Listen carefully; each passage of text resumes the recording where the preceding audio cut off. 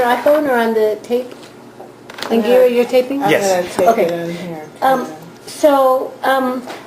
I sent around the agenda that in the morning we're going to do a lot of check-ins so that we get to know each other, not just about People Simple, but get to know each other, because that's going to make everything we do so much easier in the future. Because it might be that, like, if I really need help and I talk to Jordan, she's not available, I talk to Jack, whoever I talk to, we can talk to everybody and kind of resolve issues that come up. Okay. And I know there are going to be a lot of things that come up. So we're going to do a check-in. Then this afternoon, we're going to get into the nitty-gritty of People Simple stuff. So what's our vision for the recordings? Audio versus video. Do we want to do video? Do people want themselves videoed? Looking 35 years older? No. Plus, there's a lot of logistical problems with camera. You have to have lights. So we're going to get into that later, though. And then the vision for the recordings, where are they going to go? Are they going to be available right away? Do some people want them to be held until after they die? I mean, who knows? People may have their own things they want. And then update the documents and waivers we need, and so I have that in the packet. So we have to decide on the equipment, what we might have, how much money, or where would the money come from. I'm just saving receipts because at some point we'll have a grant. So like making copies, I'm just saving any receipts. And so I think it makes sense because at some point, for it to be as effective as it can be, we need money. Besides our pocket money. Right. Especially, so, and then we have to decide about how many of us should come to each interview. We have to have at least 2. And so my feeling is that we should really get trained really well, and then each find a buddy to go with us when we interview. Because otherwise, if it's just the 4 of us or 5 of us or 6 of us interviewing, we're going to do so many fewer. If we actually had 12 people doing interviews, we could get a lot more done. So anyway, think about that and think about who we might buddy up with. And then I came up with the idea of trying to bring these small scanners, and I know some iPhone applications actually can scan a document or a picture, and because Raul did it for me, I had a picture and he scanned it, and then I put it on Facebook. And but I think that a lot of people, when we go to visit them, we should ask them if they have pictures that we could make copies of. I don't want to take their pictures. I mean, if we meet with Vernell Henderson, even though she passed, but somebody else, if we meet with people, I don't want to take anything of theirs. Right. But I would love to get all the pictures. You can do that with the iPhone. Yeah. So, I mean, I think we have to have... He has one, and he did it for a job. Just like this, and he did that. He did it like a book, just in seconds. Yeah. And he went to his computer and printed it out, so yeah. Yeah, so I mean, I want to have that. I want to have all the stuff. So starting at the first interview, there's certain things that we need to have. 2 tape recorders, however we do it. If it's iPhone or whatever, the scanner, and I mean, there are going to be other things too. Then I think we should talk today about where do the survivors live? Who's nearby? Like Versi lives in Alabama now, right? Or Arkansas, I think. Arkansas. So if there are other people in that area, then she might want to do it. I could see Versi doing great with the interview. So I mean, people far away could do them. And then we should look at the survivor list, make sure it's complete, because we all came up with people that are not on it. And then I printed out the list from the Jonestown webpage that has the people who came back from Jonestown. But that's really not complete because there's so many people who were back here who didn't go. And then when and where we're going to start, and kind of looking at a map or a calendar for the next few months. Because I would like us to get a significant part done in the next 3 months. Then we can kind of kick back and say, okay, what did we learn? What do we want to do differently? Who else can we focus on? How should we... Be more efficient. Like, fine-tune. Plus, once you get interviews done, the grants are going to be more likely. Because usually if somebody's applied for a grant, they ask, what evidence do you have, what experience do you have doing this? So the more we have experience, and plus having former members and family and friends of former members is going to give it so much more weight. Right. So what I did for the packet is I put together an agenda, an overview of kind of that first draft I sent out of the overview, and I put the introduction from the Baylor University's oral history because it seemed really to be a good What page are you on? Where are you at? So I kind of did it in order. I wanted to kind of follow your content. I was thinking that maybe the first thing we ought to do is put page numbers on this. Because then we can refer back to it Oh, yeah, yeah. Because since Ron made the copies, you have one, okay, everybody, okay. So I think that we ought to just go ahead and just number it both sides, and just number it. So Starting on one the starts- proposal yeah. agenda, where are we starting one at? Yeah, I think proposed Right agenda. here. On- Proposed So agenda? one, What? No, discovery. Content? This is number one. no, we're writing our own numbers. Like, we're creating our own number That's what I'm system. saying. Oh, but you turned the page around. If you look at the table of contents, though, You know what?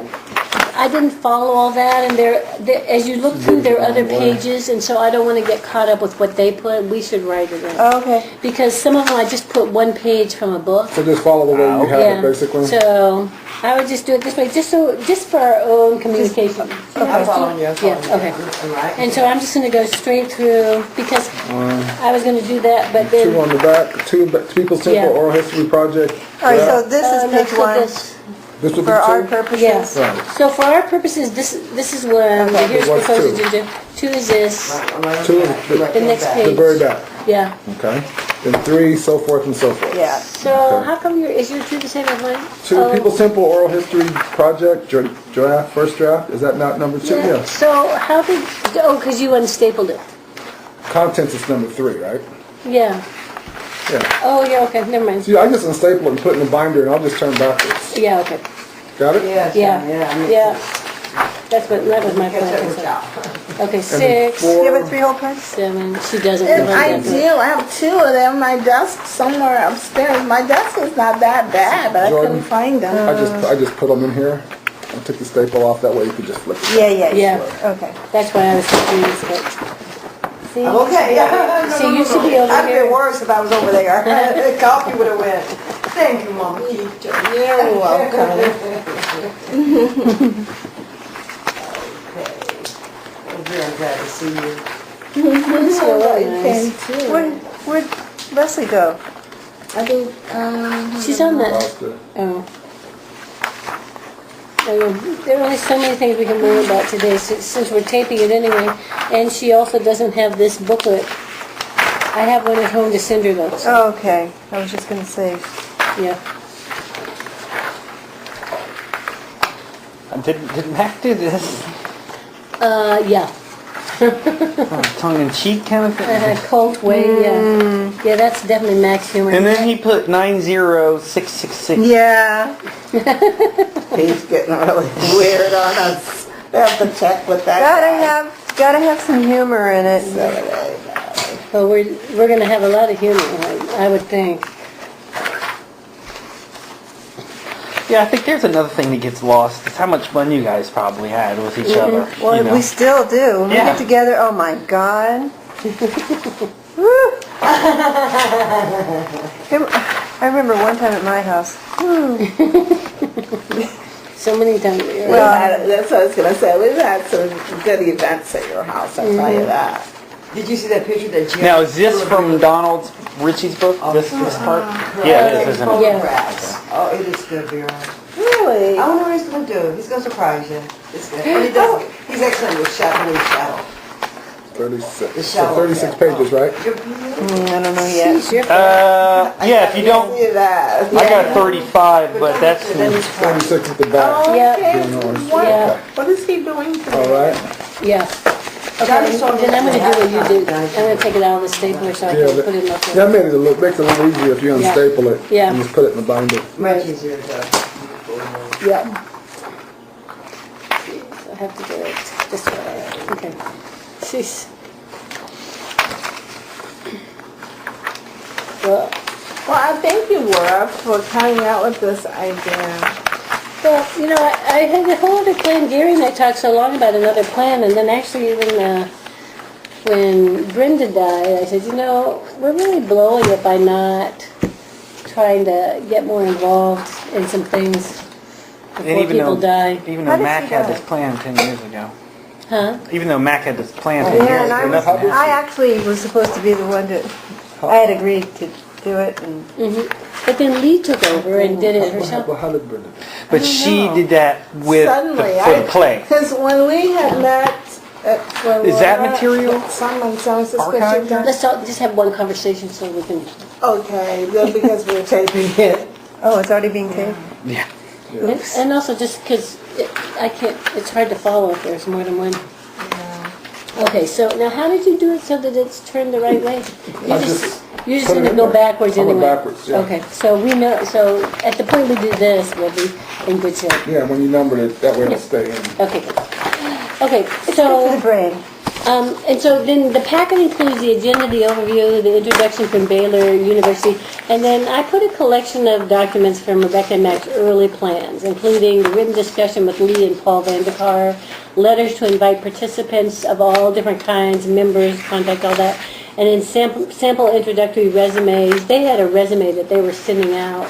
I think we would only have to do it if we wrote to people who didn't know us already.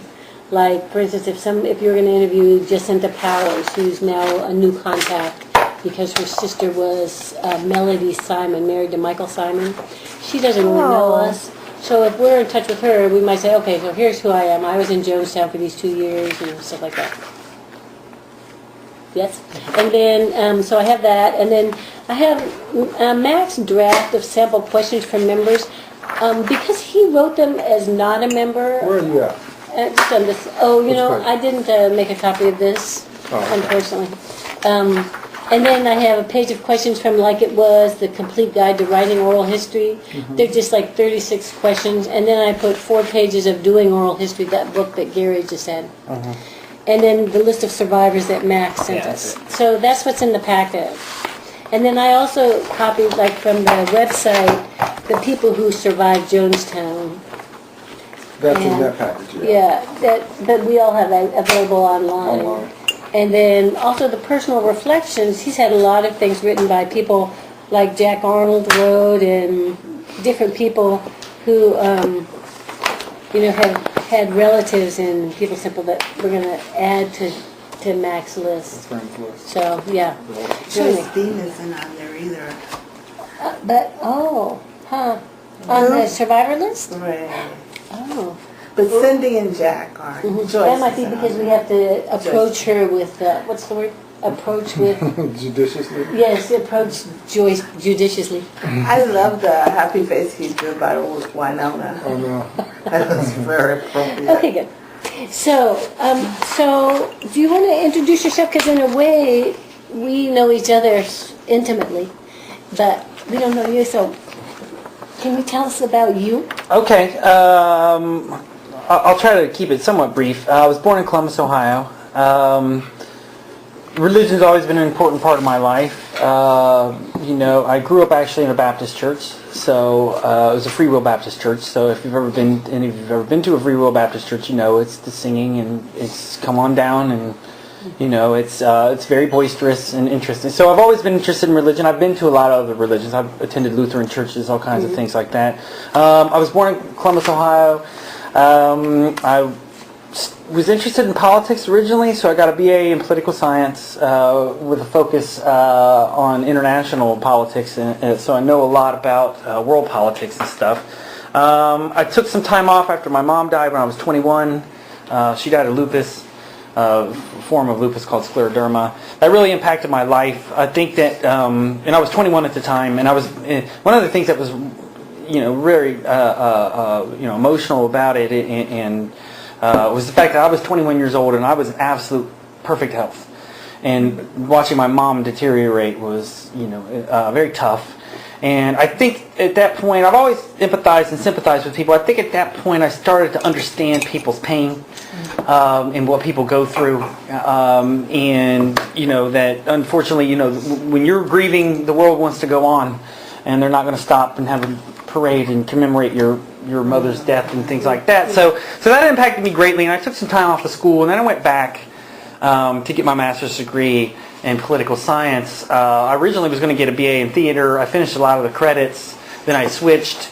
I did eventually go to and get an MA in theater arts, and then I went on into the sociology department at Stony Brook University to get a PhD in sociology. Some of my areas of focus, obviously social religion is a big part of it, but I also do a lot of research into drug and alcohol abuse and addiction. and some of the social forces that drive that. My dissertation was on the impact of international trade, free trade on youth smoking rates. And I've also written, I also do social health, so I actually have a publication on tuberculosis and structural adjustment policies from the IMF. Another area that I do is environmental sociology. So I was co-author on a paper about deforestation and debt levels in countries and things like that. So that's my professional background. I've been interested, like I said, in religion in general, and then also the way the media. One of my areas of focus is also the media, and I'm sure, especially since you guys were inside of it, you realize how much the media first doesn't want to know, and loves to couch and label and project things that are not the way they are in reality. The media has a limited amount of time and space to do this. They have to. It's a commercial industry for the most part, unless it's PBS, and so they have to get eyeballs on their newspapers and on their television. And the best way to do that, in their opinion, is to be sensational and ridiculous. I think I was talking to Jordan, or it was Vera, where I was talking about the 35th anniversary is coming up here. I assure you, especially in the San Francisco paper, you're going to get stories about, especially, I don't know if you guys are going to do something to commemorate that. I almost bet that some reporter is going to commemorate, and all the stereotypes are going to come back out about why people join groups like this. And I find it interesting that there are plenty of small religious groups, new religious movements that sort of under the radar until friends and family that are concerned, or the Cult Awareness Network or other things like that gets involved. There's this guy named Rick Ross who's a deprogrammer. Yeah, I was on with him and with Leslie on Ricky Lake show. He was on with us. Right. What impression did you? I never give got him? to see that. I actually thought they did a pretty good job of editing what I said, and I actually only saw that part in Leslie's, because I was there. But I saw it when I was there. But yeah, so I thought they did a pretty good job of editing, but I was unimpressed by him. Right, yeah. He sort of takes, it's sort of the same way with the newspapers. His well-being and continued viability as a deprogrammer depends upon him identifying groups that are dangerous. And whether or not they're dangerous or not, really, I'm not sure completely concerns him. The perfect example of this is the Fundamentalist Latter-day Saints Church in Texas, in West Texas. There was an unsubstantiated rumor that was reported to the police that children were being abused. The Texas Human Services swept in and took more than 400 children out, put them in foster homes. We're not going to have time to go into all that right now because we have such a full day. All right. So why did you start writing for the Jonestown report? Well, I did a section. I actually did a section on Jonestown in a class that I was teaching about deviant behavior, and we primarily talked about Jim Jones and his behavior, and also tried to give them a more of overview of what is deviance, what is this concept of a cult, why do certain groups get labeled, and then also I have the methodological background of both studying quantitative data but also interviewing techniques. So I've always been interested in interviewing, and this is another way of interviewing to get the reality out, the more of the detailed stories. Like I was saying early to several of you, there's just quick judgments that people make, and I think the more information people have, even though a lot of people don't unfortunately read enough, the more information people have, the more they see that this is not so clear cut, that this is a dangerous group, quote unquote, and what does that mean?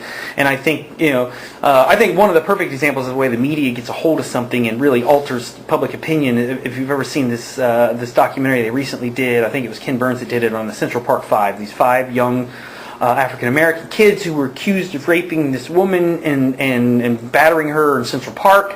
The whole world, or at least a lot of it, was convinced because of the newspaper cover. They quote unquote confessed. They were forced confessions, and they were 15 years old, and they were being told by the police, hey, just confess and you'll go home, and that wasn't the case. And throughout this documentary, you see all the mistakes that people make based on quick judgments, based on incomplete information. So one of my goals here with the Oral History Project, along with what Laura was talking about, is to make sure that a complete record comes out.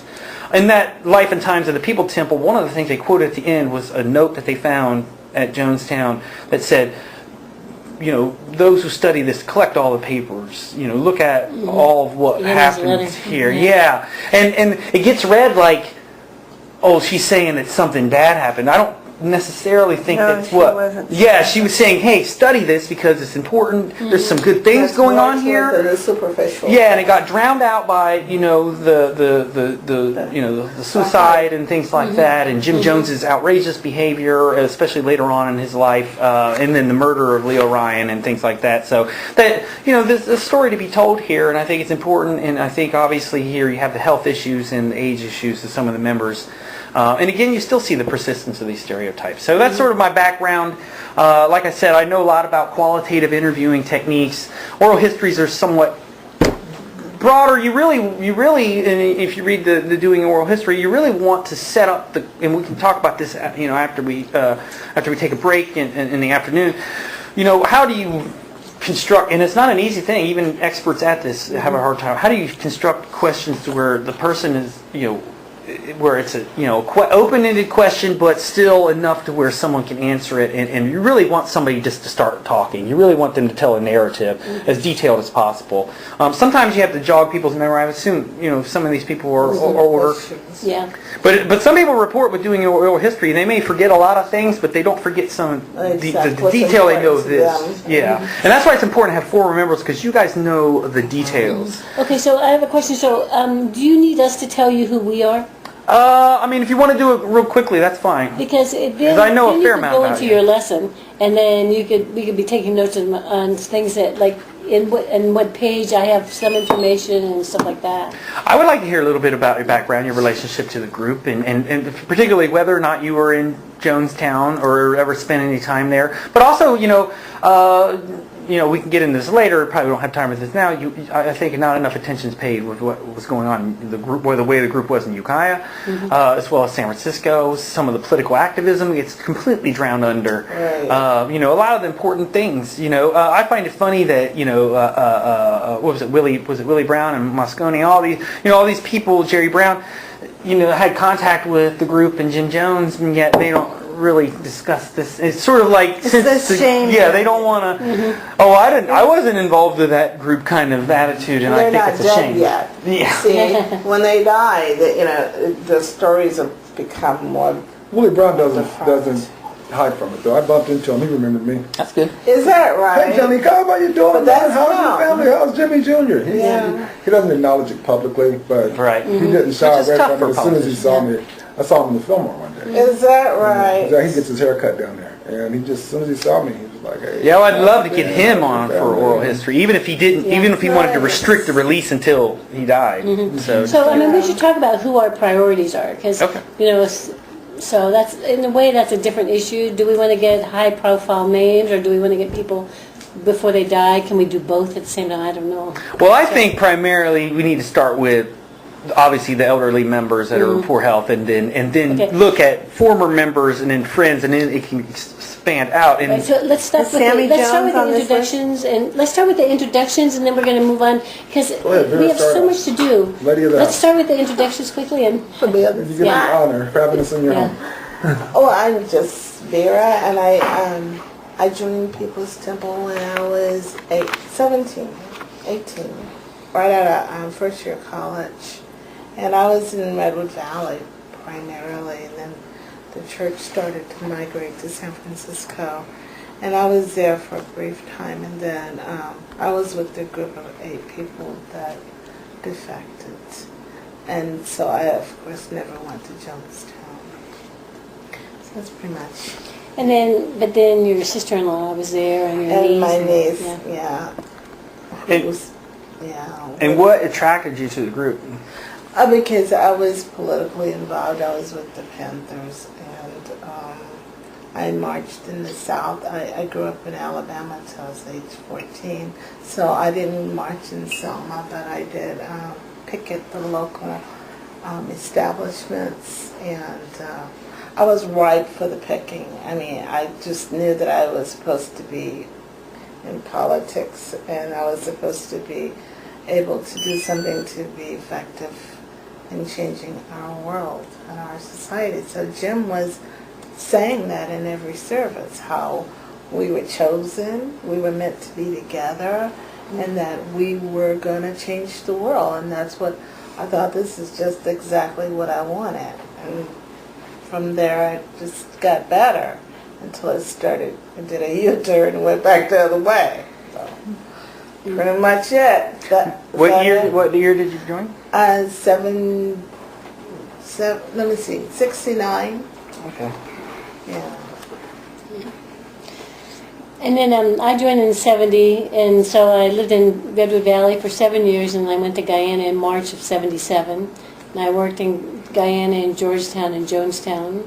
And so just a fluke, I was not in Jonestown that day. So I survived. I came back.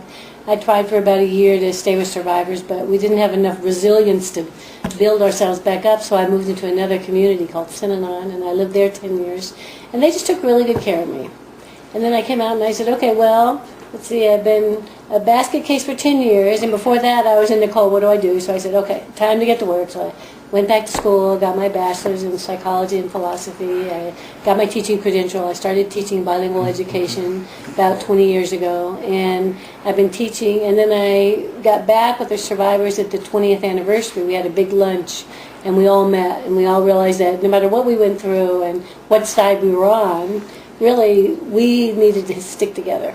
So really since then... And what attracted you to the group originally? Well, I was the same. I mean, I'd worked with the Black Panthers. It hadn't worked well for me. I mean, I had 5 Black Panthers living in my house in Connecticut. And then towards the end, a guy was shot in my apartment, and they carried him out to the hospital, and I had to clean up the blood in my apartment and down the hall. I said, well, this isn't the way I thought I was going to be political. And then, just a number of different things. And then finally I moved to the West Coast, to California, and kind of fell in with Jim Jones the first week I was here. So, yeah. Wow. So then I went up with Chris I Lutz. always wondered how you got involved in Yeah. Synanon. So, Synanon. I yeah. never knew. Okay, Because good. they played the Synanon game. And so I knew I wasn't going to go to therapy a week, a year. Right, go right. to a therapy for an hour and get over it. Oh yeah, cry for an hour and then I'm okay for a week. Then No. go out on the out Yeah. in the world. Yeah. Now, when you joined Synanon, was it because did you have a substance abuse or alcohol problem? No. Okay. Did I want to live tomorrow? that problem. And so Right. they were great. Yeah. Support. Good. Yeah. Jordan, I'm still, checking it out. You guys, give a little bit, yeah. You can tell as little or as Say your name much or as you something. want. Either way. Oh, my mother joined in the 60s. We originated from Indianapolis, Indiana with Jones. Oh, wow. We were at the beginning, we migrated. We came to Ukiah, California, River Valley. I was 14 years old when I left Indianapolis. How old were you, John? You were, what, 3? I was basically just born into it. He was A born. little He bit, was yeah. raised and born into it. I left People's Temple in 1972 with the Bureau. I was part of the Group of 8.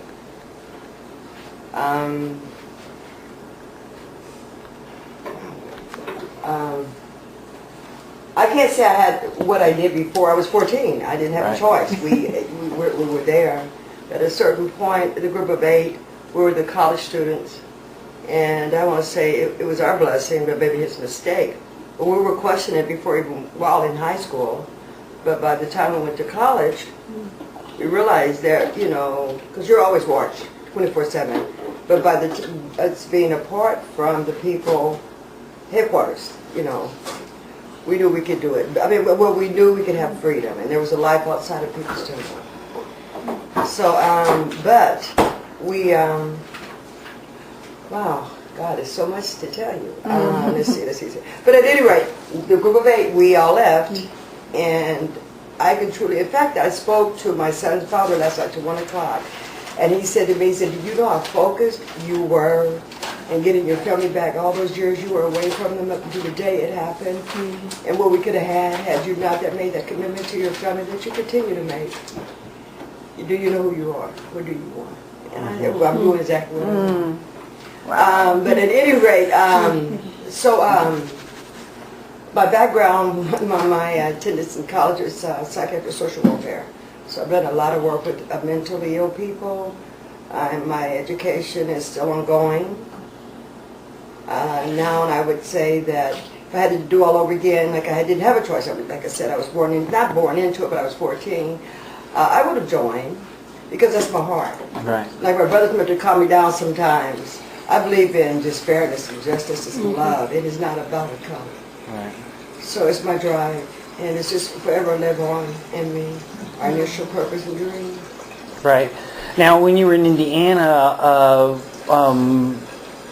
do you remember the move? What was the circumstances? Did you move out there because of the racial tension that was Well, it going was part on? of it, I do believe. Yeah, I mean, we had crosses.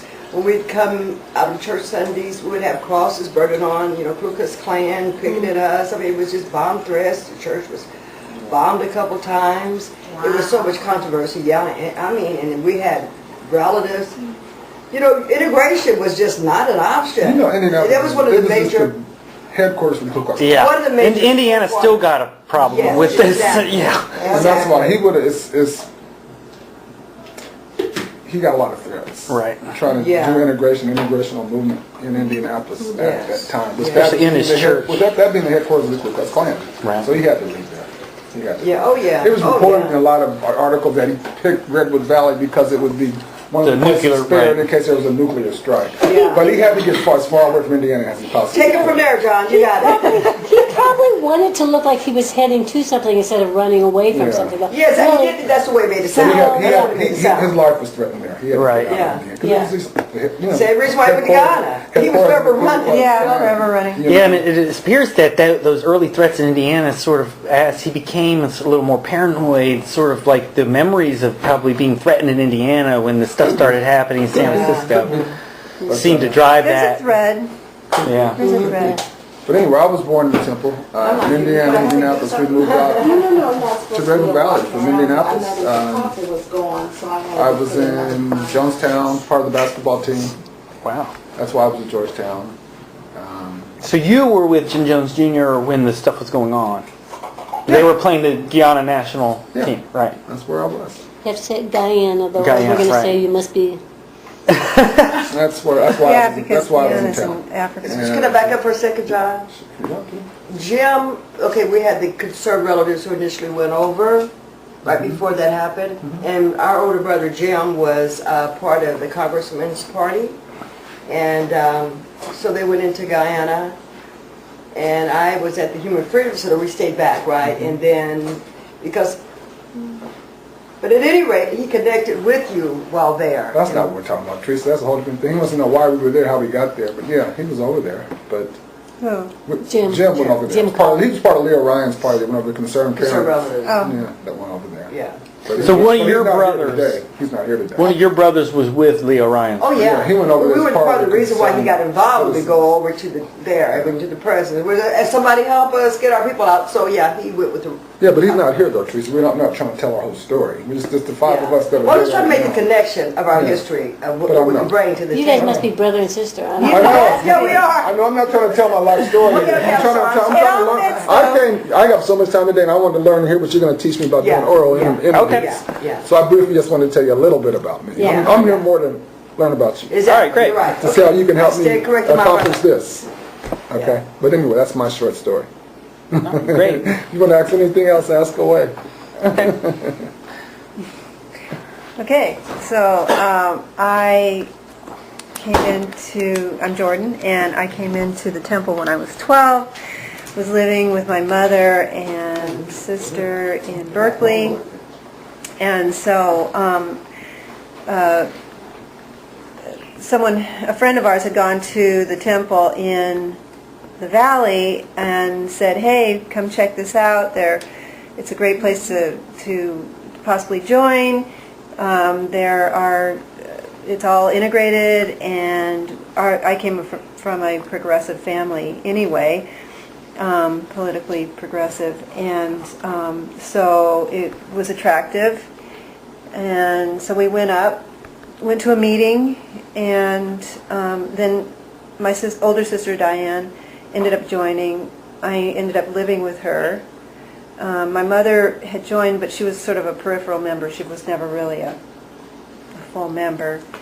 And then, so I was 12 at the time, and I stayed, lived in communes in the valley, and Ukiah. Then lived in San Francisco in the Temple. And then went to Guyana after that. And left Jonestown a day before it happened. What was the circumstances of you leaving? I went to Jim's cabin and I asked if I could go back out to Georgetown, which was kind of strange, but because I had never gone to his cabin, but something just told me to go and ask, and I had just come back from doing a job in Georgetown, so I shouldn't have really been able to go, but I guess he was preoccupied with other things and let me leave. So it was the day before Leo Ryan showed up, or was he already there at that point? He was in transit, so Okay, so he's on the way. I guess, I went out on that boat with everyone, and so I guess it was kind of, You went on the boat when we were on, right? yeah. We were there a few days before. Okay. Before he actually got into Jonestown. He was still in Georgetown when we got there. Okay, Because we went down to the Pegasus Hotel. It was a funny story. Me, Jimmy, Jones, Stephanie, and Don Godfrey, after one of our basketball practices, we were walking downtown, and we actually saw Leo Ryan and Jim Cobb and everybody getting in their cabs to go to Jonestown. Right. That's how close That day. it was. And- That's how close it was. And it was. I'll tell you something really funny. Don and I joke with Jimmy about this all the time. We're walking and we see him, and we're like, oh my God, it was Jim Cobb. Jimmy's like, oh my God. His brother. Yeah. Jimmy goes, everybody goes, what up? So we all started running, and then we stopped and said, Jimmy, why are we running? He said, I don't know. So we walked back to the Pegasus and they'd all gone. He's like, dude, why'd you say run? From what? He said, I don't know. Just that programming. Yeah, exactly. That was his reaction, you know? Because we were running, and Stephanie was, at that time, Stephanie had to be about 9 or 8 or so. And we're all running, and we're like, where's Stephanie? He's like, she's running. So we got Stephanie, and we went back, and we missed them that quick before they headed to Jonestown. So we'd actually gotten there a few days before they It was like the left. day before. Yeah. Because When we he played a came to the couple of house. games already. Because when he we came got to the there. house. Because, Ryan came to the house. You weren't... And we were gone. We were out playing. We spent most of the day playing Leanne's ball. father came too And I didn't see him. And we spent most of the day playing basketball all day. Yeah, so you were there a couple of days earlier because his father, her father was there the day before, and that's the same day, I think, in It was at least Georgetown. 2 or 3 days because we played 2 games. So that was 2 days right there. Well, what were your reasons for asking to go back? I just knew that I wasn't fully aware. It was like a subconscious thing. I knew that I was happier and felt better in Georgetown. So, it was That's like... amazing. I never knew that story. I didn't either, because I was going to ask, how did you get out? And, the thing about it is, you don't ask to go out. No, right. You wait Yeah, until you're that's the assigned, idea. because especially if you're asking, it's like, well, what's up with that, right? I never knew while she was in town. Wow. And I had just come back, so I really shouldn't have been able to go out. Because you know how you spend your time in Georgetown, and then you have to go back in to do your time in Georgetown. Were you unhappy? Did you foresee yourself coming back to the States initially? No. And I was very dedicated, but I thought at least I can do what makes me happy while I'm in it. Just wanted to break, And going around town doing the job that I did in Georgetown was really fun for me. And so, meeting Guyanese people and stuff. I mean, that beats, working in the fields and staying up late in meetings anytime, you know. So, yeah.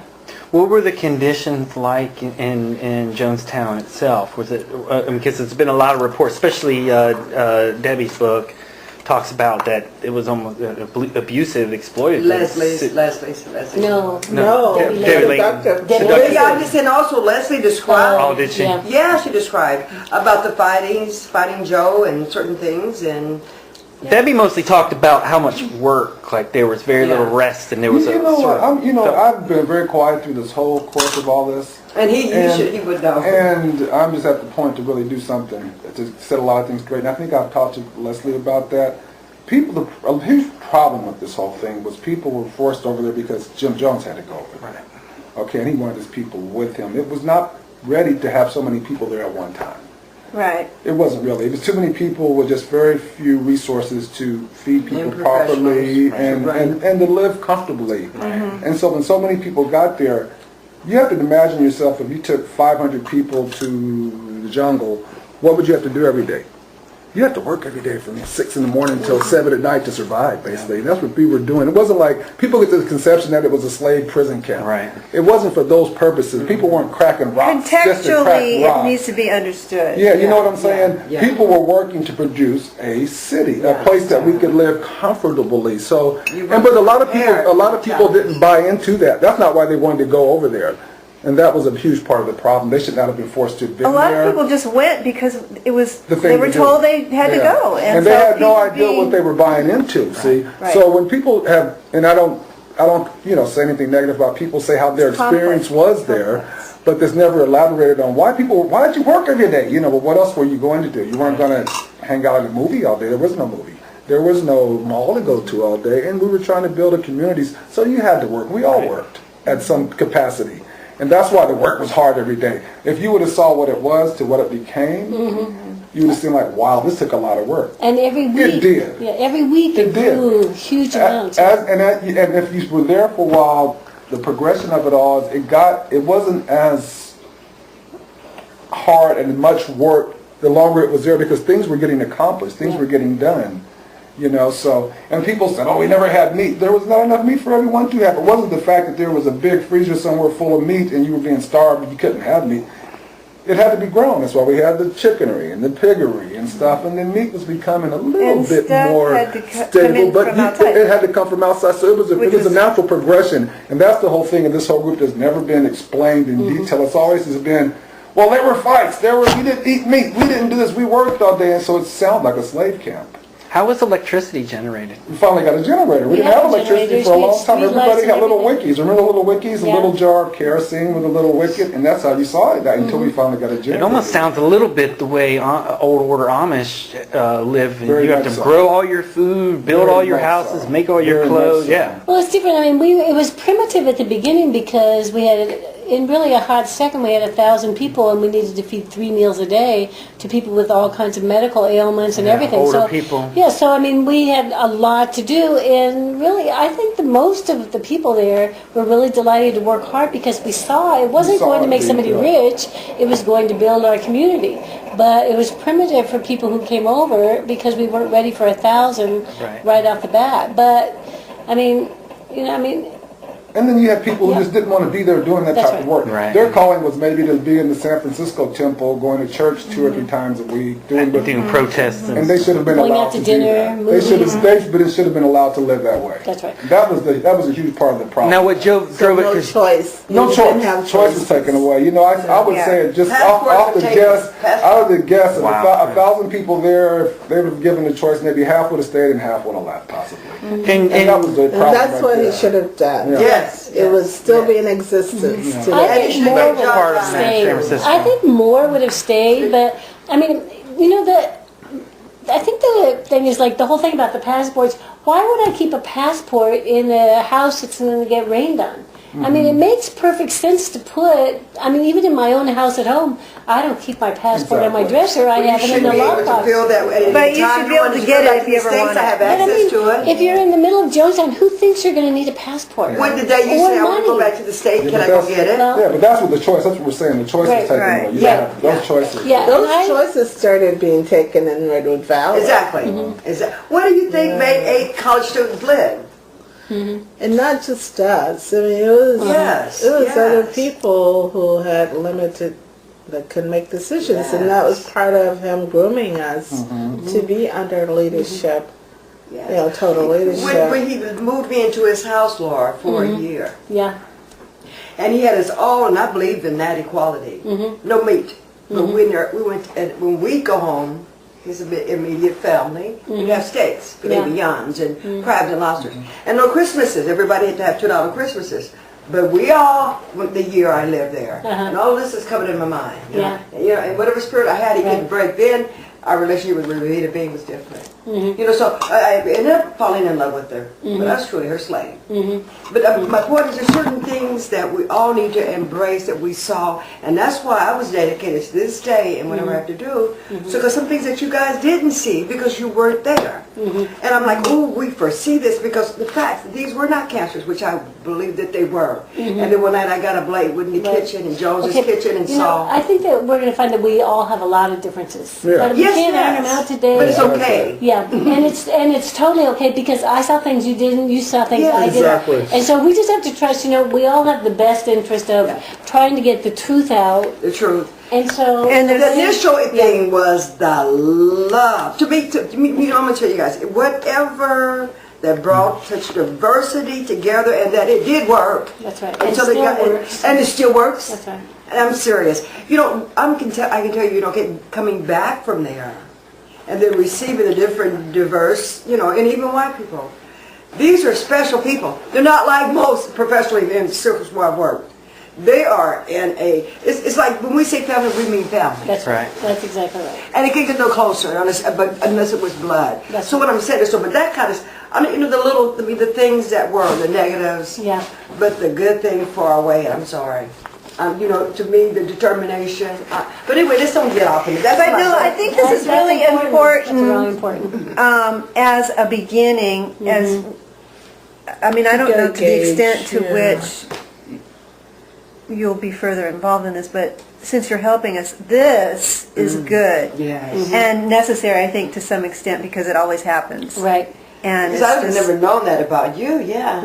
Yeah. And we're all different and we have a different point of view on many things. Yeah. And that's it's a small area. And then the big areas, we really love each other like Yeah. family. Oh, yeah. And so if you don't know that, then it's not impossible for you to work with us and get it.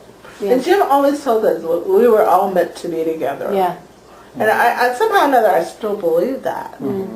Did he say stuff about reincarnation that you all No, reincarnated? yeah, all right. Did you had relationships in the past? I still got my. Yeah. I know a lot about Casey. So. Yeah. Yeah. And Laura said that Jim did have people that that knew about Casey, and he used a lot of what Casey said about reincarnation. Like Casey, one of the things Casey said is that family and friends, you knew these people in a past life. Yeah. That you Yes. get reincarnated in groups, and you have things you need to work out with them, or things that And you that's know what that he you're going said to do at with the them. end, that don't worry, we're going to leave here, but we're all going to meet again.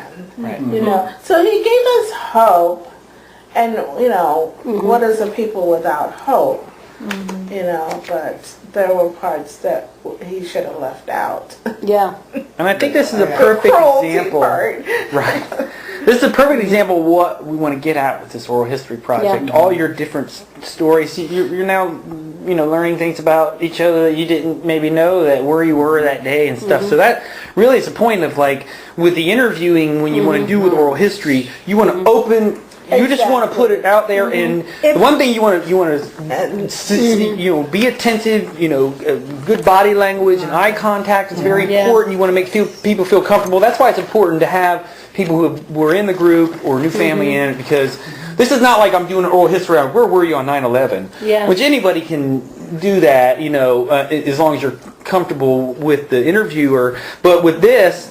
If I come in there and they know, people know that I was not in the group, maybe there's some things they maybe not want to talk about. Each person is different. So I think that's what's crucial. But this is a great example of this interchange we did.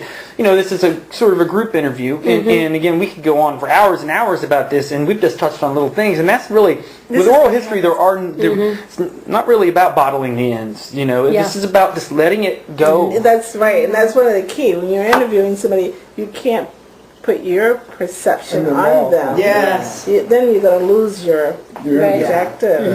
Like if you start arguing, oh no, but Yes, that's yes. It's So we want to hear what you have to say. Yeah. This is the most about you. important thing to It's me. about you. I'm the Knowing- minister. I'm just doing the paperwork. You. Yeah. Here's the questions. Right. Yeah.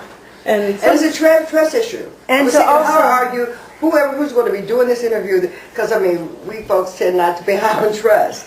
So like they're gonna, you guys, it's also about letting the conversation go wherever it's going to go. But then would you? Yeah. Or So this is- exactly. yeah. To be Yeah. free. So I mean, Or they might because they see us together. Who knows? Yes. How they think. like if the two of us are together and they know your position and mine, in a way it's a perfect scenario. And hey, we 'Cause hang it out. everything's okay. Yeah, That's right. yeah. My first thing is looking over at this list, and even there's maybe as many people that aren't on this list. There are. Yeah, A lot more people. Those people will feel more comfortable talking about different ones of the list. that's right. Yeah. That's Right. right. So the pre-interview research and information is going to be very crucial. Yeah. Because if someone wasn't at Ukiah, the questions about Ukiah don't make any sense. Yeah. And if you ask somebody a question and they know, you didn't do the research and they know that you didn't do it, they're going to look at you like, "What are you asking me about That's right. the Redwood Valley for? I didn't Yeah. join the group till San 72. Francisco." Yeah. Yeah, I Yeah. just said That's too. right. Then what happens? You have to go to Johnny and Laura and John. Vera and I are going to be like, we can tell you what happened out here in the States in 72 Yeah. after that. Yeah, and some people didn't go to the group, or some people came back and things like that. And I would assume there's probably people, like you were saying, that maybe they left the group and they had a very hostile attitude towards it. Maybe they'd be more comfortable with me, who, instead of Yeah, talking to a probably, former that's member. Yeah. true, too. And certainly people like, the people who are in the media or other indirect figures probably would consider me maybe less or more objective to some extent. Although I don't think I don't that. know. Although some people They who don't- left and were hostile, and there was They come back. We can all like just talk for the most part, which is really an interesting, Yeah. and it's a whole nother aspect to this. I could imagine Yes, you had some yes. conversations at your house because you guys hang out over there for a while, huh? Oh my gosh! I could If all of imagine. those things could have, Been those days could have been recorded. recorded, oh, it's Yeah. like a treasure. That's you know? right. It's really too bad we didn't. We had so many great conversations there. And for me, a lot of people remember me that I don't remember, and I feel that's another reason why I kind of shied away from Facebook, because they were hitting me up and talking, and I was like, and you know how that feels after you remember Right. all of what we've been through. She would call me, "Who's this person?" I said, "Oh my God, you don't remember her?" Right. I don't know what to See, do. so, I don't yeah, know how to yeah, feel yeah. this, you know? Was that me? And then when oh no, you went through me with you as you changed your name. I'm like, no, that's not the face I see with the name. You have to understand, when approaching people that've been through such pain. I and know. just keep Some yourself people on are like this so love. universal, you'll never forget them. Like Yes. Terry Vera, Virgin girl.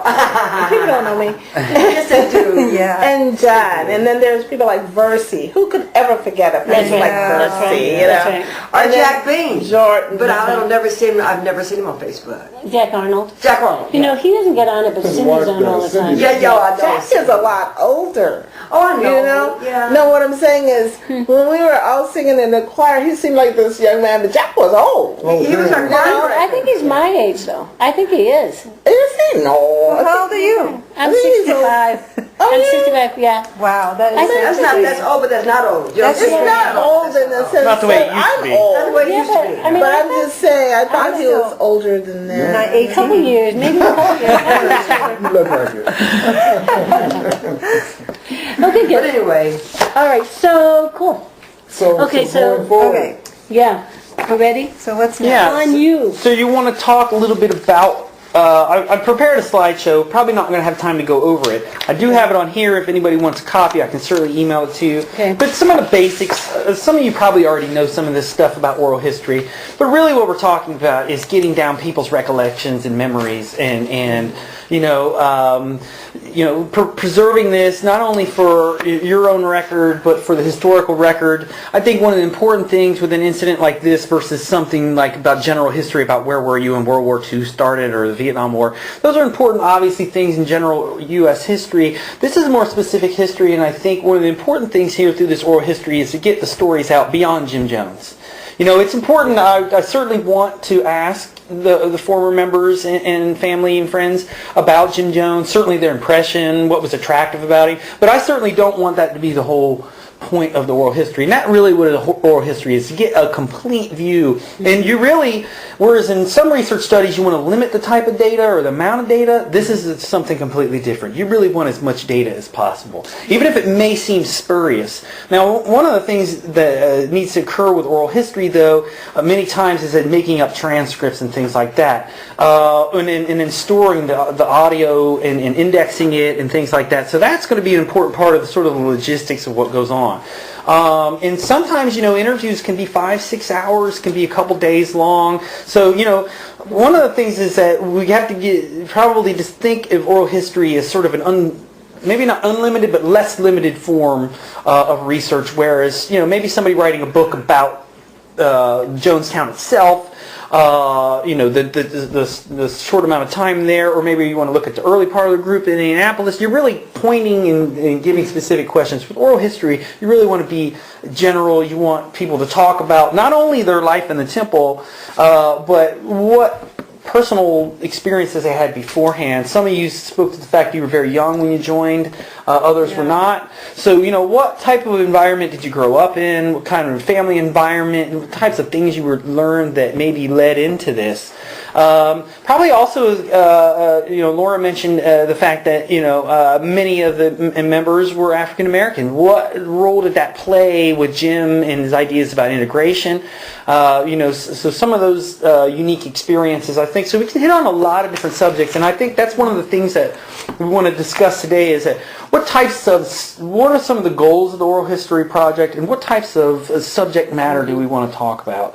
Obviously there's some big events that occurred that you want to talk to everybody about if they were involved in it. But I think, some of the things you guys were already talking about, the political activism, what were the sermons like? What kind of feelings? With oral history, not only can you get about what people think and what people did, but what they felt. Yeah, I think that's an important part. And some straight historians might say, well, what do feelings have to do with history? People's memories are subjective. They're limited. They have their own. Yeah, but that's exactly the point. Yeah. So that's really what we're really looking at. We want to really get a complete picture of what was each person's experience, the uniqueness of individual experience within this historical reality. So that's a big part of what we want to do here. Now, on the slideshow itself, I put a lot of things down as far as, there's a copy of it right there. I put down a lot of general things that were from some of I tried to condense as much as I could. But some of the things that we want to talk about, obviously, I just discussed the scope of the project, the goals. Also want to talk about, oral history interviewing techniques. You really want, this is going to take time, I think. One of the things that I will be doing this summer, hopefully, I'm pretty sure I can get a small grant at least to come back out here for a couple weeks and then potentially buy equipment and things like that. So one of the things we want to do is determine what questions are going to help people remember things and speak freely. You don't want to ask a bunch of questions. Well, were you in Jonestown? That's one. I mean, you do want to. You probably should know that beforehand, but you really want to know it.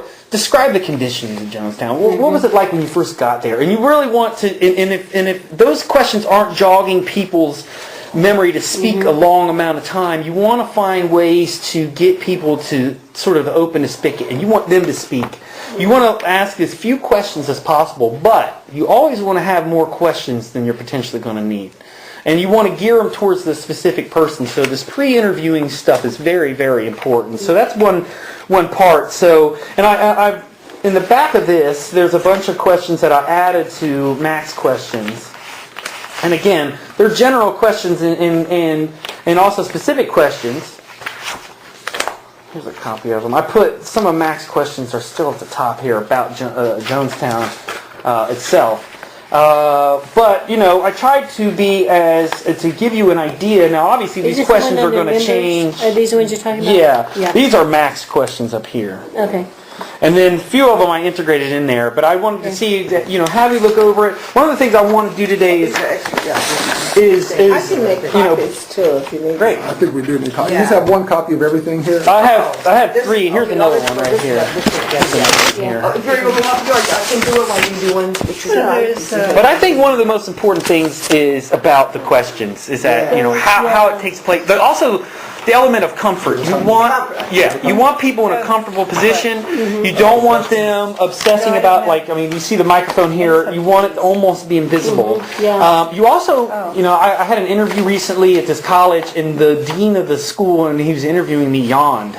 And I thought, knowing it, I thought, well, he probably just was tired, but it doesn't look good when someone's going like that. Yeah, so make sure you're kind of energy. Yeah. Body language is very important. It's even more important if you videotape it. But I agree with Laura. I don't think that a lot of people would appreciate being videotaped. It also makes people a lot more self-conscious about their body language or what they dress. You don't want people obsessing about what are amount to superficial realities when they're trying to Could talk you about this. Could you offer that option if Yeah, people might certainly. want to? Do you Certainly. think some people might want to be videotaped? I know there's some, there's some. That, think you know, some that people brings to might? There mind, might be. I'm sorry, but Let's go ahead. remember when Liz's son did all those interviews? Yeah. I don't know if he's ever going to do anything with that, but try to he get interviewed copies. a lot of people, and that was filmed. For a project? Yeah, I remember that. I don't know what he was going to do Was with he it, speaking but to the he, children of the members? for the most part, yeah. There's an interesting thing too. So, and I know Laura said that the person who did the life and times of the People's Lee Temple has like Funderburk. 100 and Oh, and also some Stanley. hours Yeah. worth Stanley of did interviews. something, too. That weren't used. Yeah, I mean, there's the problem with documentaries. I mean, if you're going to do a documentary about the People's Temple, I think it's almost got to be like a 10-part miniseries or something like with Ken Burns sort of kind of thing, what he did with the Civil War, and even with the Civil War, that's not. not You enough. could do Or that at for least it ought to 10,000 be years. available. Even if you're not going to do it, it ought to be Have it available available. in the archives. So- Why does he have it? So Do you my, have authority to go, okay, when we were all, the conservative owners who stayed behind, we were all at the Human Freedom Center. Now, when they announced it actually was going down, there was the media and SWAT and Nike, whatever came there. Wow. And then we had a huge press conference that went on for days. Do you have access to being able to get that information from the different networks? So, because in the interview, we talk about interviews we gave out. Were they San Francisco local stations? Well, we had, yeah, and there were They people should be able to get coming their all archive. around the world. They would come constantly every day to read the list to us who was dead. Yeah. Just so we can capture those emotions, those questions, those answers. And when they found my father, and people thought that the hit squad was going to come to get him, that in itself right there is a movie. Yeah. That's our taking. But it can be, how can we get access to Well, the one thing that helps that I got my doctorate degree, because when you call someone on the phone and you say you're Yeah. doctor or professor something, You get they access. usually, you You get get much attention. greater access than I'm just, especially since it'd be different if I'm a reporter and they think that I'm going to use their material to create something that may be profitable that they could do. Right, no one wants And to would do it that. help Yeah. if you had the group's signatures Yes, supporting it? certainly your involvement is going to be very crucial to getting that information. And since many of you live in the San Francisco area, it really comes down to contacting them. Hopefully they kept the archives. It probably would take going. It probably would take going into the archive themselves and looking at reel-to-reel Yes. tape, kind of like those big I would like to go audio through that. I mean, I Yeah. could spend days and days reviewing all those. Yeah. Yeah, well, all we need to do is find out what TV stations did what, because they're probably still around. I think some of that information is in Miss Linda Myrtle's book. Okay. In Linda Myrtle's book? You You know, mean Deanna? yeah, Deanna Myrtle. Oh, Yeah, uh-huh. I mean, I think so. I mean, I've got her book at home. What's it called? I was about to call Linda. I'll call you. I got it at home. I emailed can't. She knows about No, this. and if I think Yeah, that I used to my journals, I may have those stations who came. because Okay, I great. I journal when the marshals took us and put you in protective custody. I mean, I got this wealth of knowledge I can offer you guys. Yeah, no, and that type of stuff. David's father or You know, the oral histories. parents. But I think also too, part of us doing a new oral history, you add that to it too. Yes. So you, like what she's saying now, she could add that to her story. Well, you always want archived. You always want other archived material, like if you have diaries and stuff. You want that to supplement what we're doing as well. That way, it's not just only oral history, but an archiving process where we're looking at historical data, film from these television stations. This is important too. So, you know, even though it's oral history, that's not just limited to audio interviews and things. It really is a collection of things that we want. That's why it's so important that when we get this magic wand little scanner or the iPhone thing, Yeah. to get people photographs. If they have any documentation, you know, what was it, the newsletter Open Door? Is that what the name of it No, was? the Living Word. Yes. Yeah. Those types of things, people probably have copies of stuff that maybe they don't have in the California Historical Society. That stuff is very crucial to understand the larger context. So do you guys have scrapbooks of anything you brought back or I got anything? lots. I got a lot of those moments. Yeah. I have a lot I gave of all of mine away. And sometimes that I gave material is mine a good lot to jog see it people's just memory. Yeah, to see it. I kept one and then gave them the second copy or something of some things. Yeah, I But have lots of things. Yeah. yeah. Yeah, showing people pictures really recalls Well, I'm memories not and stuff. saying- I would love to see it. It You just, would love to see it? Me too. I have lots of things. you know what I have? Gee, we should I have meet at your house next time. I do have lots of things. I Yeah, have well, I'm a minister. Yeah, with When Tim and I all were our day. back, I remember can Tim and I learn was back that. to Great Body? Yeah. If you look at the film of us there, I left with a Yeah. couple of big suitcases. All I have is pictures and stuff. Yeah. And I still have all that stuff. How much did Jim or other people film? I'm glad you do. You know, Okay. most I of felt the, really, I've had too many conversations. You want to think about it. That's something. Teresa, this is something. Okay, okay, brother. But anyway, yeah, I have. Downtown, you guys have time out. We have to have time, brothers and sisters, you guys. Come on, order. really glad. So Gary asked if they did much taping.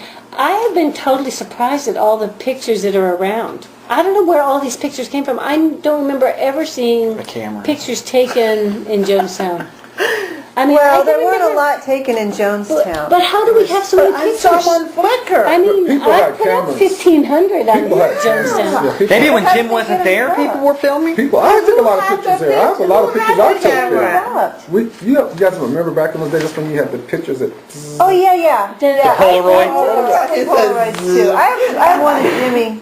I have a Polaroid from town that's on the and side. and you Yeah. had film that you took over there with your luggage and stuff, and yeah. Because I was just looking at Flickr, like you kids were like out by the basketball courts, and you just looked happy. And that's the only picture I've seen of people that looked happy, you know, happy, Oh. and not orchestrated happiness. Yeah. You guys were Well, just playing, just you know. hanging You know out. what, Lavera, about that? That's another, and she That's was a right. member. That's right. That's another huge misconception that That's people right. over there are miserable. That's Right. right. And Sure people sounded weren't. like it. People. Yeah. That's all she's heard.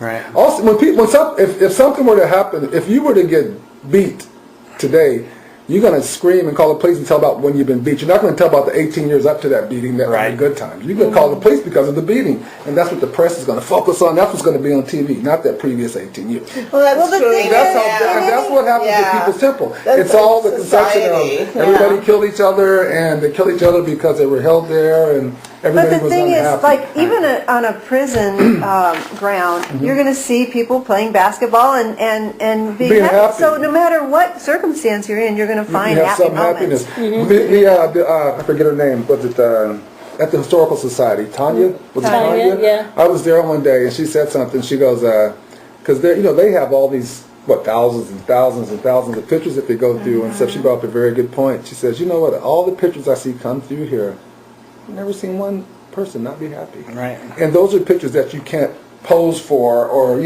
say smile for the photo. She says, every photo we see, people are really happy there.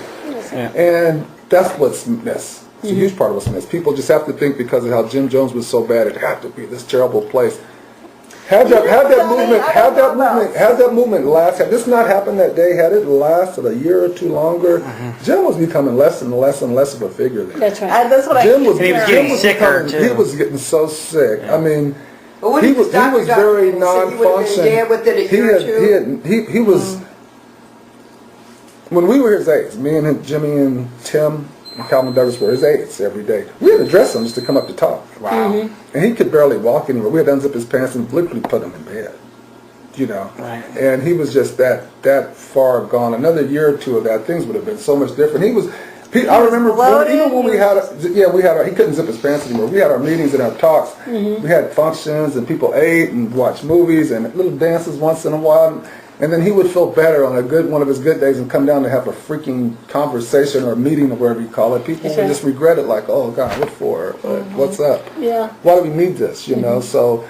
There's a whole story that's not been told, and I'm not advocating that. I'm not advocating that this was some utopia. That it was some utopia, because it wasn't. It had its bad points, but all that's been told. Dysfunctions. All that's been told. That's all been well documented. So what else? What's going on there? Yeah. And that's what's never been let out. Even even the part about discipline. You have to really think. I've really analyzed this so much that you have to think when you have a environment like that where you have 1,000 people, you have to have some type of discipline. You really do to make things work. You really have to. And whether that be by beating or I think Leslie said one time that she remembers boxing matches and someone would always lose by a bigger guy. And see, if you don't know what was going on there, you would take that as people were boxing, getting beat up by these big bullies. Well, the whole thing for the boxing match was if somebody did something wrong, a bigger guy would beat them because they were supposed to lose. You don't want to bite a little guy, and the guy who did something wrong is going to win. So that was a form of punishment, which was probably not right. But you're going to have problems with discipline and issues. How do you focus on those having a society? What do you do when people do something wrong? What do you do? Right. And that was the whole thing about who was picking these decisions, who was making those decisions. That's the breakdown in it all. But everything has its reasons for how it happened and why it happened. Right. You know, that never gets told. And I think that we're really starting to come to a point about what the goals of the project are going to be. And I remember even in that documentary, Stanley said that he remembered not only being beat at a meeting, but also that they beat somebody and they passed out and they threw cold water on them and beat them again. So, and why does that little clip get into the documentary? Because it's sensational. It fits with the headlines and publishers. Like with Debbie Layton's book, the publishers wanted her to write. They didn't want her. If she did have positive experiences, she didn't write much about them.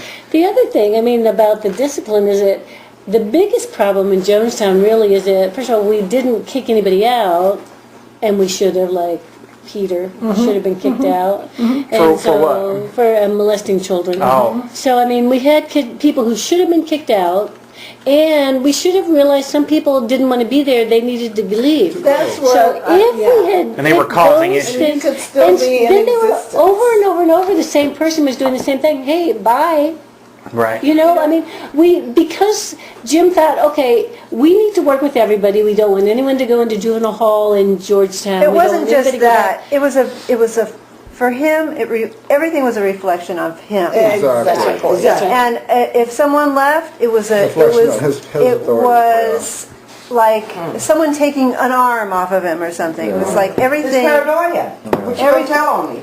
You gonna come get John John? No, but it was Yeah. more than that. It was personal. Seemed Everything like was personal. separation Yeah, it was. anxiety a No, little it bit. was personal. It was his failure.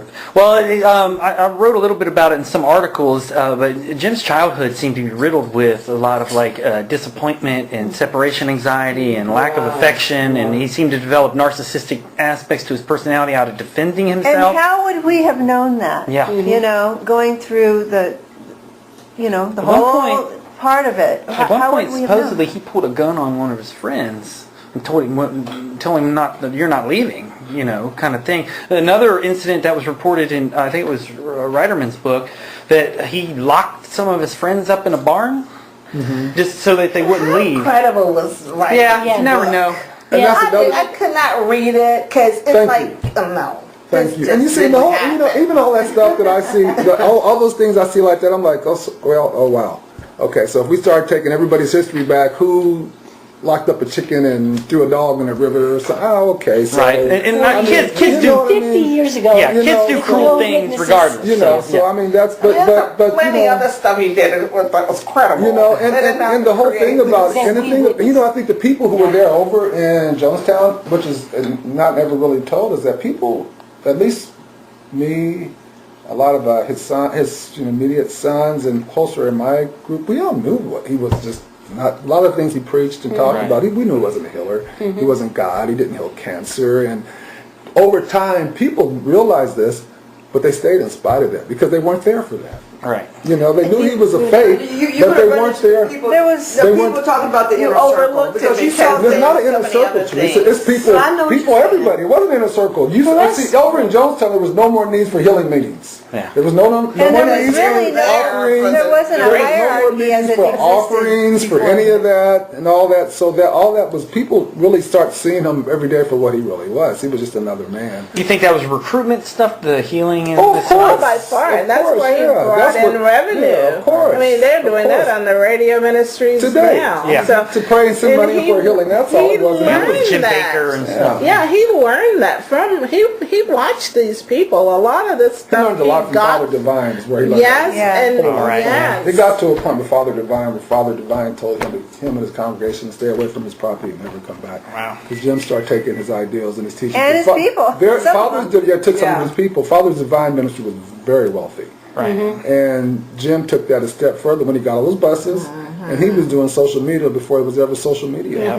Because that church grew from like a few hundred in Redwood Valley to several thousand like overnight. I mean, for And 1,000 his ego people was to so move to inflated by it. Diana. It was like a hunger for more and more. And then he branched off to L.A. Yeah.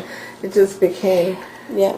I always think like when Jim was in Jonestown, he was like under house arrest because of Grace and the custody battle over He couldn't John. go, yeah. He couldn't leave Jonestown. And then he'd speak to us in Jonestown, and we were all farm laborers. Yeah. And so we'd sit in the audience, half asleep, half, exhausted. And he said, God, what happened? Where are all these people with fancy money throwing money He at was me? miserable there. You know, he was so to talk to us. He was miserable Yeah. there. He And so- couldn't Yeah, leave. because he had gotten And he had taste to of make everybody else politics miserable, in too. San He couldn't Francisco. leave there because of all of his arrest warrants. I remember the last Yeah. time he wanted to go into, when the final straw for him was when he wanted to go into Georgetown. He looked at us and just said, "What am I going to do, son?" He had arrest warrants finally for him in Georgetown. So he Get out of couldn't here. even leave Oh, Georgetown. was that for John or was For all that for the John molestation kids, thing? and just several things. So he couldn't even leave Jonestown. And when he realized he couldn't leave Jonestown, that was like the final straw That's for right. him. It That was broke like- him. And a question that I have for you, Lauren. What made John talk about Grace like he did? Oh, geez, he's a kid, he's a child. If somebody told him to do that, he did that not knowing who his mom was. He was a little 6 kid. years with No, Bob. Jason Yeah, John yeah. was a little bitty kid. He didn't know any better. That's what just Oh, he stuff never like grew up. that. And all the kids wanted to do, when you're a kid and you're in your social setting, you're going to do Yeah, what exactly. told you, him. As an adult, what you feel like you need to do Yeah. to survive. As an adult, yeah. Yeah, so. Yeah. Whatever the We did. We whatever did. the culture is, you do what you need to do. We did. We did. Yes, we did. But and then for me, like it was worth it. For me to see the community grow, I felt like I was more challenged and excited on anything I would have come up with on my own. So, like I was one of the ones, I loved it. I didn't see Jim because he was protected when he was incoherent. He wasn't protected, he was incoherent. Well, I mean, so when And he was hiding from everyone. Right. So when What he was doing. incoherent, it wasn't public. So I never Yeah. saw that part. But I always talk about it like a kid who turns 18. Like, you grow up from 0 to 18 and you kind of follow your parents' instructions. And then when you're 18, your parents are here, but you switch attention, and we all switched attention to the community. To the community. Away from Jim. Oh, everything was away from him. The Right. community was fine. I often tell people now that if that was still going to this day, if the temple had been able to allow for people to serve where they felt comfortable And serving. evolve, And like, I could see myself right now today going to spend a couple of years in Jonestown and go Me do too. work over there. Me too. Without a heartbeat. Was not, Jim- not serving under Jim Jones, no. But doing what that project was starting to do and where it was evolving in the community and growing. Exactly. Doing 'Cause that's missionary what type we work, left. doing missionary type work. I could take a break Without a from missionary here. attitude. In a minute, I'd go take a break and get away from here. Yeah. That But was not one to of serve the Jim reasons Jones. That's why not we the right reason, left. though. Well, I mean, Mormons Because it do was- that, it and they're was a not very- serving anybody. Exactly. Well- Exactly. Was Jim aware that he was sort of losing his grip? Almost every day.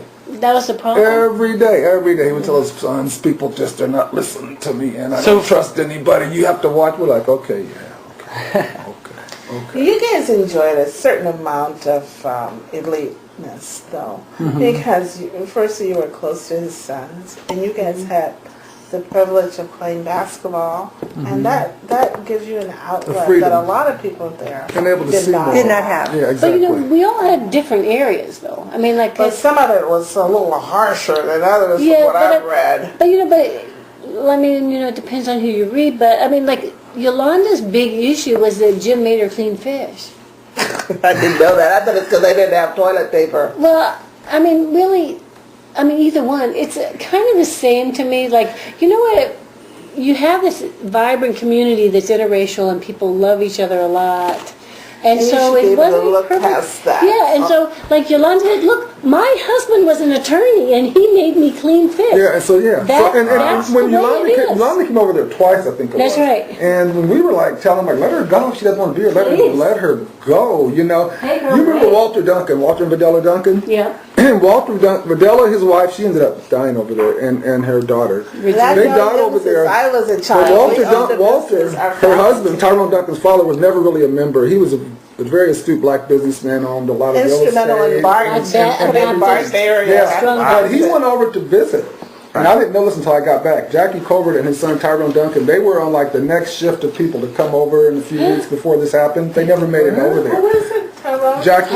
Jackie Colbert and Tyrone. But when I got back, they told me that their father, Walter Duncan, went over there for a visit. And when he came back, he said, "May I'll never forget it." He told us, he said, "You guys, they built a utopia over there. He said it looked like they hired this professional contracting company and construction company and built a city. He said, I would have never believed it. He said, I would have never believed it if I hadn't seen it for myself. He said, they built, it's just like, I can't believe what they did over there. But he did say that he told him the only thing is that Jim looked very ill. Yeah. And he said he remembers him telling Jim looked very ill. He was not himself. But and so that's what was being built over there, and that's what people.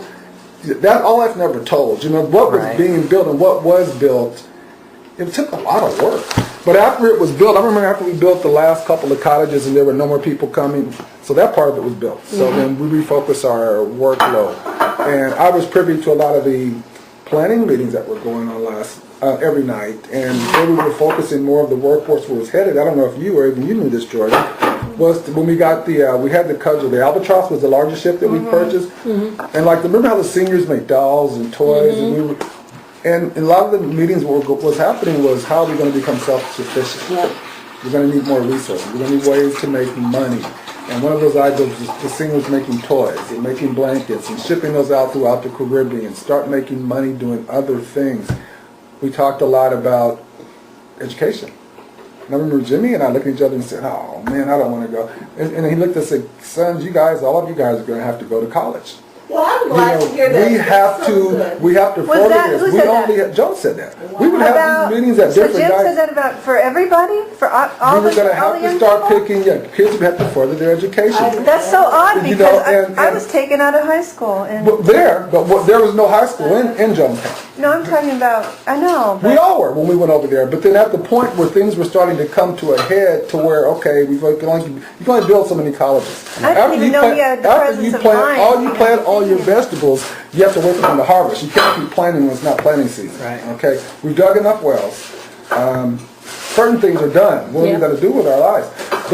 I thought we were supposed to be proletariat workers for the rest of our lives. Those issues were being talked about often. I remember saying, where are we going to go to school? Like I said, we're probably send the kids in college over in London because he hated the U.S. I remember me and Jimmy saying, oh, we don't want to go to London. It's like, you guys are going to have to go. We're going to have to start getting kids together. And just things like that were being planned consistently. You know, there were issues with not enough men for the women that were there. Right.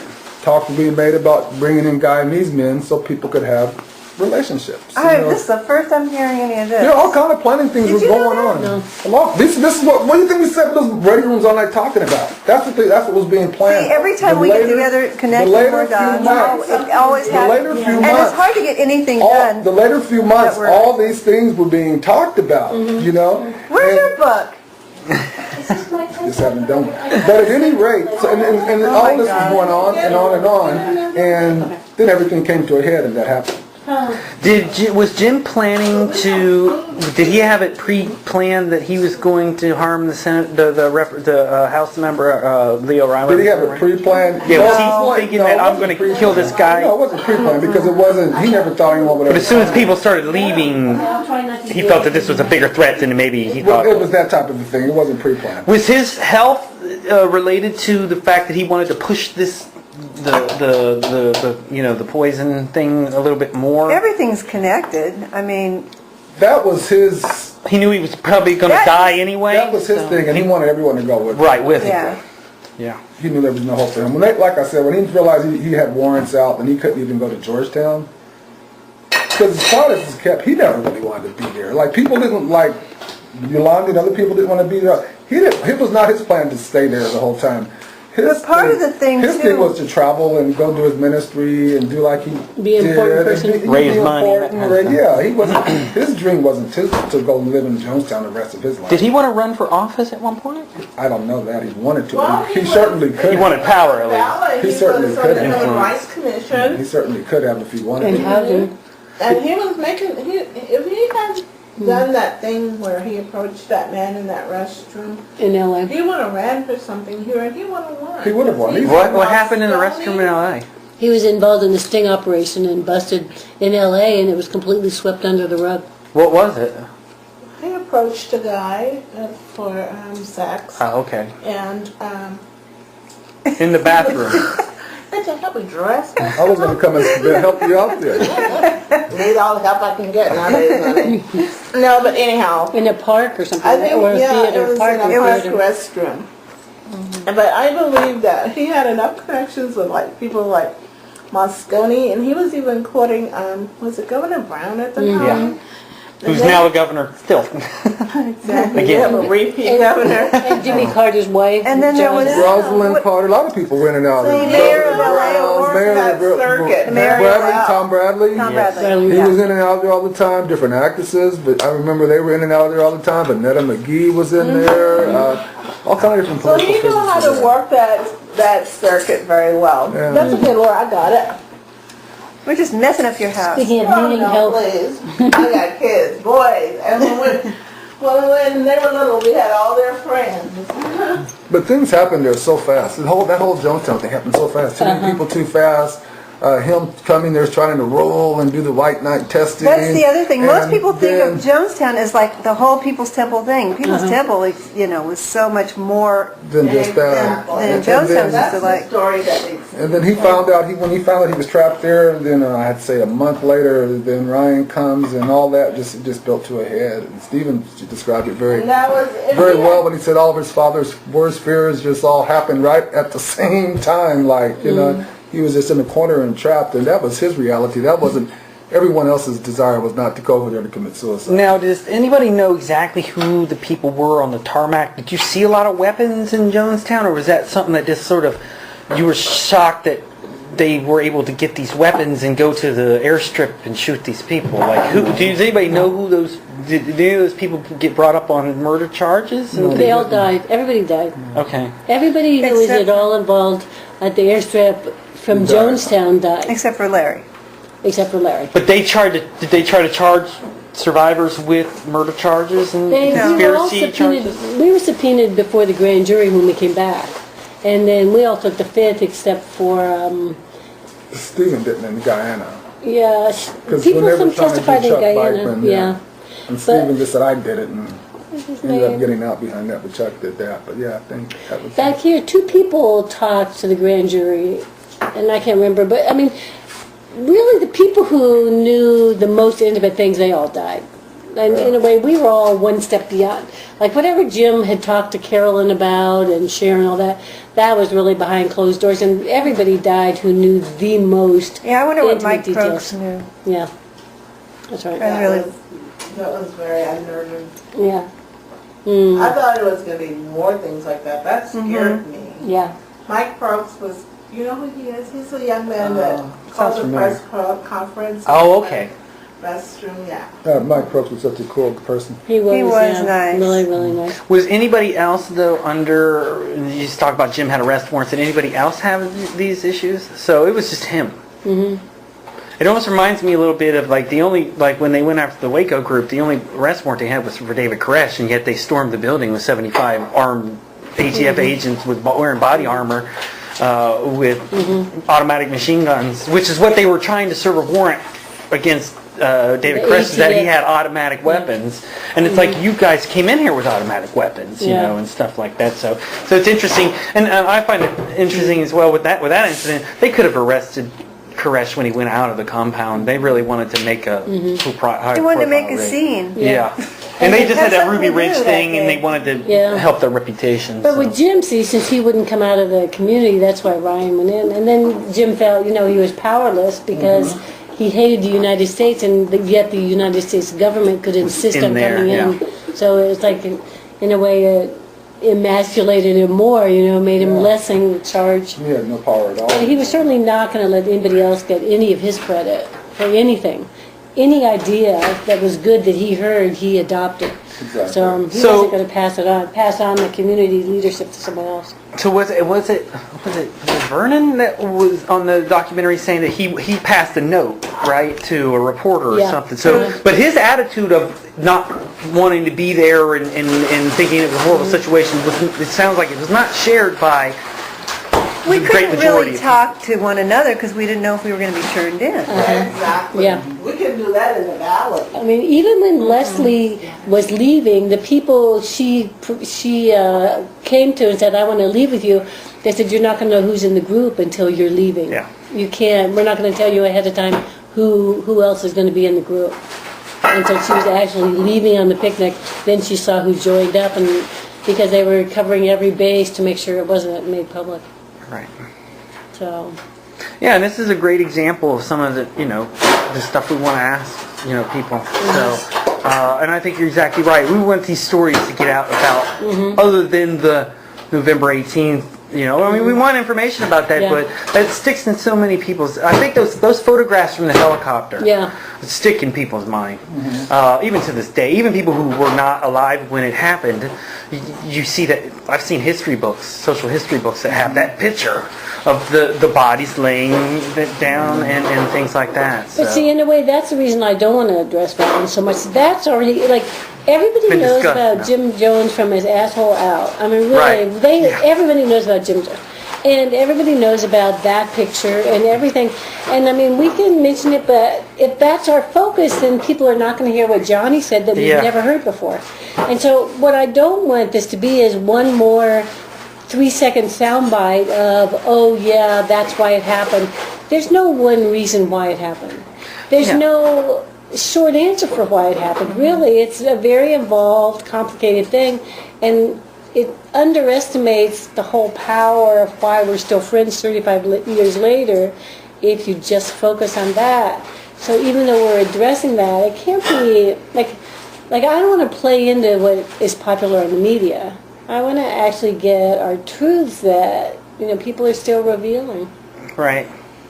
Yeah, and I'm especially interested in the early part of the group and from Ukiah to San Francisco, how you go from a rural environment where you're sort of there's not a lot of community activism going on in Ukiah because it's such a small town. I'm sure you guys did things, but San Francisco is not a really. much Not there. I mean, San Francisco is a much more dynamic environment, a much larger city. It was very liberal, still very liberal, still to this day. That what drove Jim to. Was it to get attention, to impact society more, or was that also, did other members come to Jim and with ideas about, hey, we could start this up in San Francisco and really start to make an impact? There was a lot of creative people that were working alongside with him that gave him a lot of suggestions all the time, right? And also that makes... That's what the name of the whole organization is so befitting, People's Temple. Yeah. Because it was the people who did all of that. He was very charismatic to pull all that together, to make that happen. But he had the right people in place that were pulling the strings and doing everything, and that's why people were there. Not a lot of people were there, not because of him, because what was actually being done in that organization. My oldest sister, I remember her and I talking before this happened in the pavilion one night. She said, "John, I just wanted to tell you, I'm not here because of Jim." She said, really, if it was just me, I'd leave. She told me, she said, I would leave. She said, but I'm here because of what we're trying to accomplish. Right. I'm here because of you and my other brothers and sisters, you name it, my mother and stuff. She goes, that's the only reason I'm here. She told me, she said, I talked to there's one of the GDF helicopter pilots, it was a light-skinned guy. She liked light-skinned guys, green eyes, Smokey Robinson, that was her. Kind of like Johnny. Sandy? Like Johnny Brown. But yeah, kind of like Johnny Brown. She was my... Oh, They had gotten a little friendship. She said, she told me, she said, I know how to get my passport, and he told me he would let me get out of here when they went back, and he would get me right out of here. He would, but she said, I can't leave because of what we're trying to accomplish here, and because of my, brothers and sisters, my mother. That's the only reason she stayed. She wasn't there for Jim Jones no more. A lot of people weren't. It really wasn't about him at all. At that point, that's where it was headed, It really was. And he probably felt that pretty clearly. Of course he did. Yeah. Of course he did. What kinds of activism and protests and things did you guys do in San Francisco? Well, we did everything, but People's Temple, really, People's Temple was the nut. It was the main thing. And all the other things we did, the strings and everything, we did whatever was necessary to be involved with, gay politics and politics and housing and all that. We did everything, but really we were a cohesive group in Redwood Valley and in San Francisco with everything we did, So in a way, everything, we were People's Temple first, and then whatever the issue was. Well, I'll give you a perfect example. I asked this professor asked me this at UC Berkeley, and I put it to him like this. I said, what issues are troubling society today? What are our main issues? Just you tell me. Poverty, inequality, lack of access to health care, yeah. When you were part of People's Temple, you didn't have those worries no more. Period. Gone. Education was taken care of. You had food. you had a place to stay, you had medical. The main things that trouble society to this day, when you join People's Temple, you no longer had those. Right. You didn't. You didn't. I remember Community. You had community. I remember Cheryl Fuller. You know Cheryl. She told me one day we went to one of the things on November the 18th. Is she on here? And, no, she's not. And she said, John, my kids don't believe it to this day. I've seen this whole United States every summer over and over again. All we had to do was come and get on the bus with no money in our pocket. Right. We ate, traveled, seen everything, went to places, and she said, my family was poor. We never had money. Right.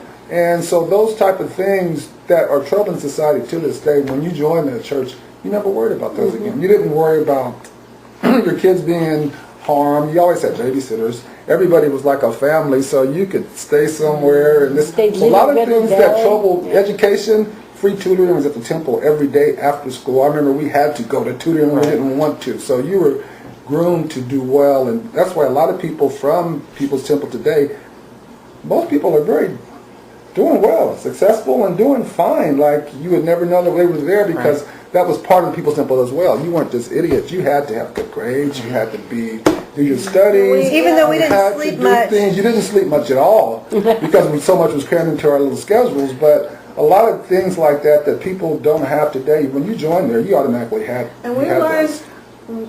we learned survival skills. I mean, we learned how to think, even though when you were saying how we didn't have to worry about food and shelter, those can be detrimental as well. But the way he established it, it gave us confidence that we could pull ourselves up after coming back to the States, you know. Of course, it was a little bumpy, but you had skills. I don't know, I can't say he gave them all to us. Yeah.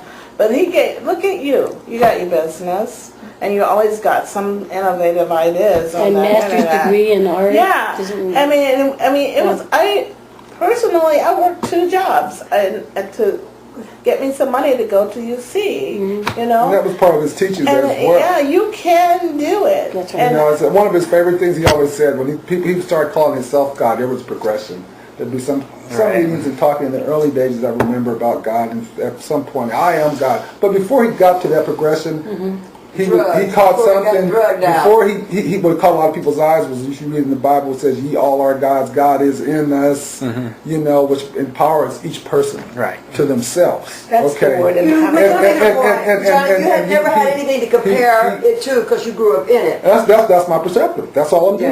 Yeah, yeah. That's where I'm coming from. That's right. You know, and at the same time, we were always taught. I remember when we did that. I don't know if you guys saw it. We did a thing on ESPN for Jimmy Yeah. Jones' son. Did you see Right. that? Yeah. And I remember they came to my house to interview me, and there was a large crew of about 12 people. They were like, "Wow, God, you guys are this or that. You have your own business, and this and that."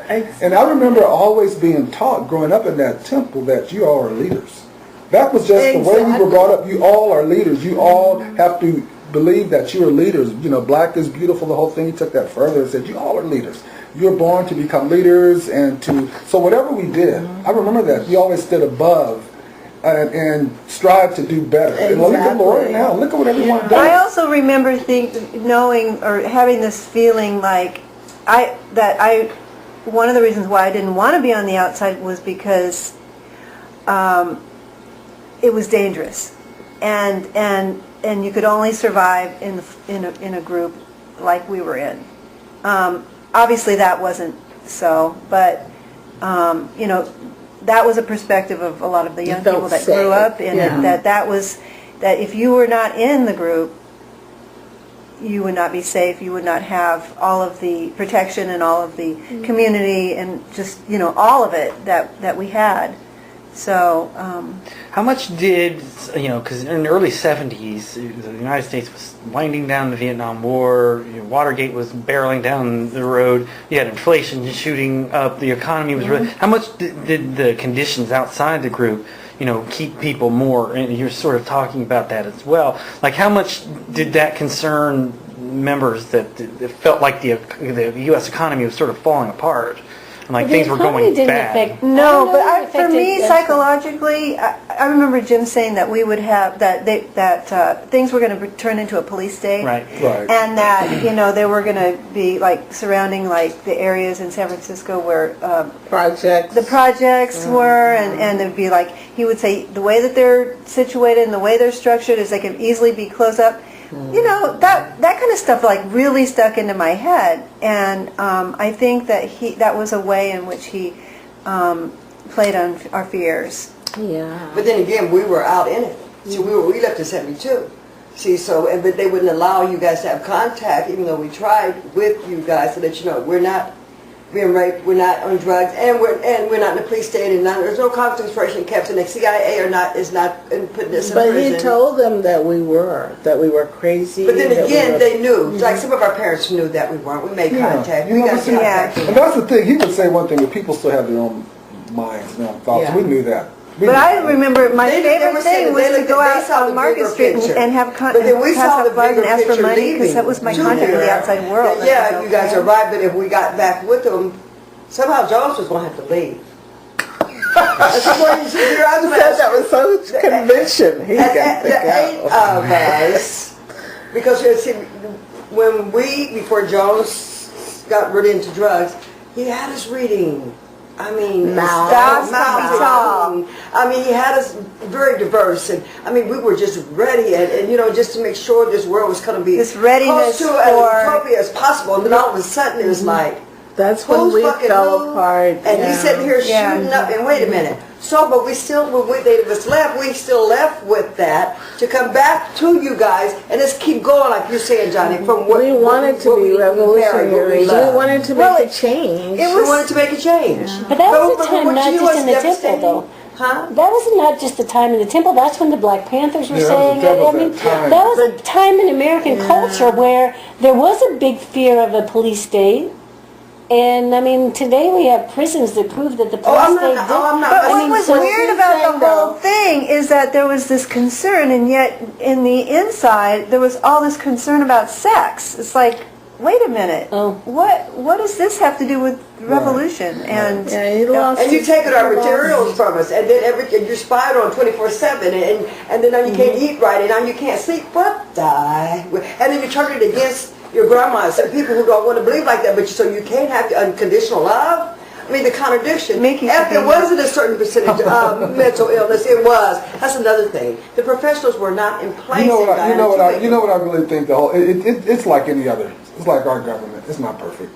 Of course. So, because we don't have proper health care or they're just doubled interest rates for student loans, do we throw out our whole government? No, we But don't. you impeach the government that But does not make it work. there's a process. We haven't there's done a it process. yet, though. Yeah, but we haven't done it yet. And there's a process. No, I'm talking about our own. So now, I make that point to say that he had that's well documented. Like for everything she's saying, all the negatives have been well documented. Where we're trying to get to now is what else happened in the whole thing. Yeah, I understand that, Why but then it people came like back you to were there. originally, what You the know, why job people said. like you Yeah, were there. see, Because we it was well wanted it stated. so People bad. knew, people knew he was such But a it- fake and was doing Right. something. Yeah. When they first left, the people that left, that wasn't lost. Trust me, that wasn't lost. People knew it and We saw were it. hoping, but it's just like the greatest good for the greatest to the greatest number. exactly. You know. I heard that. But then a lot. again, we had Debbie and them coming out telling us it's getting worse. What the hell you mean it's getting worse? How could, what do you mean? The thing about it though is Jim started a fire. I mean, a lot of us had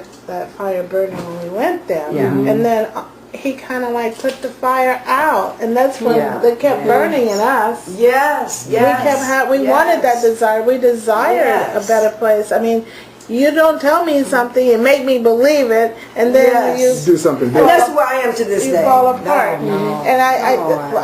I'm kind of like you. I don't know if I would have gone back to Jonestown, but I would have gone back to the temple if we had stayed on that Yes. path. Right, Yes. exactly. And, Yes, and John. created something And that's why we beautiful. wanted to go back to you guys and tell you guys. We didn't leave to do our own thing and have sex and drugs and be No, capitalists. nobody ever thought that. But you know, it's just. Well, that's only relevant right now. What we Yeah, gotta do yeah. is we gotta talk about how we're gonna Yeah. meet people and get them to do what we're doing right I now. think Jim would Is be vital to talking this group. Well, Jim. we'll have to about see. who? Jim Cobb would be vital to this group. Yeah. Oh, he would be. I think everybody would he's be. He's a Anybody PhD doctor. I think that he would. But you have he's to got so talk much to him. information. But right now, what Vera's trying to get Okay, to I'm is sorry, baby. Teresa, let's get I'm focused. sorry, I'm focused. Oh, no. I'm listening because I think Jim would be good too. Yes. I'm listening. I don't have the John answers. Delp would be good. I don't know. I don't know nothing about him. I take the fifth on that one, baby. So it sounds like one of the angles for the questions Wayne would would be. have. Wait, Wayne wanted to Wayne. tell his story. He I'm told so me sorry we that. didn't. I kept trying to get him to write it. Everybody wrote a manuscript. Wayne says, I want to tell my story. And I thought, damn it, well, I'm not going to sit at no computer and try to tell it, but it never occurred to me that we could have recorded it. Exactly. Well, one He thing- had a vision. One thing you can do with this to avoid transcription is there's this program called Dragon Naturally Speaking, and you can play this on a microphone, and it's not going to be perfect. You have to go through it again, but you know, with transcribing, it takes 4 to 5 hours for 1 hour of tape, and even then, it's still not accurate. But back to sort of the questions, it appears to me that everybody wants to get the story out about your relationships with each other. That's really the story here, because you know Jim Jones, like you said, has been told repeatedly all the negativity. We really want, you know, the fact is that most of you expressed you'd still be in the group if it wasn't for Jim and some of his behavior or certain aspects of the group. And I find it interesting that he sort of set you on the path of being a free thinker and being a leader and being a sort of a revolutionary to change things in a good way. And then as soon as it started to get a little bit to threaten his leadership position, he really didn't Well, want not so that. much that, he got greedy. The money Yes. in San Francisco became a big factor, you know, and he enjoyed that and all that attention. And so he said, well, let's go on down to Los Angeles and see how much money we can get there and how many people. So his ego was getting inflated and inflated. As he was getting sicker to some extent. Well, he wasn't sick then. I mean, he was sick, but not Not physically. physically. Yeah. But you know, Oh, is it finished? I just want something to drink. Yeah, let me get you something. You know, I do believe to this day, if Jones hadn't gotten on drugs, How about you want me to get out? Some would have been different. it's somewhat, What kind of drugs was he on? Heroin? Name it. I mean, well, Cocaine? John might know. Just some of the documentations that I've read. And his nurse that survived is still alive. Probably morphine at least, right?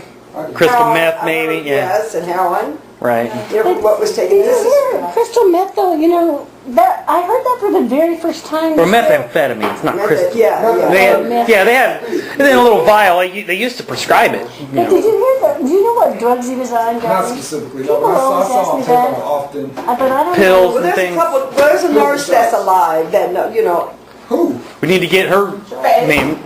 Yeah. Hey, Joyce needs to get him stuff. But you know, in the state, but him and Morrissey, like what Morrissey was getting her, but I'm just saying, don't quote me. We can't take that because they're not here. No, that's right. So we believe that. But I'm Yeah. just saying it can be proven what he was That's doing. Right. Yeah, but I mean, And in a it- way that gets back to Jim, and what we're kind of focusing on is the Yeah. not Jim part of People's Temple. Yeah, okay, yeah, Because Jim's yeah. had so much focus Yes, on and him. that's the only reason, one of the main reasons why I came today. Because Yeah. I did, because You've done everybody always goes back to Jim did this and Yeah. Jim did that, and who hasn't told that story? Go on Yeah. the internet. That's all it is. Jim. Yeah. Yeah. People's Temple, and it goes right to Jim. It's like as if Exactly. it's a one-person group. Yeah, it's Yeah. crazy. Okay, thanks. And so, I mean, one of the things, obviously, I think that through this conversation, I think we're, looking at what the goals are. We haven't written them out specifically, but you sort of hear the general goals, and then some of the questioning. I mean, you can see just, some of the questions I'm asking, some of the questions all of you are asking each other. I mean, that's really what we want to get at. I mean, we'll get better as it goes along. You know, I have done a fair amount of interviews with people who were addicted to drugs and things like that for a book that I've written but I haven't published yet. So I am, well versed in interviewing techniques, but it really is a learning process. Even the best interviewer can always learn. I will send you the links for this stuff, but there are examples of oral history interviews and things. But I think that since we're talking about a specific group in a extensive time period, but still in a specific time period, we both need to have these general questions, but also these specific questions. So that you guys are going to be instrumental in developing these questions. So I think that's one of the things we may want to do today is sort of brainstorm about.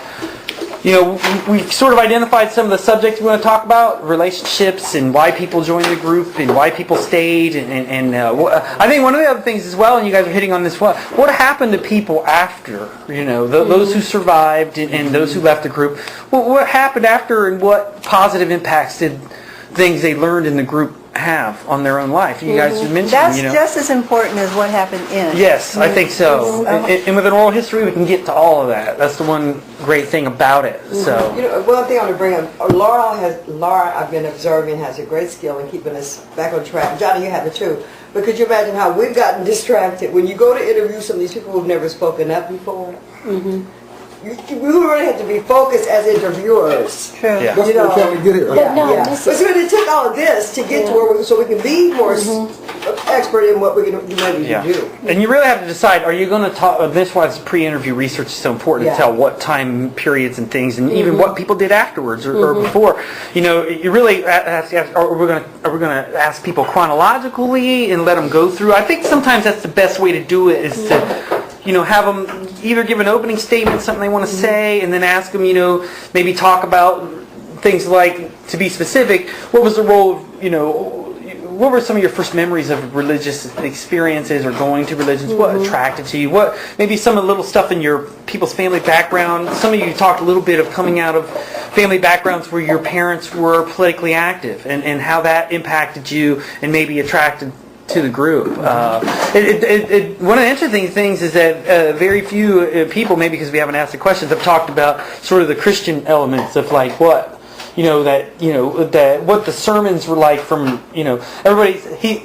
Jim did a very good job, I think, of connecting Christianity in more of a social justice perspective, the way Jesus talked about helping people and being charitable, and doing those types of things. But what's interesting is that and maybe it's for people who died, that the Christian aspect and other stuff, like what are those sort of things that attracted people? What was different about Jim's and the people's temple's view of Christianity versus mainstream Protestant or Catholic faith? So that may be something we want to explore as well. I think that considering People's Temple a church is way overstated. I think that the people got there because I think that Jim really wanted people who were into religion, and he wanted to turn them into activists. So that was one way to draw people in. Yeah, and he was into activism, and I'm not even convinced I think he was probably an atheist. I don't think he ever had any thought about God.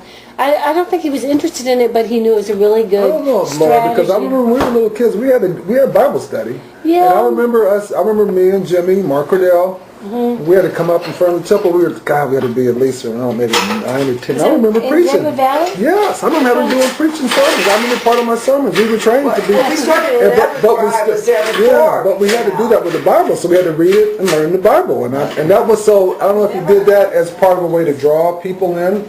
I think he was attracted to being a preacher and all of that part. There was some. Yeah.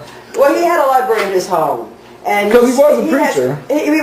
He studied, and he said, you have to know, you have to be diverse from Nazism to, fascist communism, for religion. And to me, he was a mastermind in manipulation. And he used faith-based people because he knew they were easier to persuade. I think that when he did approach it from the religious perspective, it was from that purest point of what Christianity stands for in its basic sense. How it ties into one ties into the other.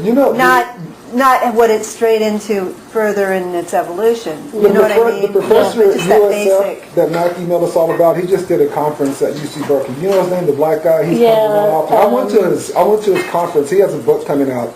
And what his book is about that during that time period, civil rights movement, Martin Luther King, Jim Jones, mainly Jim Jones and Malcolm X and whatnot.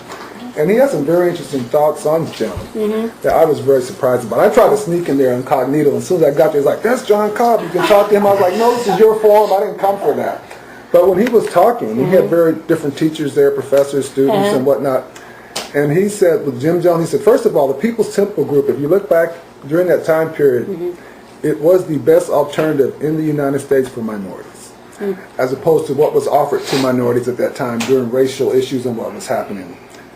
It wasn't as far-fetched and crazy as people think. And he goes on to say, people think that I'm crazy. He said, but if you read my research and read my material, Jim Jones and Martin Luther King were preaching the same exact thing. I was just going to say The that. same exact thing. He And says yeah. Malcolm X was a talker, and he yelled and talked and screamed, but he was not on the forefront out there actually organizing and doing things. And of course, he was not putting Jim Jones on the level with him, Martin. No, not by any means. But they were out there doing things, and the messages they were talking, capitalism will not, it cannot work for all the people, racial equality. I mean, he had a lot of examples that were documented. It was a very interesting conference. You know, I told him I would get his book when it came out, but he says a lot of things he's talking is not, is bringing out different sides of Jim Jones, and people always see him as this crazy madman monster, and seeing the other side about him of what he really was talking about or what he really was about. And How that's much- overlooked because of how it ended. Yeah. Well, you know, there are some people, survivors say that the CIA had planted him originally. I mean, a lot of people believe I've heard a lot of this things. too. I've heard. Yeah, a lot of things. But you know what got me? Because I come from a very religious, structured background. Uncles, aunts, ministers in Baptist faith. But one day in church, and I'm thinking, God, you know, that's my God base, something greater than yourself, right? But what got me to thinking about Christianity and questioning organized religion is that he said religion is the opiate of the people. Which is what Marx said. Profound. Right. Yeah. How Exactly. profound. Because I sit back and I see him and they're thinking, oh, God gonna come get me and I'm gonna sit here and just believe and do nothing. At one point in England, and that's probably similar in the United States, the mainstream churches were against union organizing because they felt that first they were sort of in the pocket of some of the elites. They were at least in league with the elites.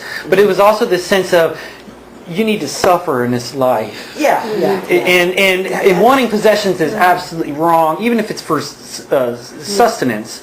And that changed slowly over time. I've always thought, I remember reading the Bible as a young person and reading socialist thought going, man, these, you know, what Jesus is saying, and I always thought people take Jesus, what Jesus said, and manipulate it and alter it. Interpret. Yeah, and it's like, look, like when people, when people say that you use Christian ideas to say that homosexuality is wrong. I don't remember Jesus saying anything about discriminating against people or excluding people. And the proof is, you guys remember the story of the Roman soldier who comes and says, you know, you don't even need to come. Just you say healed.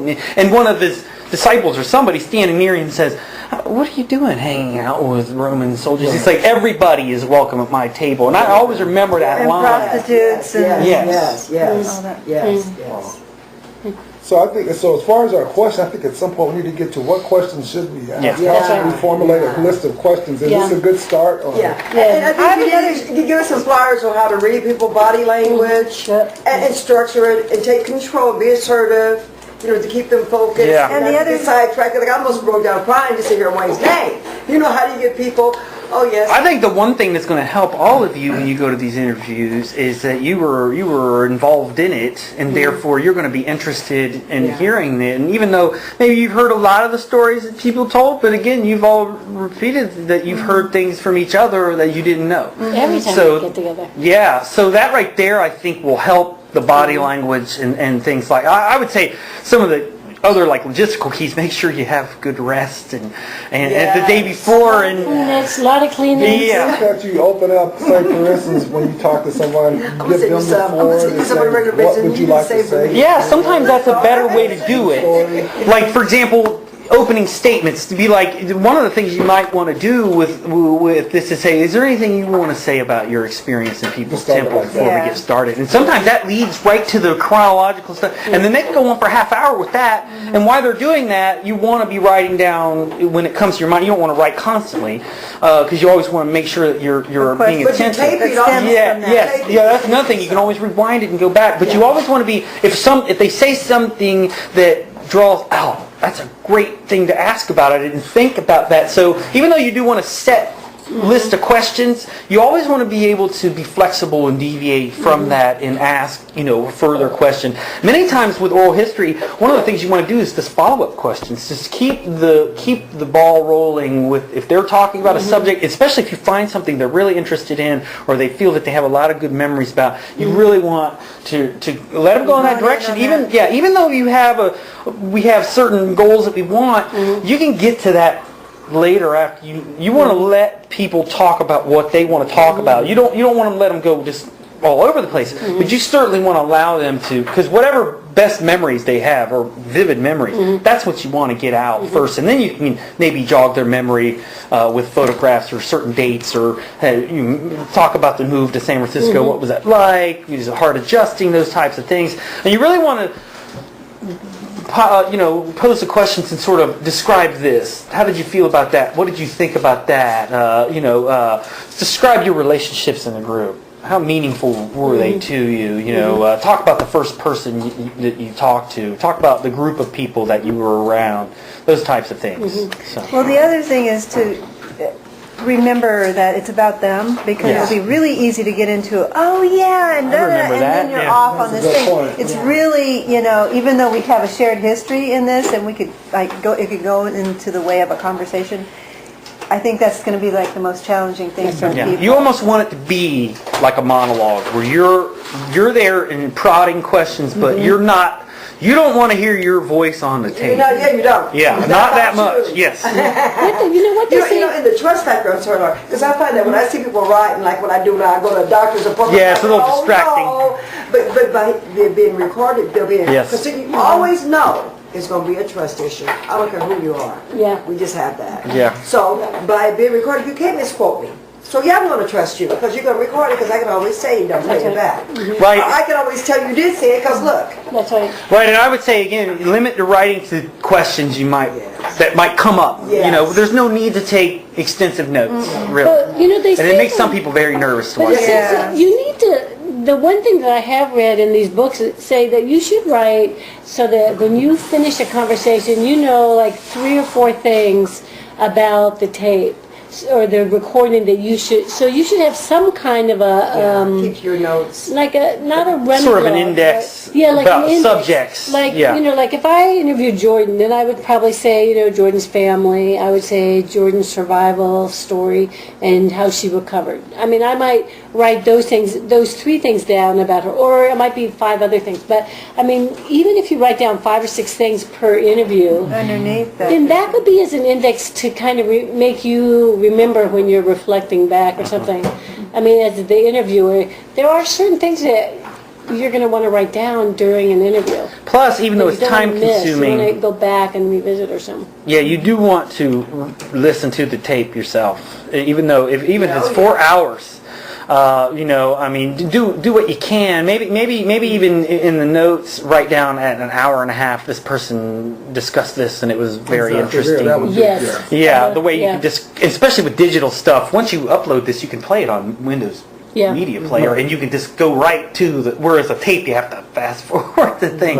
So luckily with the technology the way it is, the ability to index and jump from one spot to the next is really good. And there's the other thing as well. Don't be afraid to let somebody. If they want to talk for 3 hours. I mean, it's going to be hard. You want to be able to try and pay attention, but let people So there's no talk. time limit. Yeah, I mean that's the great thing about oral history. This is not a journalistic interview where I'm trying to prod the president or a senator about what did you vote on this bill. So much info in. Or even a documentary where you got 2 hours. That's one of the things when I watch that documentary, I'm like, that's it. Like you only did. I think it was like an hour and a half or 2 hours. I'm like, you could go on for this for days and days. That's why I have such respect for Ken Burns, even though some people don't like some of his stuff. Ken Burns doesn't usually do one episode kind of things, and frankly, I would love to see how much data and research that he collects on. He's done one on depression, the Dust Bowl, the one on prohibition is unbelievable, the Civil War, and he uses essentially oral history techniques, but they have to cut. Well, it's more structured. but you have to cut the stuff. But he uses oral history as well as archival history. If you notice, a lot of Ken Burns' documentaries have people voicing, either being read by actors because they're first-hand accounts of diaries of Civil War soldiers, so they're read, and then showing a picture of the person and zooming in slowly. And so he's not using moving pictures, but it's so powerful to see the picture, hear the voice. And again, I would love to get into Ken Burns' archives and see how much he was not able to put in these documentaries. And again, with oral history, we're not limited with this documentary film limitation or news format where you have a certain number of questions. And again, you may start out with an idea about what questions you want to ask in an interview, and it may go this direction, and it's okay to let it go that direction. Whereas if a journalistic interview or documentary film, you sort of want to keep pulling it back to, if you're doing a documentary about the Ukiah years and somebody wants to keep talking about San Francisco, that's a problem if you're doing that type. But oral history, let them do it. Let them do it. Just like you're doing right here. It is kind of jumping from subject to subject can sort of be distracting. But I think that's probably maybe the one thing is just to make sure that that they discuss things. If you want it chronologically, maybe that's one way to pull it back and go, I want to go back to this early year, or can you connect that to something in the past? But in general, like I said, you really want more of a free flow, which is very unique compared to any other type of interviewing you're doing. It really is. So, like in the books, it said you should plan on an hour and a half or 2 hours. That's for attention span kind of things. And energy so level. Maybe with breaks. Yes, With- definitely. and then- Or maybe over a couple days. Losing it after a while and getting. Yeah. Well, I know from teaching, for young people, it's 45 minutes, and if that, and their attention span's gone. I mean, with older people, with more focused people, hopefully that should be okay. That's okay. Because in their setting, in their home. Yeah, that's another They got the thing. comforts. They might want to go on. Yeah, they're not in an uncomfortable chair in a classroom where they don't want to. Most students don't want to be there. The other thing is we ought to take a picture of everybody, even if we don't Yes. do a video. Or even We if you should don't take- publish the picture necessarily. Yeah, right. So we should take a picture every time we go to somebody to interview them, just to show a picture. Don't you think? To go along with it, that's a very good idea. On the logistical level, too, what you want to do at the beginning of the interview is you want to state, and it's mentioned in this book, I can lay it out a little bit more specifically. You want to mention their name, your name, what the date is, the subject will obviously be People's Temple, but if you want to be more specific, you also maybe want to give a little detail of this person was in the group from this year to this year, and that type of stuff, and then whatever file you upload, you want that information in the title of the file that way. Yeah, because a lot of oral historians, they'll go out and they'll do all these great interviews and they'll just put tape 1.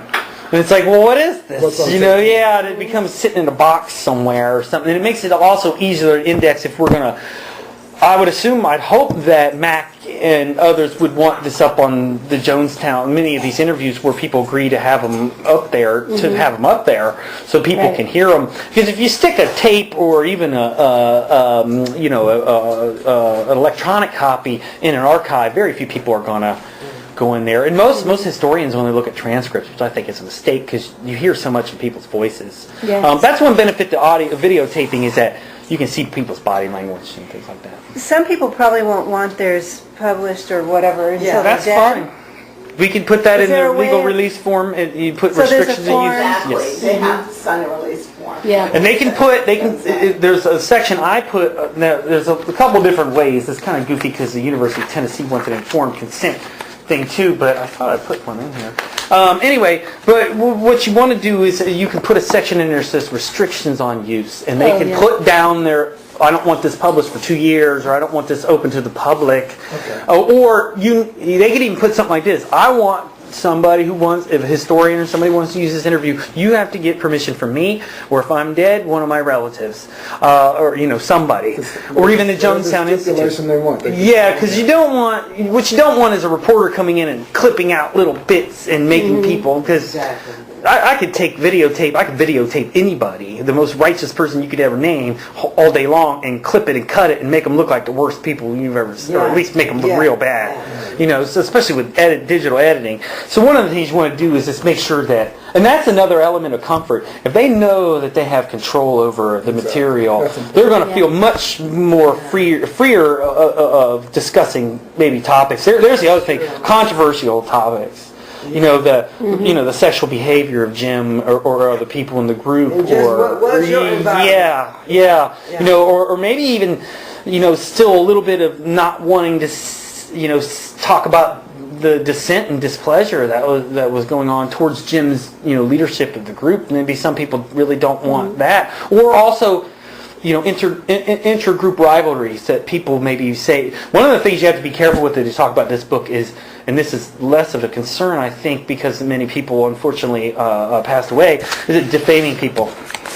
You don't want people in the group saying, well, yeah, and Debbie Layton said this and all that, or someone talks about Jordan or something. You know, you don't want people to say those types of things and then have that published, and then Jordan listens to tape and say, how dare someone make up that type of... You'd hope that wouldn't happen, but it does happen. So you just have to be careful. We had a planning commission, and there's some gross things that were done by some of the survivors. And some of them were criminal behavior. You know, some exactly. Of them, yes. Exactly. So. But see, I would think that a person would want to share that. Now that I don't ever want to disclose. That's nobody's business. But that's okay. And you also want to be sensitive to someone if they go, oh look, I don't want to.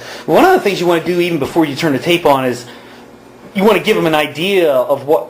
I'd almost give them a question list, maybe even a couple days before, about some of the things you're going to discuss, and then let them know. Say, please tell me what kinds of subject matters you don't want to discuss. Because with so many people that we could interview, there's always going to be opportunities to ask questions that maybe some people want to talk about, other people don't. And I think it's somewhat interesting if everybody blanketly said, I don't want to talk about that. You know, that's a significant reality in and of itself, that people said no comment when they were talking. Like, for instance, I could hear people saying, I don't want to talk about anybody who's living. Yeah, I can understand that. I don't want to talk about any of the behavior of anybody, because in a way, that's kind of our compact.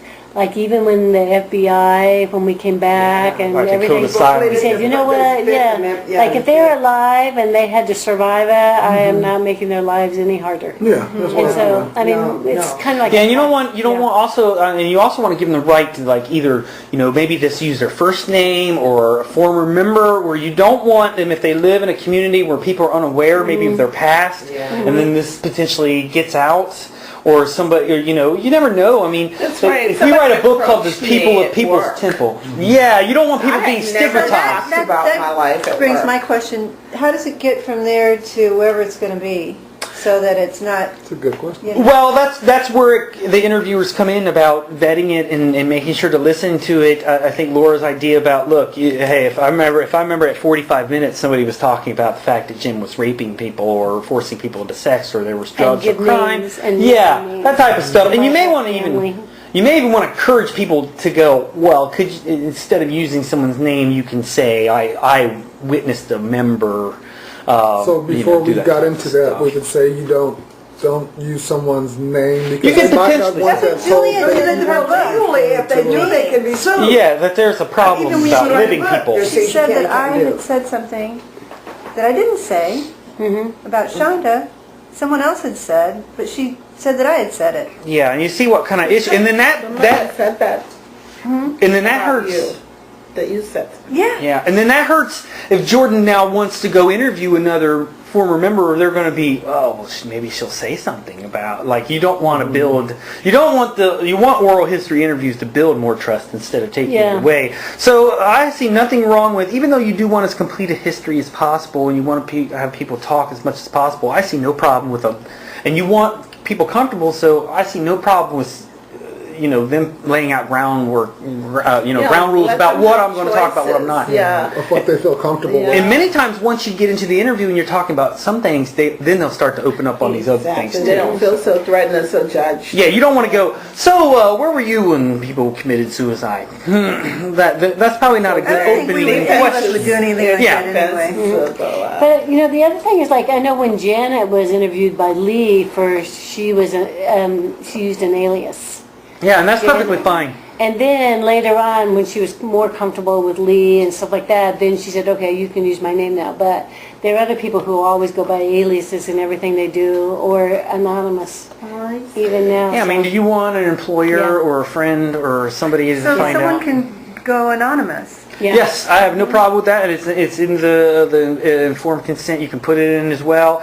Either just say put the general label People's Temple member and when they were in the group, or maybe somebody's first name and no last initial, and then that and without the videotape, it's not going to be an issue of. Yeah. Most people are not going to listen to the tapes if we make transcripts. You know, and most people. I can recognize people by voice, but only friends and family. So it's Yeah. not that I'm going to hear somebody, like if I'm from San Francisco and I got on the Jonestown site and I listened to a bunch of tapes, I go, hey, that sounds like so-and-so from work. So, but you do want to avoid, especially with this idea, because the label of cults and the stigma that goes along with that. Jim Jones Jr., when I talked to him one time, said that he was in a business meeting one time and somebody said, and he didn't tell he didn't tell a lot of people, and I guess people didn't know what his past was. Someone said something like, well, I'm not going to drink the Kool-Aid on this one. Yeah, and I think that he like said later to them what the reality is, but clearly that type of the negative publicity that the media gave to the group is potential for stigma, especially in the San Francisco area, I would say, because so many former members still live here, and you don't want I don't want somebody getting fired because their boss didn't, and hopefully that would be illegal anyway. The person that came on said something That has to me happened to was each like, of us. it was like Really? correct us, like. There's a story in and of No, itself that's right not you. Is that you? Yeah, see, And I just looked at him. I didn't even answer. That has happened and people look at you to all almost of us. like you're like radioactive, like you're like. Exactly. know, Oh, I've had- you're smarter than That has that. Yeah. happened so many times. I've had the opposite effect, because I've had my own business. I've had my own business for 19 years, and I'll We get have different food, clients too, of mine. oven. We'll be out at meetings or whatnot, and they'll say, "I saw a thing with you in it, and this and that, and da da da." And they had come at me That's like, happened to me. "Wow, I can't believe that you did that. Wow, I never would have guessed, John. Right. Not you. I mean, like not in the negative way. Right. Like, wow." And it makes them look at it like. And a couple of people asked me, "So what really happened there? It wasn't Right. was perceived by Which is press, what the right?" question Yeah, you because really they want. know You couldn't have came out that way because if they it know did. you as you. I've had some very interesting And that's remarks from such a- people that have just, when they found out that they see my face somewhere, it's been the total opposite effect. Yeah, and that's why I think So we that's want wonderful. this information out there so people can hear more of the background and the detailed stories instead of the headlines and things. And I really do think that even though people do. Back to that Central Park thing, I remember when I first heard that story about those 5 kids who raped at one. I remember going, "Wow, that's terrible." And because they had confessed, I assumed they were guilty too. So you want, but you really it begs the question of people really do want some of the at least intelligent, well-thinking people want the details. I mean, you're going to have judgmental people out there with low IQ or stupid people who killed themselves, that kind of attitude, and you're probably not going to reach them. But at least there's material out there. Yeah, at least some material out there for well-thinking, well-minded. And since it was so long ago, people really do want another version of, instead of the 2-minute news report that we get every year. yeah, I mean local news and national news is really terrible in its restrictions for time. That's why I love I've the had really news good hours. experience talking to people. Yeah, And once they get a clearer picture, they're I probably would have been a member. Yeah, and the myths about brainwashing and like the idea is that anybody who would join this group is low IQ or desperate, and that the reason why people stayed was because they were brainwashed. Yeah, and they were all slaves to Jim, and they believed everything he said. And that's just, you can just watch some of the more intelligent documentaries done, and you could tell that's not the case.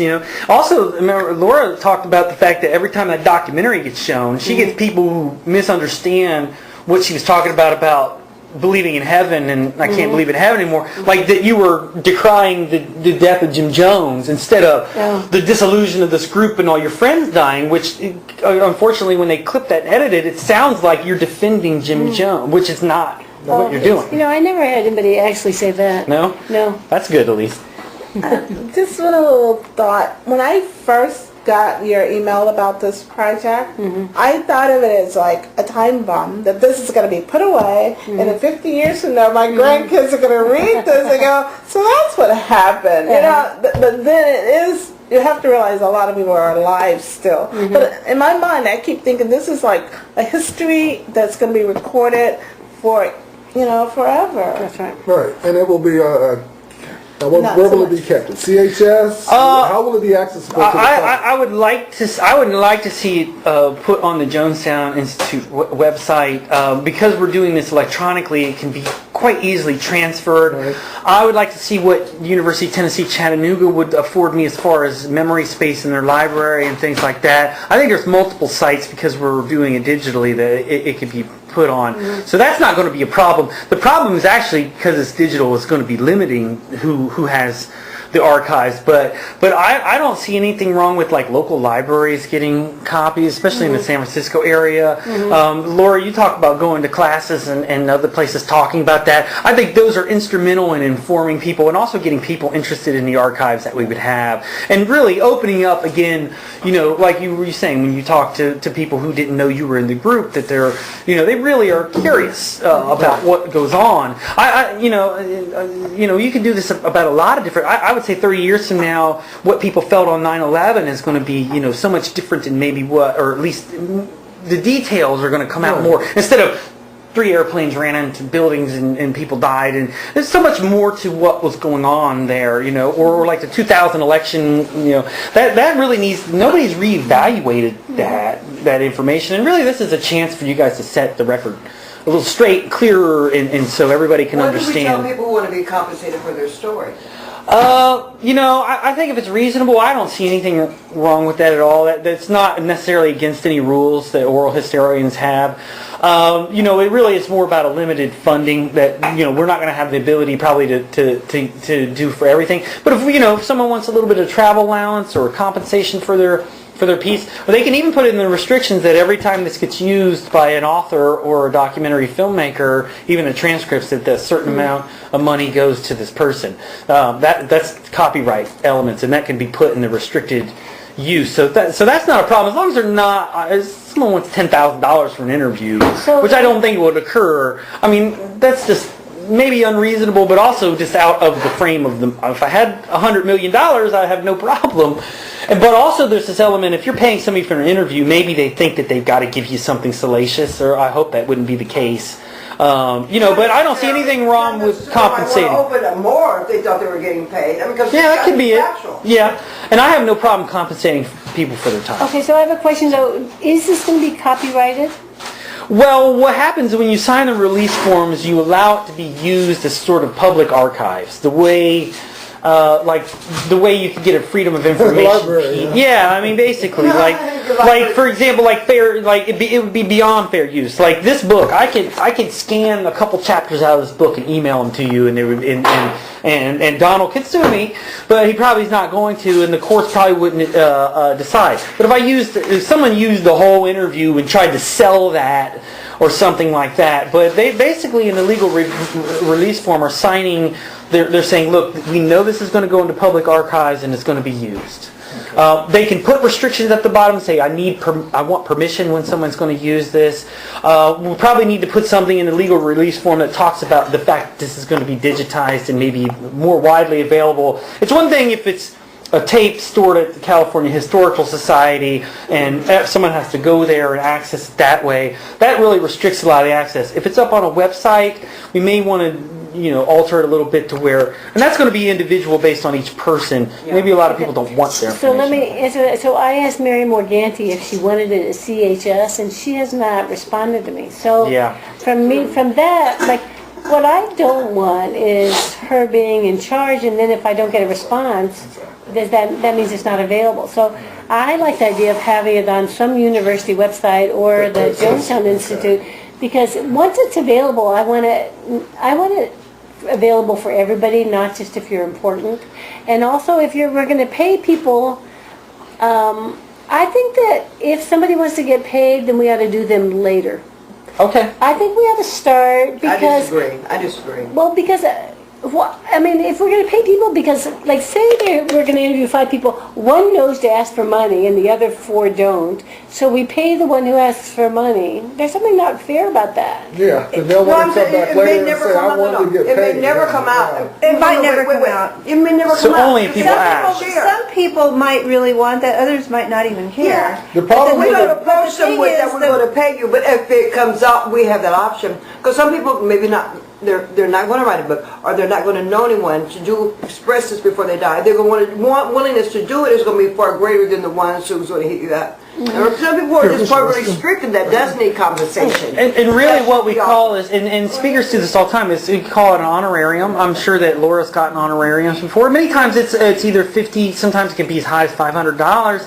And again, I look at what Laura's saying. I think on some levels probably, and I think you're right too, if we don't mention it up front, but people do ask, but if they're very crucial people or people have a lot of maybe stories to tell, maybe then even negotiate Well, I don't a even think you fee. should determine whose story is more significant Yeah, than that's true. others. It's going to be hard to tell. Because that brings up a whole other thing. I think if people ask for money, that's what they're requesting, and I think that what's really most important is getting their story. Yeah. And so, Yeah.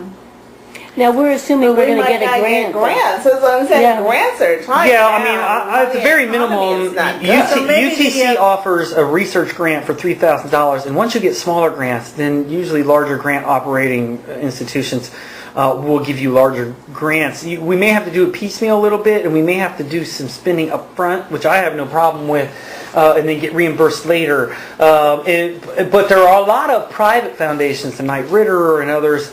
I just don't want, one of the stipulations I want to anybody who gives us a grant is that you will not be in control of the records. That's all. I mean, you can have access, but I do not want the Knight Ridder Foundation or Getty or anybody like that, John D. and Catherine T. Rockefeller. These are private institutions, and most of the time they do good work. But yeah, and then they copyright the stuff like they own it, and I don't want that to go on. Getty does that all the time. They take photos that should be in public domain, and they charge you if you want to use them. You know, like the Kent State photograph. Don't charge me to use that photograph. Get out of your mind. You know. So if we don't have a grant, then if somebody says they need money, We'll get one say, eventually, hopefully. yeah, but that's like today. If somebody that we want to interview today says, I'm only going to do it with an honorarium, and we say, you know, we have no grant money, and I am not taking money out of my checking account for you. Well, then maybe hopefully that they'll decide to do it anyway and get yeah. paid maybe later. But do we want to promise, like, No. like, so you say, you know what? Just be honest with them that we don't have the funds right Yeah. now to do Yeah. that. I think they'll believe that. You know, I Yeah. think they'll understand Yeah, that. we're a startup company. Yeah. No. Plus, I think being former members, it's not like if it was me and some other interviewer going in and there was this feeling that these people are going to exploit me because they weren't there and this is only to further your professional career so you can write an article. That's a much more standoffish kind of environment, and that makes it more likely that somebody might ask for money. Be like, look, if I'm going to tell you my story, I've got to get properly compensated for it. So, especially if it's, and usually that is usually for people who are doing that, or only interviewing for a book or something, whereas we're interviewing really to provide a large historical database of oral interviews about a specific, you know, group and the events tied to it, which is a much larger and on many levels maybe nobler pursuit than just somebody wants to put a book out and make, you know, $1 million because they know that people are, that still to this day people are interested in this. You know, it's like people who write books about the Nazis and Hitler. You know, you can make a lot of money off of that book by talking and exploiting certain things, and therefore if you ask questions about former Nazi officers or something in Germany or something like that, you know, they probably want to be compensated because you're going to get compensated for doing that type of stuff. So hopefully if we make it clear to them this is for historical record, we're not specifically writing a book right now. This material may be used later. And like I said, with oral history you can do some great books where you print most of the interview the way it is. I mean, the people criticize that as like cut and paste, but hey, when you want the real story, I think the book would be 700 pages long. They do or write something. books like that. Yeah, they do. That's Yes. And I use good reading. I find it better reading. Yeah, comprehensive studies about like that are 800-900 pages long and extensively quote people's interviews and things like that. It's fascinating. A lot of presidential biographies are done that way. They really just let the person speak, and then maybe you want to, obviously, if LBJ is talking about the Vietnam War, you don't want to take only his word for it. You obviously want to back it up with interpretation. But, with oral history, this is the raw material of what is going to, potentially go into. We're essentially providing a service for historians and others. But I think as well, for former members and stuff like that, this is recalling parts of this is part of your guys' lives. And it's something you probably want to remember, some of it very fondly. And by listening to it may bring up other memories too. But so to me it seems like we ought to try and do it in 1.5-hour clips, and then say I talked to Jordan, and in this 1.5 hours she covered these 8 parts of her life, and then come back maybe the next day, or even the next tape. But somehow, because if you have a tape 6 hours long, and you want people to get a general idea, you're going to want them to listen to more tapes. I don't know who has time to listen to 18 6-hour tapes. Well, the one good thing is that when you push If they're categorized, though, somewhat, Yeah. then maybe if they're labeled properly. that the first tape has to do with this. Someone they would be related to, or they knew, or had or whatever. Well, plus when you stop If you did it all in sequence, so it always starts with your introduction into the temple and your first years there. If it always starts the first 1.5 hours is in a way the setup. Yeah. You know what I found interesting when we were going through that thing That's with the teacher in you. Wyona's group over the memorial. Yeah. We were going to court and all that. Yeah, and yeah. she had her little group from L.A. and whatnot. And when we would be out in the back in the lobby area there, the people from L.A. would come up and talk to some of us. And because they live in L.A., and I guess you have to call it, they were working with Wyona because that's the only avenue they had. That they had to I get think they some had a type big of a eye-opening. stone done. They didn't have any other information to try something different. But once we start talking, they would ask us questions. Oh, really? Oh, that? Oh, this? And then after all these years, they would ask us do you know whatever happened to Sheila or this person, that person? We'd be like, yeah, da-da-da-da. And they would sit there back asking us 1,000 questions. Right? And because they never got a chance to get close to the people who actually made it to Guyana, that were with their loved ones before they died. And the only avenue they had of connection was with Wyona. And Wyona was never a member. Right. So there were people just there who want to know what happened to their loved ones they didn't see, and there's a group of people who were with them, and they had no way to really access that, and I could see this helping that. Yeah, I think It really would be. Yeah. That's incredible. Because she has such an adversary. Demeanor. Yeah. So. I think it was hard for them because they wanted to be with her and support her, and yet I think they saw the ways in which she was kind of off. But there's another side to it. It was so funny. The gentleman, we were there when we were in court, and right before I testified, I forget his name, brother or something, an older guy. He said, I'll tell you one thing. If she better not call me up on stand, because she's saying I was a treasurer. I ain't never seen no money. She better not get me up on that stand. I wasn't no treasurer. Is he the guy who sings? No, not him. It's another guy from L.A. I remember his face. I can't think of his name. But he was like, she better not get me up. I'm going to tell the truth. I ain't seen no money, goddamn it. So just like a brother. What was the court case about? Putting Jim's name on the last panels we put out at Evergreen. Exactly. Oh, okay. Yeah, She didn't want it. She didn't want his name on anything. Okay. Did anyone see that piece? I think it was on 2020 about the 911 memorial and how it's being done. Do you know anything about that at all? I was watching it. And Wow, it was just so very similar reminiscent. to our thing we had going on. Oh, because of the pilots, probably? Because what happened was that memorial is going to be just fantastic. They're going to have a touch screen, everything where you can touch and get history on each person who died. It's all touch screen. They got the money. But the big debate is that half of the surviving families wanted everyone on there. The people, the terrorists who flew the planes, who made it happen, Bin Laden, everything. They wanted it all as a part of the memorial. This is what really happened. And the other half of the surviving families did not. That's what took the longest for this thing to come together. And finally, the people who were against it yeah, because we'll be gone at some point. Yeah. And the history should be there. on what Exactly. happened. So when you, and I'm sure when it happens, I'm going to go see this memorial. The way they put this thing together, it's going to be amazing. I wanna see But when you can go actually and push for Bin Laden, his chiefs, his whoever, from the history of who all killed who and everything, and it'll also be voice recorded and everything, and it'll be right along with the people who died. Can I say something? You know, we have always been humble people and accepted wherever. And if there's money to be had, I think people should be, that's not our pitch. We're going to pay you for not at all. But what we invest into work, even as interviewers, we should hold these people up with highest of esteem, and we should present ourselves as such. It's just like, we're not those... little hippies living out of, Salvation Army. I mean, at least we adore you. The fact, I don't care what your participation was or was not, you survived. You wake up every day, the tremendous strength that takes to make people feel so special, to compensate them. No, it's not wrong. Like you're told you're supposed to be poor and all that old myth from whatever, from Christian religion or whatever. But no, let's put some class to this.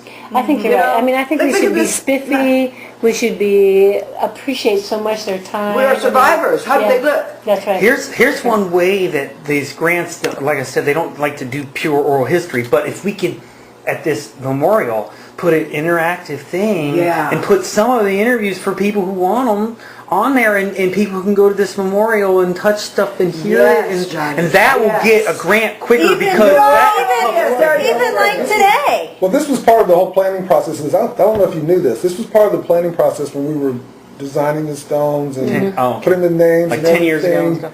No, the pan was just 2 years ago. They put that together. No, we did this. We all did this. Yes, Jordan was really on it before I went on board with it. But part of our discussions, and I think, I don't remember who brought it up. Was it Kathy? No, it was the group that actually engraved the stone. That engraved the stone. I forget the name of the place that engraved the stone. They told us, they said the next natural progression in what we did was that there's a way that you have an oral history preserved right there on the site. And there's an encased type of a scanner or something that when you go there, you can just take your cell phone and scan it. And you just pull museums do that a lot there. And and at that time we were like, you know what? Let's just raise the money to get this done first, and then go with the oral part next. But we never followed through on that. Right, and there's where the city of San Francisco and the state of California would be interested in funding something like that. So the recording of today is enough to get grant money, I think. Even though Miss Very good idea. That is a very good. That is very good. And I think we really need to exhaust all types of sources, of, private donors, local governments, state governments, federal. Yay! Great. You win a three ring notebook. Yeah, and I labeled the pages. You want a 3-ring notebook. That's good. Okay, so should we eat or should we? That's great. Maybe take a break. That smells awfully good. 12:30. Let's hope it tastes good. I didn't try it out. I put money on it. Okay, Okay, good. So we're gonna eat here. Should we clear the table? Yeah, Johnny, I would love to see You it can done. eat wherever you like, wherever you're comfortable. Are we We can eat gonna- in the dining room. We You know, can eat here. even though we so technically structured. finished the meeting, we might want to keep the tape on because I think we're going to keep the conversation going anyway about some Okay, of this. but Don't you then we think? can eat here. I mean, what are we going to talk about? Shopping at the mall? I don't think so. We might talk about going to is it Kohl's? You know what, Jordan? You mentioned that while you were in town. Tomorrow morning. Did Don Godfrey ever tell you how she got why she was there? Who? Don To help Godfrey. me? No, she didn't tell me that. She might have come No, visiting to help you. I thought that's what But when Jordan said how she got in town to avoid being in Jonestown, because I asked Don, I said, Don, why were you there? Because she wasn't playing on basketball team, she wasn't working. She had went in earlier for a dentist appointment. And she said, every time that it was her time to get on the ride to go back to the Cudjoe to go back or to go back home, she would like leave the house and be gone. And she would come back and they'd be like, Don, you missed the ride again. And she said, I'd be like, oh, well, I'm sorry. And then, but the So ride. she had to stay in. So she had to stay, and she was trying to stay because she knew the basketball team when we were all coming. And so she wanted to stay until we got there. She wasn't afraid of getting in trouble? She just played stupid. Like she'd go with whoever to go do some procurement or something. Yeah. Like, oh, I forgot. I'm sorry. I missed my ride to go back to Jonestown. And she said she did it 3 times. Oh my That's how she said that. That's so interesting. You know, of all the things we've talked about, we've never talked about how we all ended up. Ended up there. You know? Oh, I Interesting. know. Because, I mean, it was a full house. Yeah. Everybody has a different And story. I thought, cause I know you went there sometimes to work, and you did too. I made, And Jimmy, you know, like, Jimmy liked going in town to work. I didn't. I I really did. I like being there with everybody I else. created that job for myself so I didn't have to be in Jonestown all the time. Which was fine. Jimmy liked going in there, you know, and so we'd be like, fine, go, and I, you know, but yeah, if you like going there, that was great. I was like, because I told Jim, I said, I'll make $100 a day, Guyanese. Wait, don't keep talking. Let's get our food and we'll come back and talk. Because if we don't use it, it stops working. Yeah, that's true. That's been my experience with But, them. Yeah. Wow! Oh my God! I'm not sure. I love you anyway, but sure about my cooking. awesome. But I hope it tastes good. Jordan, that was You know, they've all myth have been about us anyway. You know, all Hey, Jordan? black folks. that's a very good point you made about this recording. Is it could go a long way to start help getting some grant money. Yeah. Yes, yes, yes. And it's not only It's like being at the Grand Canyon Yes, and it looking is. at, and not realizing that you're there, because you're Yeah. looking at a picture of the Grand Canyon. Thank at the you, Grand baby. Canyon. We're there. We're in it. That's great. Yeah. Okay, the serving So, spoons. yeah, there's some serving spoons there, and I was gonna, I saw the stuff in Yes, there is. Huh? I thought the rice thought it got stuck. Sticky rice is good to me. No, I mean, it's stuck to the pot. I started running my mouth. And, Wow. I'm not sure. How long did it take you to get your master's? Did you, because I know you had to take some breaks in between. 2 years. 2 years. And I had got, no, yeah, that's like 10 years before I had gotten my BA, so, you know, that, Yeah, of course. Once the BA's out of the way, the rest of it's piece of cake. yeah. It's supposed to be chicken enchiladas. Yeah. but They kind of ran together. I don't know. Just Yeah, we're going to find a lot of help them. yourself. Just dig in. This I made last night. This is carnitas. Oh. Yeah, I cooked it for 3 You have been hours. busy. Wow, This was last Vera. night. I have tortillas, but I didn't warm them up yet.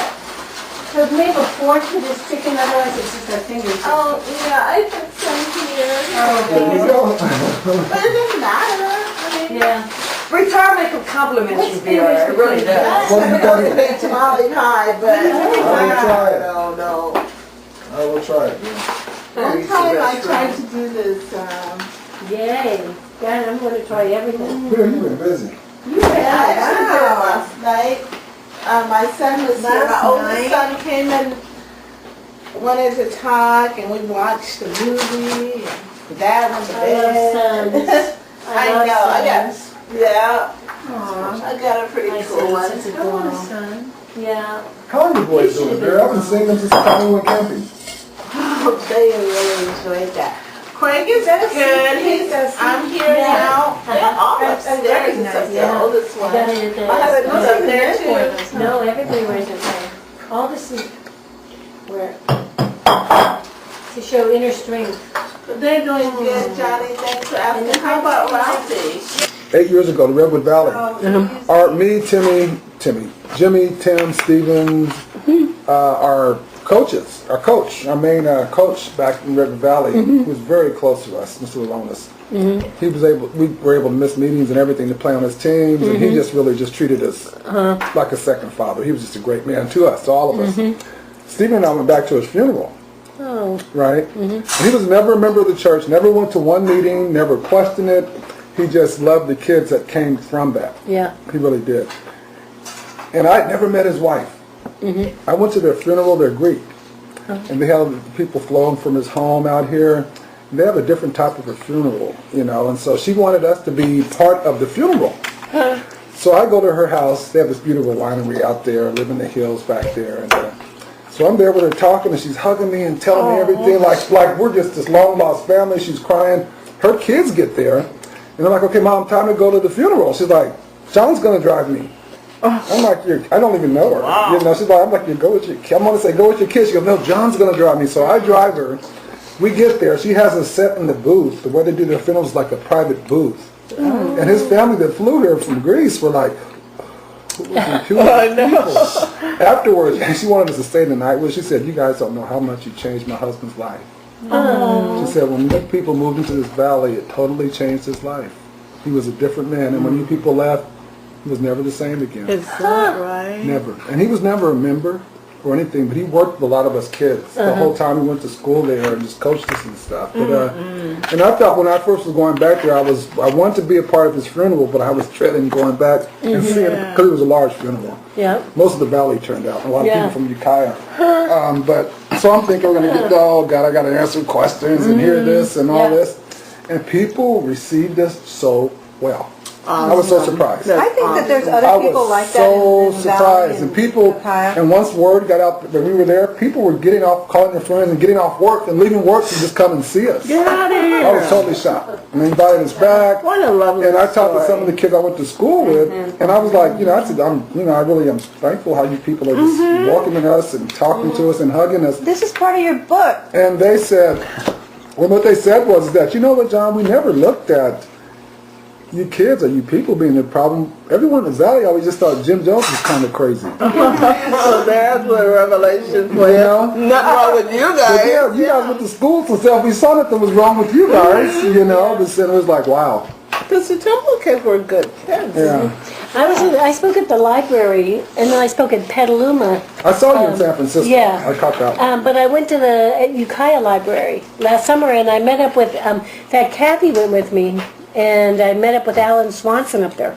And so the people at the library, apparently Denise Stevenson, when she put her book out, Stories from People's Temple, when she went up to the library up there, they ran her through a lot of stuff. Like, they took out all their vengeance and hostility and everything on her. So that there was like almost a yelling match. They had to make sure... I think people were just so hostile that people were killed, and so they didn't really know her role, and so they just targeted her as somehow complicit, even though she wasn't involved, and so it was a really uncomfortable setting. It was like when we were in But not for you. Georgetown. No, and then I had a great time when I was there. When we were still in Georgetown before we came back, when we weren't released to come back yet. And we remember that big truck. We rode in the back of that truck. There were people in the town. Some of us were calling us murderers. People don't understand. They just know something, and then everyone else who's alive, That's who's right. still alive, is somehow. Well, don't you know birds of a feather flock together? You are who you hang out with. That must have been horrible though, because you guys were victimized, and then you're being victimized even more. So, I wrote an article about it for the Jonestown Report. I said, we're all victims. We all lost just so much. And we happened to survive, but we lost so much. Just because we survived doesn't mean we didn't face the same losses. So, I was on I was subpoenaed once to do a jury duty. I'll never forget it. And the judge That's said, good. if any of the Remind me of that picture. in this particular, well, Johnny, you got to hear this. This happened in L.A. Any of the jurors that's been selected, if you've had any contact with the police, let us know right now. Right? And I wanted off this particular case. So he asked, okay, what was your contact? I said, man, I approached the bench, shot me out. They let you do that. Yeah, they did. And the minute I said People's Temple, his face became red purple, and he just fumbled. You're excused. He wouldn't even let me get it out. I'm not even. All I said the word was People's Temple. That's all I have to say. Well, that's good to know because I just got a thing for jury duty. I just got off of work. Okay. I'm going to My point is that what if you had to ever try? What if I might stand before him, trying to prove innocence on something one day? Yeah. The preconceived That's Opinions true, and the yeah. stereotypes. That's right. Man, what's making you tremble right now? That's right. Just because I said people said, but This what with the is- judge? This judge, he dismissed me without any. I mean, I couldn't even get a sentence out. I just said people. He didn't even ask you, were you there? Exactly. Nothing. Exactly. Just That's mentioning those crazy. words. That Isn't is that crazy. And he let me go. Oh, you dismissed. He's like, I mean, it was silence until I closed that door. Contaminated, huh? I'm like, wow. You know, I could have taken it any kind of way. Could have Yeah. pushed the hell out of me. Yeah. I bet the other jurors who were sitting, prospective jurors, were sitting there going, what happened there? Yeah, when we showed the truth about the boy and her, she must be Yeah. really screwed out. Yeah, right. Did you get a sidebar? They probably thought you admitted to a felony or something. Yes. Yeah. Let's hope that. Let's But hope I'm that. gonna slide down the block. I don't want to. It's going to show you how people sometimes see us. It's just unbelievable. Yep. That's the judgment in people's minds. Well, most people are curious to have a judiciary Yeah. person that That's what I'm narrow-minded. saying. And educated. Yeah. Like, Yeah. luckily, He was probably younger when it happened and probably remembers it as like the news stories and probably never went and got any additional information about what Or happened. maybe somebody's appeared before him, like we have a That number could of be it. kids who are in the temple who are in prison for capital punishments. Maybe he thought, use that and there was a How do I threat, log on to that site? you know? I mean, there, Well, check this out. You remember, Stephanie Jones? She Yeah. was in the restroom when the. yeah, Well, she was in my custody. What? So I remember taking her for the first time to get a physical before she entered the school in David when you City. came back, when you came back. Everybody came back, yeah. Yeah, I Her grandmother was out to lunch. Somehow I won her in court. You know, her grandmother fought. Never been a part of the temple, but And she you fought got it with me. because Johnny and Ava had And custody? Yeah, had prior.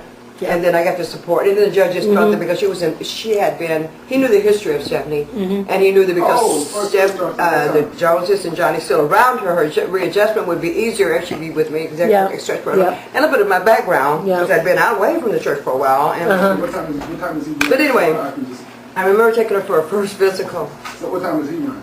And when the doctors then saw that cut mark, So I'll go- On her throat, yeah.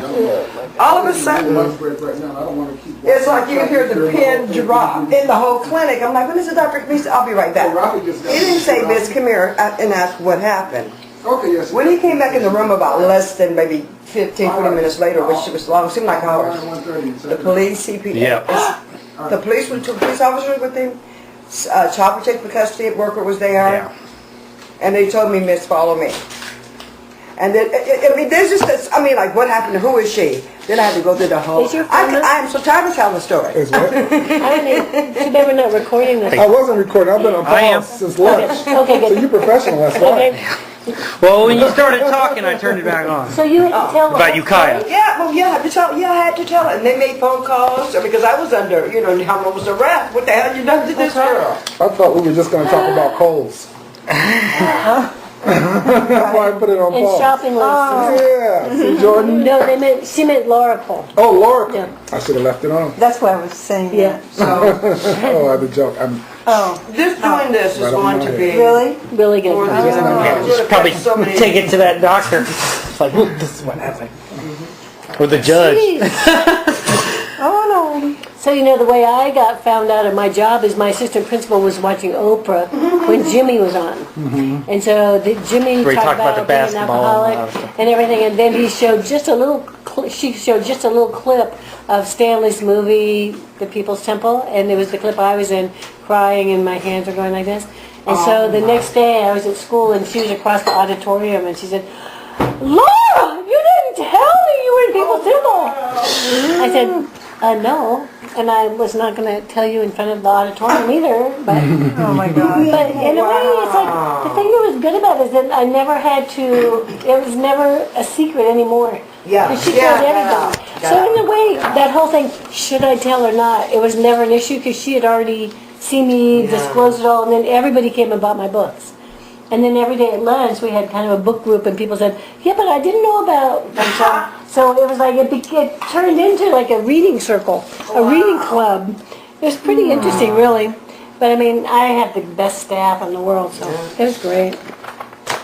Well, you know, Jim's dental school made him go an extra year to prove his sanity. What? He had finished General That's for my not, brother. that's terrible. And they had, because you That's usually just- reflect and carry That's a your name sample- that's at a university. one He had to go version of an it. extra year to prove that, you know, he was- This one is for IRB approval at the university too. Go figure. It's a little lengthy. We may have to cut that down or maybe even add a few things. What I don't want is people going, man, this looks complicated. You know, so it should be simpler. But the problem is, as a professor at a university, I have to get IRB approval. So I'm trying to figure out what probably will happen with this is that it'll be condensed. Because I was confused about the requirements that UTC wanted for me, because they wanted a consent form but you have to have a legal release form, and it's like the two aren't exactly the same. So I'm going to send that to the head of the IRB and ask them just to look it over for a first draft and say, look, what's not necessary, what's necessary here, and then I can send it back to you and you guys can look over it. So that's certainly one element. But it's best to cover all your bases when you can. Well, if you can do it on one document, it's so much better. Yeah. Especially if it covers everything. So Yeah. I just don't want somebody to look at, what am I signing a mortgage? You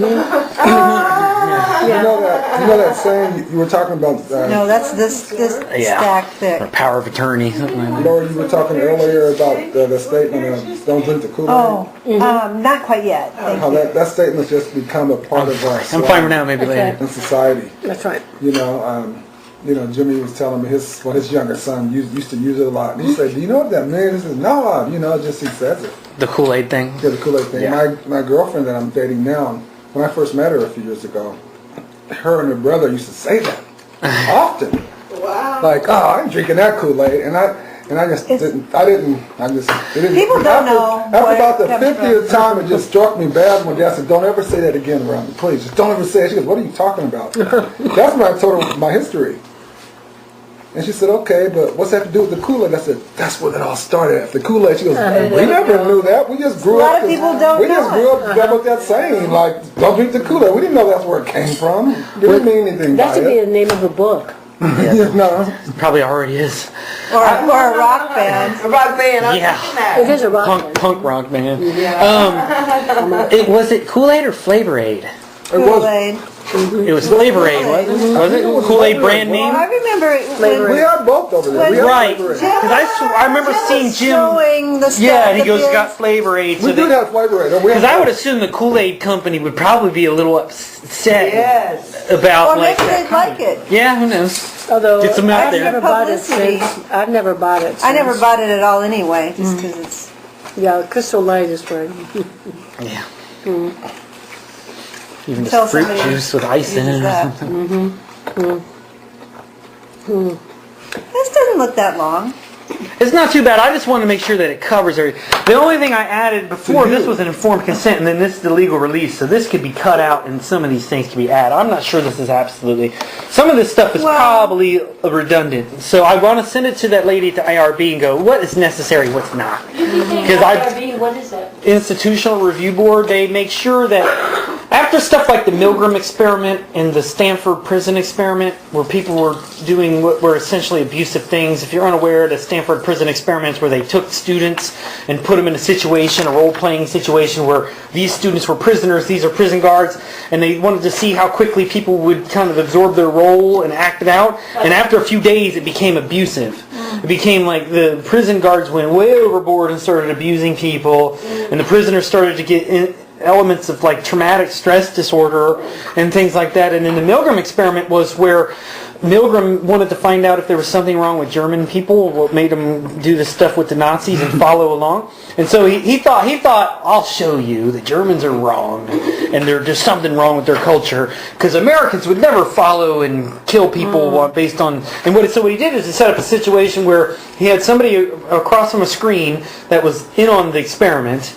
And so they were instructed to get wrong answers and then scream when they were getting shocked, which was fake shocks. The idea was, I heard about yeah, it. you're going to ask this person questions, and when they get them wrong, you're going to shock them up to 440 volts. And if you know anything, that's enough, 200 probably, enough to kill somebody. And so, but they were being told by somebody with a official-looking lab coat and a clipboard is like, I'm responsible for this, please continue with the experiment. And that's all they were giving. 50% of people shocked people to the death. And what they were thought unethical about that is that they were because the people didn't know that they were fake shocks, and these people across the screen were screaming, "Oh my God, oh my God!" So they didn't know they were not hurting people, but they probably left with this idea that they may have hurt somebody, and that's stress and damage in and of itself. So they set up these institutional review boards to look over. Okay, are you revealing information that shouldn't be revealed? Are you harming people? What kind of questions? They're specifically focused on things like medical questions. Also stuff like, this is not just for sociology, this is for if someone's doing experiments with drugs, like a new drug. I see. Or or like psychology, where they do the little shock experiments. They want to make sure that all necessary precautions are taken.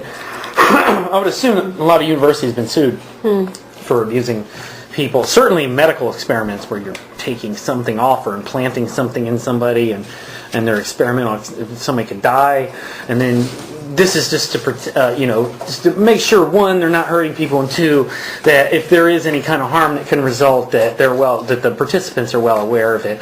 Like the sample form of the IRB approval form says something. It was a thing with a drug for arthritis or something, and one of the risks it said that your joints might feel sore, which I find strange. It's like when I watch these commercials about indigestion or these antacid commercials where it's like one of the side effects is stomach irritation. It's like, huh? I always love it when one of the side effects is death. That's not a side effect, It's the end. Cancer, this side effect. I have to take a medicine, injection that's a side effect. Cancer. Yeah. It's like, wow. Okay. It's like when the side effects are worse than the original thing you're treating, it's probably a good idea to reevaluate that. But I can understand for like HIV patients, or some, pancreatic cancer where that stuff kills you. HIV not so much, but pancreatic cancer, that's a couple weeks sometimes. Yeah. Okay, Look so I at have Patrick's questions. list. Getting back to this, so what are people going to get their own copy of their own tape? we can So do that. should we? Don't you think people should have a copy of their own presentation? Should we The provide that? release form and everything. Yeah, that usually is standard procedure. We should let them have a copy because. Which we can transfer right on Yeah. if they have a computer or something. If they don't, we may have to find somebody to figure something out. But tapes can be made of things, at least CD. Yes, burning CDs. I'm just concerned that some of the elderly people may not have computers or may not want It to might mess not with be for computers. them, but it would be for their family. Like if they have a box of treasures they're going to pass on. I think I think we ought to provide a copy for people because then, anytime if something's misquoted or something, then they always have their original. I mean, they should have. And also just to remind them, things that occurred. Sometimes you forget what you say and stuff like that. So, but like I said, this can be edited. I think one of the things that we need to figure out is who are going to be the interviewers. Are we going to do it in teams? Sometimes it's bad to do it in teams because then you're outnumbering the interviewee, but if people feel more comfortable maybe having two people, and the one positive about two people is that maybe Jordan just asked a question and it brings to mind a question I want to ask, and so that can be helpful, but you certainly don't want to feel like you're like grilling, like it's like, because with police interviews they usually do it in teams of two and get in people's faces, that kind of, I mean we wouldn't be doing that, but sort of like the We're taking for granted that the 10 people we're going to. You're saying that you pick people you feel comfortable to do interview. Yeah. Well, 2 people or 1 person shouldn't be a problem. Yeah. If those are the people we're selecting that we know. That's right. And I think we should start there because I think we're going to learn a lot. If we do 5 interviews, we're going to learn a lot at the end of 5 God, interviews. we're going to be experts when it's Yeah, all over. and like- It'll be never over though. And these are skills you can put on your resume as well. I mean, this is a real. If you wanted to go into archiving later on, since you're retiring, you want to do that as sort of a second career. Yeah. It's certainly a pretty good way to. There'd be one thing you start doing archives. You take the money, potentially anybody makes and use it for interviewing purposes later and stuff. So, but being an archivist is, if you enjoy that type of work, that's pretty interesting. So. Yeah, I don't think I enjoy the work of archiving. I enjoy the work with people's temper. Interviewing. Yeah, the archiving itself. Yeah, it's somewhat boring if you don't like it in the library. All It's those antisocial people that just wants to sit in a room. like the IT people. Yeah. Some of them, they don't even know how to make eye contact with people. Exactly. Yeah. You don't- I think there's another unfortunate thing Oh about my computers. God. Computers Well, are damaging people's ability to read other people's body That language and helps. look people in the Yes, it eye. does. Younger people can't look people in the eye right. for long periods of time and stuff. And so, like one of the telltales that someone's lying is shifting their eye, like that. But young people do that stuff all day because they're used to their mind jumping everywhere. Because at least the ones that play a lot of video games and text constantly. Like before my classes, this is what's going on. Yeah. Like before my 5 or 10 minutes before my class starts, this goes on. And I'm like, there's 80 people in the room. Some of these people are friends with each other, and instead of conversing one-on-one in person with each other, you know, they're sitting there, and for all I know, they're texting the same person in the room. I've seen that go on. Yeah. You know, people are in the same room, 3 feet away from each other, texting each other. So I'm sort of old-fashioned that way. I like to hear people's voices. I like to see people And watch up their front. body Yeah. movement. Okay. Which as an actor, I've been trained to deal with that kind of stuff. So. Okay, I think that since it doesn't take everybody to come up with names of people who are not on the list, would know that. I'm going to use mine as a master, and then I'll add to it and let Mac Yeah, know. send it out, and then one of the good things, if you make a master's list, you send it to everybody else, and they can add Yeah. names that they remember. And then I'm sure that we'll get finished today, and tomorrow we'll remember more anyway. Yeah, that's all the way it So works. it's like everything else. It's like the questions too. You'll write a bunch of them down, and Yeah. you go, "Oh, that's a great question." Yeah, yeah. So let's just, since while everybody's kind of regrouping and taking a little break, some of us can go through this list and make sure we have people. So, so who do we know already who's not on the list? What was that little piece of paper? So Wanda, but what does she go by? Doesn't she go by a different name now? No, she's known as Pietro, wasn't she? No. Wanda Pietro? Gone by that, and I don't know Okay. when. So Wanda Johnson then. Okay, Wanda Johnson. And probably want to identify, approximate age if we can, We or know health it. so- status. Okay. Since we already know the age, why don't we just get the names first? Because if we focus on that, that'd be great. Who else? Wanda, you might as well put her son, Danny. Oh, yeah. Danny Pietro. So, did you see Debbie Curtin's entry on, I think Facebook, that he was in recovery, went back into recovery? I didn't see the entry about he went back in recovery. And her other brother Clifford. No, that's Danny Curtin. Oh. I'm talking about Danny Pietro. That's different. That's Danny Pietro's Wayne's brother. Yeah, okay, Yeah. so Danny Pietro, and who had a stroke? Danny Curtin. Okay, so I'm Danny gonna Curtin, look yeah. at Danny Curtin on here? Yeah, right here. Curtin. But Clifford Geegan's not on there. And Clifford Giggs is not on there. Okay. That's right. What about the sister? Do you guys remember Freeman Gate? Freeman? The father? Yeah. He left the church, huh? Before they even. I remember him. left. Yeah, he left quite some time before then. Yeah. So Debbie's Clifford on here? Gee Clifford Gee. Clifford Hey man, how you doing? Is he the one who No, Clifford passed away. No, Clifford's still here. Yeah. Is he the one who went in recovery? No, Danny I Pietro. got your green, so I'm looking at your green. Good thing I'm right. Yeah, hi. This is our son Craig. Hi. Nice to meet your son. That's Laura, and this is Jordan. I know I'm Jordan. And this is Professor Gary Maynard from Chattanooga, Nice to meet you. Tennessee. Pretty good. And Craig's a third year. Hey, another one. Hello. Hi. You must smell that food, huh? Yeah. Oldest son bought his own house, so they're gonna go there to get his haircut. Their haircut. Nice. See you guys. Bye. Hi. Nice seeing meeting you. Nice. Nice guys.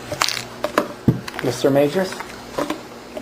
I'm Mr. Majors? business and I was IT. Because my oldest son is an engineer for the city of San Francisco. So they think that he's going to hire them. That's what they Good to told get a me. city job there, and I got a state job, and they're giving me one hell of a pension. So Nice. they're paying 100% of it. So Do you need an Not assistant? maybe. It's well worth it because the private sector was where I worked. I mean, where I was 401k, tempted to work, but I stuck with the government.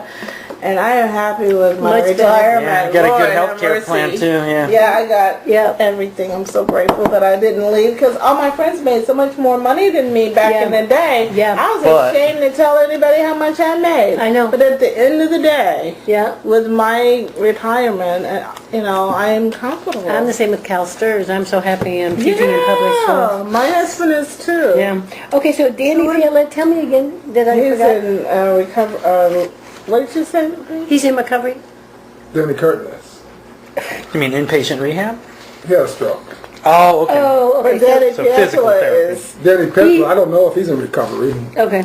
He's just fine. Debbie told me. No. The reason why I didn't sound surprised when she said he's in recovery, 'cause he's a severe alcoholic. I know. Yeah. So, But so you said you doubt if he's in recovery? Okay, so you Well, know. what's funny about that though is we had two Dannys and there's two problems, so we don't question it. One or the other one has got to have recovery. Yeah. Right? Exactly, and they were both best friends. Exactly. That's the ironic part. They were Yeah. in the What about Robin clubs Wages? She's together. not on Robin here. Wages is not on there. Oh, okay. Robin who? Wages. Cindy's Cindy's sister. sister. Oh. And you said Joyce Okay, Parks wait. wasn't on Robin there. Wages. Rose You Geek. got Joyce. So do we have any idea of like raw numbers of how many former members? We're coming up with it right I'm now. trying to, you're working And on it. then, Yeah. so Cheddar, is she on here? Yeah, she's Yes. on there. Robin's on there. Sammy Jones. These aren't in. Am I missing? They're in order. But they're, QRST. Robin's on there. Oh yeah, I see. Okay. Sammy Jones. And she's old too, so she'd be a priority. Linda Myrtle loves her. So there are also friends and family on here. You were putting every single individual name that we have. Put on there. Do we have all the Newells? Probably. I saw Hattie and Herbert. Hattie, Herbert. Isn't there another newer? Who's the other? Didn't one of the brothers survive? Cleveland. Yeah. I talked to him not too long ago. He's in Chicago. Is that right? You really keep in touch. That's wonderful. With certain people we keep in touch all around. Yeah. He's in Chicago. He was a minister for a while. Oh. After he went through all of his hardships. He's in Chicago. They adopted a daughter. Oh, nice. Okay. Put Cheryl Fuller. Oh yeah. Yeah, she's around often. And how about, is Joyce Parks in there? Cheryl Fuller. Oh, it's C-H. CHERYL FULLER. And so Harita and her sister, They're on there. Janita. They're on They're on there. They're both Janita's on there They're too? both on there. Okay, Harris, okay. What about Bunny? I saw Bunny on here. Oh, okay. Yeah, Bernadette Buddy Jackson. Yeah, she's on there. And Leela Howard. I'm sure she's there. Oh, she'd be under family action. You know, when I did my presentation in Petaluma, Claire Bouquet's son and husband came Oh, nice. and asked me a lot about Brian and Jonestown. Interesting. Who did we just say? Stroud? No. Leela Howard. Oh yeah, she's on The there. Stroud child died, didn't he? Yeah, Bobby Stroud. I'm in touch with his mom Are you? when I can Yeah. handle it. Me too. As long as I can handle it. Jeanette Hearns. Now, Oh, I yeah. remember her from the dorms.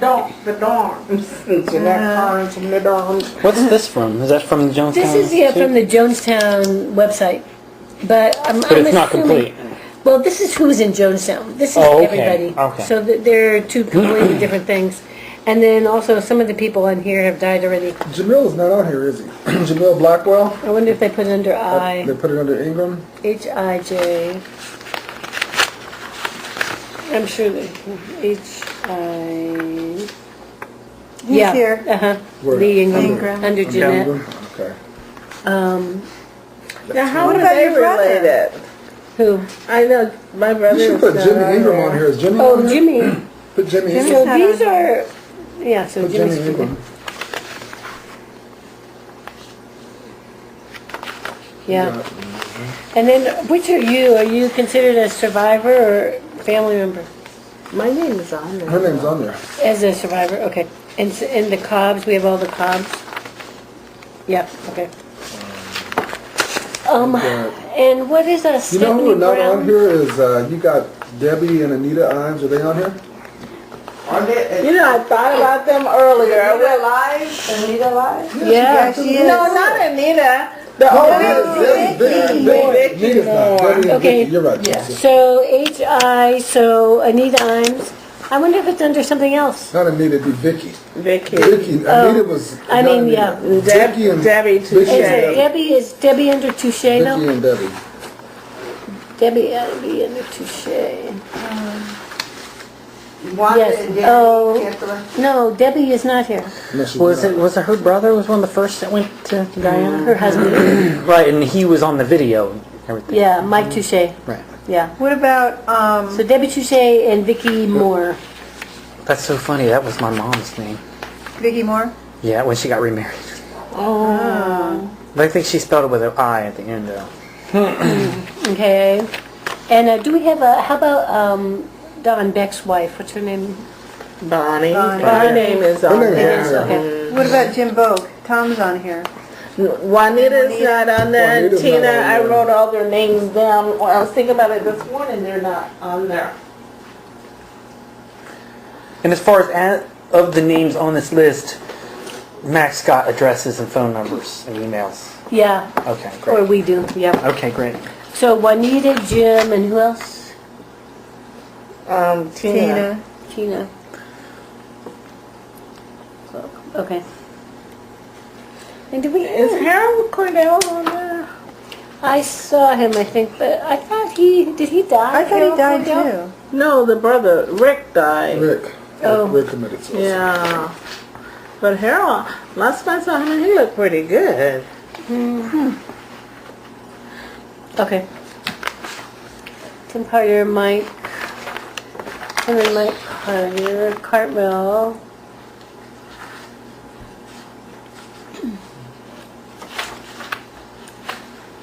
And somebody said earlier Joyce Parks. Is she on here? No, I didn't see that on Dale Parks, but not Joyce Oh, Hattie and Parks. Herbert are on here. Yeah, but there's I saw another them. one. The other one, Cleveland. yeah. You guys gotta put Tom Pargarski on there. Oh, yeah. He survived. Yes, He- oh he- yes. I don't think he ever went down. Tom Podgorski. Oh, he never went down, Tom he was a never part- went. He was. He left read the with valley. us. Oh, so we're talking about the, who we're talking about? Tom Podgorski was one of the 8. That's what I'm saying, should need to be on this list. Yeah, I put him down. Yeah, Mac just had the Jonestown survivor. This is, I guess you guys talked about Oh, the wow. People's Temple. This- Those who This is weren't Mac's list. right, Yeah, it Max says list. survivor list too, it says it. right. Now, Ben Bowers, is he the man that used to live up there with the Tupper lady? He's still alive, or is this No, that's his someone- son. His son is named Ben Bowers too. Whose son? Ben Bowers, Don Bowers. Oh, Don Bowers' son is Ben Bowers. Is that right? I Oh, didn't but even Ben know he Bowers had is the one a who worked at son. Masonite. Yeah, so Don Bowers' sister and family, they all come to the events with us. Sarah Bauer. And Kathy Trop goes to visit her. And she's right? part of the Occupy movement up in wherever. You've seen some Kathy little Trop, thing- haven't you? Yeah, Yeah. She's a sweetheart. I wish she had come. I know. She I wrote to her a I would've lot. picked her up. Yeah, I wrote to her a lot about coming, and she's not that interested in talking about it. She calls herself kind of antisocial, but I think she ought to team up with somebody and go, because this Yeah. is a perfect venue for her. Yeah, So it we She likes just to know. have- I enjoyed her when we met at Specific dinner the tasks. other day. Yeah. So I think that there are people like we are going to talk too about who else we should involve in this process. Yeah. Neva, Oh yeah, so Neva's not on here? maybe. Oh, her name is on here, yeah. Oh, okay. Okay. The one good thing, as we interview people, you can also ask if people are interested in interviewing. Yes. Yeah. So, I mean, obviously most people probably Yes, won't be, yes. but, even 5 or 6 more people interviewing, especially in places where, if you don't live in San Francisco, then we need more people. You said there was somebody in Ohio. Yeah, Dan Schiller. Which I could probably, if we could get a hold of them, I'm living in Ohio for the next month or so. It's probably a little bit too soon to notice, but Tennessee, I'll be driving up to Ohio a lot. So, and anybody in the South, Yeah. it'd probably be good to at least some point to try and contact them. Either you guys contact them and tell them who I am, and then set up she's an on there. interview. That's a good point. Save money on travel that I was way. going to say that we coined him because until I got some testimonies about Mac, I wasn't trusting him. Right. I Can don't understand. care what Janet's not gonna walk talk water to you. in front of my eyes unless one of you guys says, I wasn't going to do it. I'm gonna do And it. like So Janet, you think Janet's not going to let him in the door? Yeah. Or she may let me in the door, but not speak about anything. Yeah, exactly. Yeah. Your interview going to What's be the like, point? well, No comment. I just have a select group of people that I'll talk to, but it usually is revealing. Like when he came in today, well, of course he didn't look what I expected. He's awfully young. I But, know. yeah. But when he's opened his mouth and we started talking, I was sad to have to stop. We had such a good interaction. Yeah. But that speaks of your consciousness. A lot of people are not where you're at. Yeah. You're very close. So that's good. That's just a lot of Right. The one thing I think that's going to benefit me is a lot of social scientists are atheists. I'm not. So, whereas a lot of social scientists are going to ask questions that they might not consider to be insulting. Like, they might not couch it this way, but their questions would come across like, I can't believe you believe in God. That kind of stuff. And people can perceive that attitude and it turns them off completely. So. Yeah, you've really got. It's about an interview, and I don't think we should get too personal. I believe this is the reason why I believe. No, it's not about us anyway. Yeah. It's about who we're talking I was to. piggybacking to what he was Oh, saying. okay. But it's certainly, I think, by the questions you ask, you can usually tell whether or not somebody Yes. like I was telling Vera, I had a colleague who was sitting there trying to tell me that God was a delusion. I was like, man, that's a pretty powerful That's delusion. good. Yeah. And he didn't understand how offensive he was being. have- I was like, he thought that everybody agreed with him, and atheists only make up 50% of the U.S. population. And I remember they're going, look, man, I can understand you not liking a denomination over another, but don't come in here like I'm some kind of idiot because I believe in God. I was like, you got to be kidding. But I mean, to each his own. Tim Laura, Jones. can I ask you a personal question? You don't have to answer, and you can tell me not to ask questions like that. But are you an atheist? Are you? Oh, absolutely. So there's nothing wrong with that. Okay, though. I'm just saying But that- the guy that was talking to me was like, he thought I was like, how dare you believe in God? Exactly. It's like, huh. Anybody else? Shh, we're trying Whereas to I look at focus on atheists like, He doesn't want to that's focus. fine. That's what people want to do. No, go ahead. Okay, so did we say Bonnie Beck is on here? Uh-huh. Oh, yeah, I said, okay, throw it right in front of me. Phil Blakey, I want to go over to Ireland and Oh, I got interview the Phil. nicest email from Is this in him. You Ireland? did? Yeah, and his wife. Actually, I think he's England, right? He's Doesn't he England. live in He's in the northern countryside. England? Yeah. Wow. So you That's go, where I'll Laura? go. You want to go? Yeah. Girl, you get to go. You're our team member. Let's do it. I Hey, would love to go. I'll carry your suitcases. Wow. See, now I wouldn't be able to, but I would love to go outside. And that's the why we need States. the grant right there. We need to grant. Yeah, we're not going to have Don Beck. We're not going to have Don Beck go just because he's in Ireland. That doesn't make sense. In fact, Don Beck told me he's not By interested phone, in any of by it. email, Yeah, audio. something. He's not. He's not. Well, the one good thing is that you can take a do vacation other while stuff. you're interviewing. He does other Yes, stuff. what I'm saying. Archiving and stuff. He'll That's I transcribe want to make sure you write that That's grant. it. Definitely. I have the time, but you got to use the grant. I mean, the only thing about That's been chore writing to it have is trying to file, figure out considering his grade. who to write it to, because then you have to change it. You want to be on that committee? Who are we going to write the I'm grant to? uncomfortable. Yeah, that's one thing we need to figure out is I that. know a grant writer. That's what I'm saying. Well, I don't think we need the writer because I can do that. But what we need is people who are we need to search these private foundations Beyonce, and the Jay-Z, government. Obama, by the way. I want to know. Yeah. Don't you feel for me, baby? You Can gotta you? stay focused. Oh, I'm playing. We Okay, are I'm in the, focused. it's all about getting the grant. Okay. Who is Bernie Blanton related to? Oh, he's a friend of mine. In fact, he was one of the people who contacted me. You don't know me. We stayed at Ravina's together. Bernie Blanton? Yeah, he came in. What do you look I came like? back and was. He's tall. He's extremely intelligent. He's way But, right he really wing, was Tea kind of Party. of a Christopher Ziegler Is he? effect. I stopped even Facebooking. You hear what? Oh. What did you say? He's so Sandy right wing. Rosinko. He's really right wing now. Well, he really reached out to me and wanted to get together with me when he got to San Francisco, and I stopped emailing. But he He might have had a plan for you. How about Yolanda? I would take Farrell to be my partner. Dr. John's dog. You should see his dog. Yeah. Okay, Is that a John, giant schnauzer? Is that okay? Yes. you know, Who what's did you say? Yolanda's husband? Ron Crawford. Ron Crawford. He's not on here. Oh, yes, he is. He He doesn't like me. better do And he's got a that. little. Who responded to him on Facebook? Was that you, Vera? This is my grandbaby. Was that you who wrote that very nice response? He kept saying his opinions, and you gave him a very nice response. And I think the first time I ever commented to him, I said, I agree with you 100%. Very well put, Vera, I think I said. And immediately after that, I deleted him from my Facebook. That's right. Yeah. He's just He is horrible. scary. Horrible. He's a scary man because you know why? He has a lot of power. Yeah. Who's that here?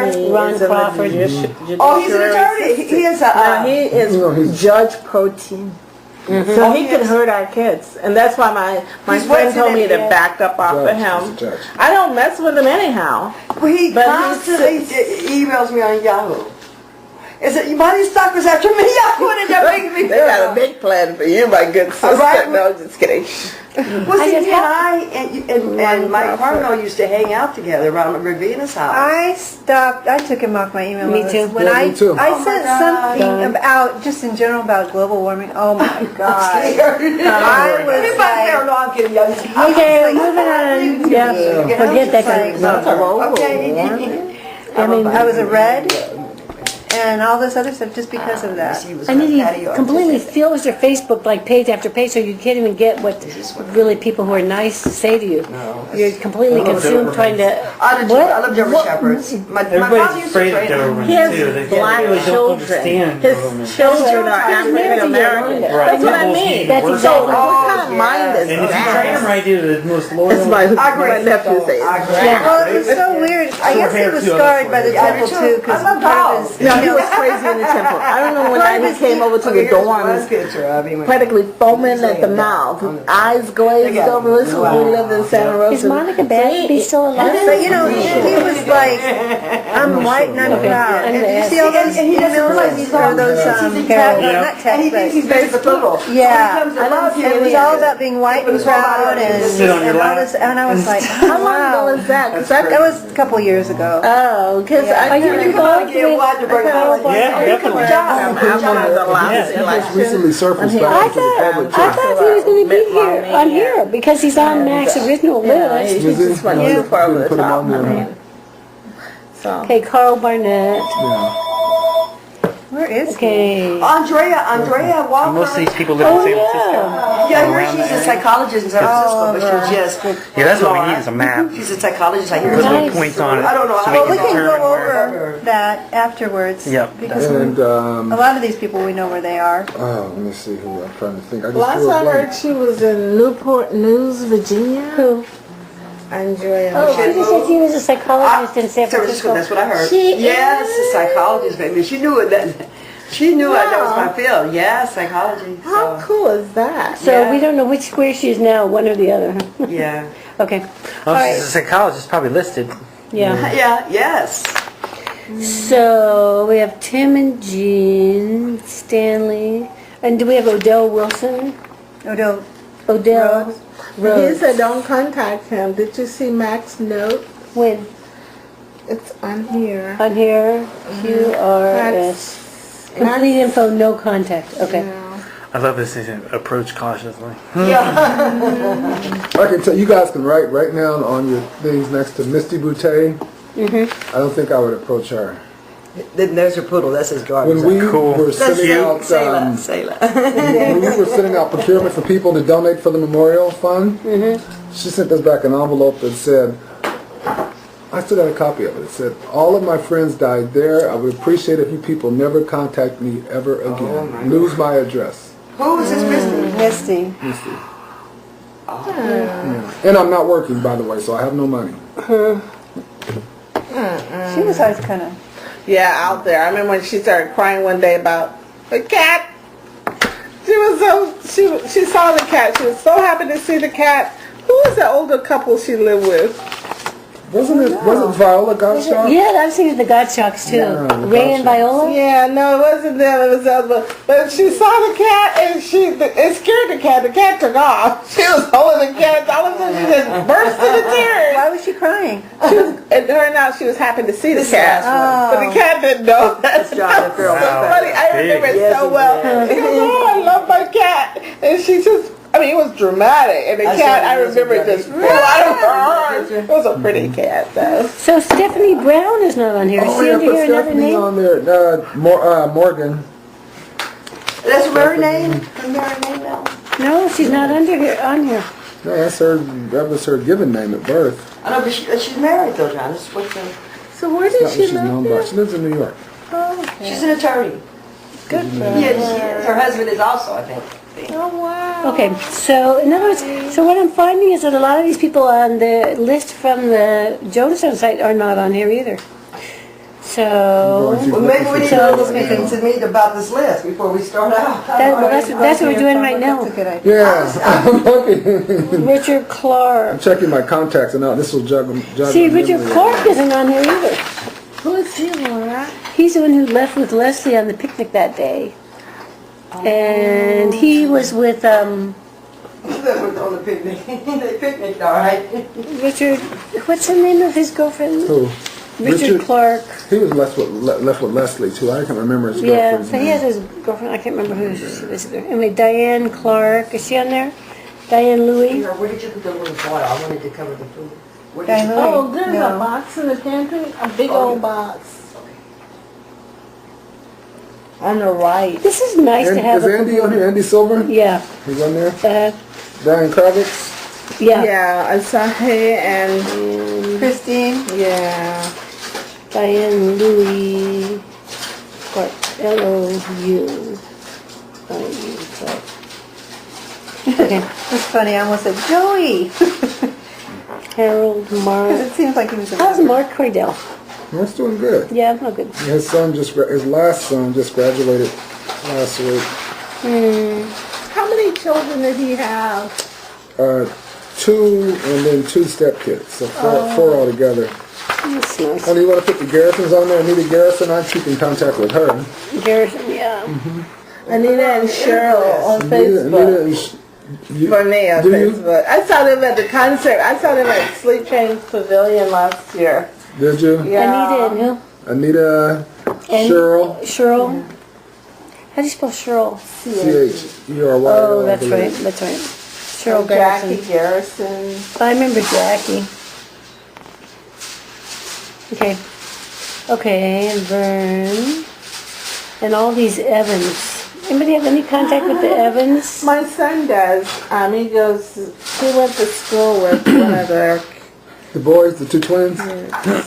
Remember those 2 twins? The Evans went there. 2 of them were twins. 2 of the younger boys. Oh, they were twins. I saw my daughter and I saw them last Christmas at Southland Mall. Oh my I goodness. can remember when they were little, they were so bad. I told my daughter, I said, these guys were so bad. He said, that's okay. You just said we was bad. We knew he was bad. They He was knew it really too. bad. Stayed in trouble. They did. How about Johnny Franklin? I remember him. You know, I would have never thought about them. I don't think again. Them Evans twins. Yeah. They grew tall. Savannah Evans, that group. Wow. Most of the names right now. But I was thinking of a different Evans. I was thinking of the one that walked out on the picnic. Julius Evans. A lot of the Evans survived. Julius died about 3 years ago. So Julius and Sandra and their kids Charlotte and Sherelle Evans walked out on the picnic. Yeah, But and then Julius they had Evans some more died? kids after that. Yeah, Julius passed away. He was an inhalation therapist at the hospital that I worked at. Yeah, that's definitely something we got to get into, is what happened to people after they, because such great success stories. And you talk about something that'll blow up these ridiculous myths of people being bamboozled or whatever. I always tell people That's about why- Johnny and John Cobb. I still call him Johnny because Me too. do you It'll too? always be Johnny. That's right. You don't mind, right? Not at all. Only from, because us. the only people who called me Johnny were people, from my past that I grew up with. No one else calls me Johnny. Yeah, so when someone says Johnny Cobb, I already know where they're from. I already know. Yeah, it's like when they called me Terry. Only you guys. And one day I was out at somewhere strange, and I was lost. And I heard this Terry. I'm like, oh my God. I'm supposed to be so fast. And I'm lost too. And it was. Somebody waving back from Washington. How about Ruby Neal Washington? Ruby Neal Johnson, is she alive? I have no. I don't know. Ruby Neal. Ruby Johnson? Yeah. She survived. I think she was in Georgetown. Ruby Jones. Was she a tall? Tall and Yeah. big and Mean. she would spank everyone. Yeah, I heard about her. I thought Let's that go was straight over Ruby. an interview. Oh yeah, that was her. Yeah. That was Ruby Carroll. Oh, Ruby Oh, yeah, Carroll. Ruby Carroll. Yeah. Yeah. Well, okay, so I got those. Chuck See, I left Liddell. before that. I'm so glad I never saw anybody get beat. So Wednesday nights for bad Tommy grades. We had Couture. the people with Is paddles. Tommy saw Couture? that. Tommy Couture is I don't alive, know. right? I don't know. Is Tommy Couture That's alive? why we made good grades. I don't We know. didn't want to get paddled. I Jim don't got know. paddled. Remember behind? He thought he was compensating the girls, and he was found with a cake cutter. You know that we wouldn't store expanded.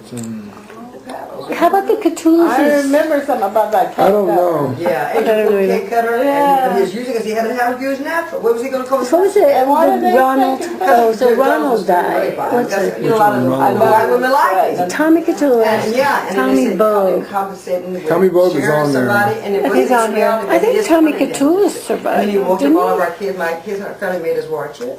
You remember that? You were I remember being up on him being up on the floor and Joyce Park. Tommy. Yeah. Tommy. Yeah. I don't know. Okay.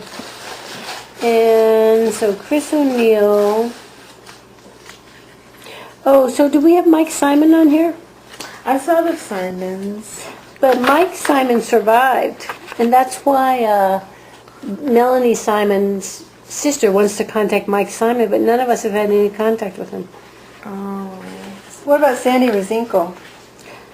She didn't survive. Yes, she did. Oh, She did? Yeah, she never went over there. she never went over. Oh, Sandy Rosinko. I was thinking you were talking about the mom. Me too. Sandy, Eleanor. So, P. what happened? Her dad took her or something? How did she avoid going over there?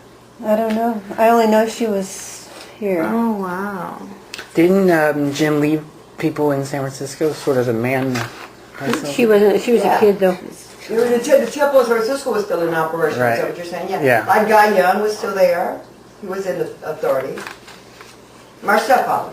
I don't know if it was an Is authority. the temple's still not standing there, right? No, I have an uncle who lives right across the street. It is a library. I mean, a post office now. Post office. The building itself? Itself. That's- And I remember when I first went over there, Johnny was taking me, and they said, all my brothers and the people were just around me. I'm like, what is all this love from? They thought they wanted to see my reaction. Right. But it was the post office. I wonder if the people who go into the post office know. I wrote a poem about that. Really nice poem. You saw it? Oh yeah, that's right. Okay, so a lot of the Parks survived. So Edith Parks died. Gerald Parks is still alive. Is Nell Smart on here? Nell Smart is on here. Yeah, I saw her name. Yeah. I didn't realize that she was ostracized by her family. That must have hurt her so Who? bad. Edith Edith Parks. She was so old. Everybody held against her that the But Jerry daughter was is so killed. mean. And wasn't that his mother? Yeah. Jerry Parks is scary. But I mean, he has a right to be bitter.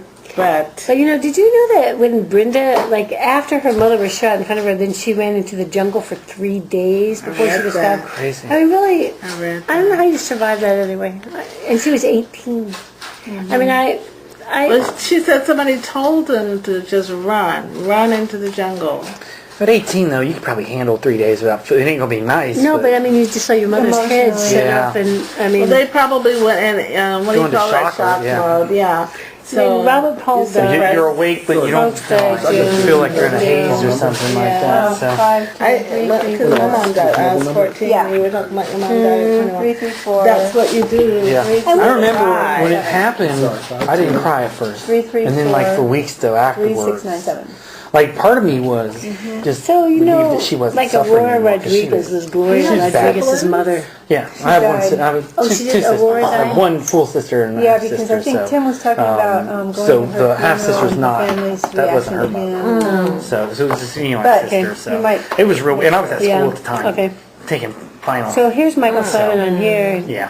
And Gene Smith's on there, yeah. Hard. Robin Cheddar, Stroud, Helen Swinney. Helen Swinney died, right? Hyacinth died. Yeah, she did. Helen. Charlie Touche died, right? Yes. Debbie Touche, we added. We added her on there. Yeah, okay. Okay, and Mike Touche. Mike's on there. What do you think about, like, Leslie's son?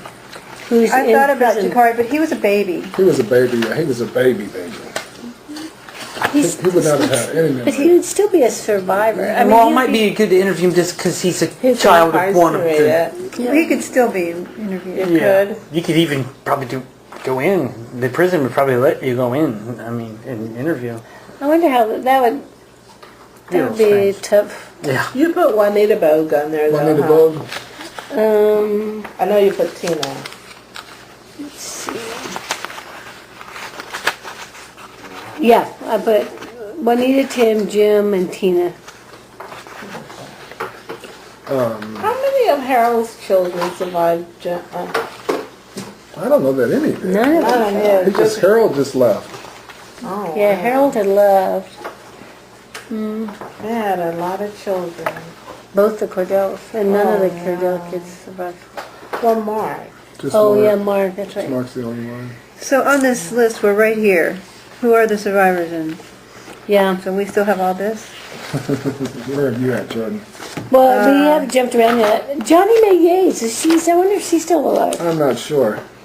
I liked her Yeah, a we're lot. sort of dealing with that one the same. When he said Sort of dealing with these at the same time. Where did the I survivors mean, live? it's like when I contact Gene Smith, I can never And then send this one anything was sort of directly to maybe his our, email. I one of have our to go last to things. DCC. Documentation, that's going to take It's not public. It's a little not. time to I've seen. make Given out. everything go from rough draft to the documentation. Where's the But other? we talked a little bit about that. Just sounds So who's Tim again, Schwartz? We are. Oh, is that Liz's son, Tim Schwartz? Probably should be done first. Huh? Probably. I met her son, but I don't remember his name. Okay, Yeah.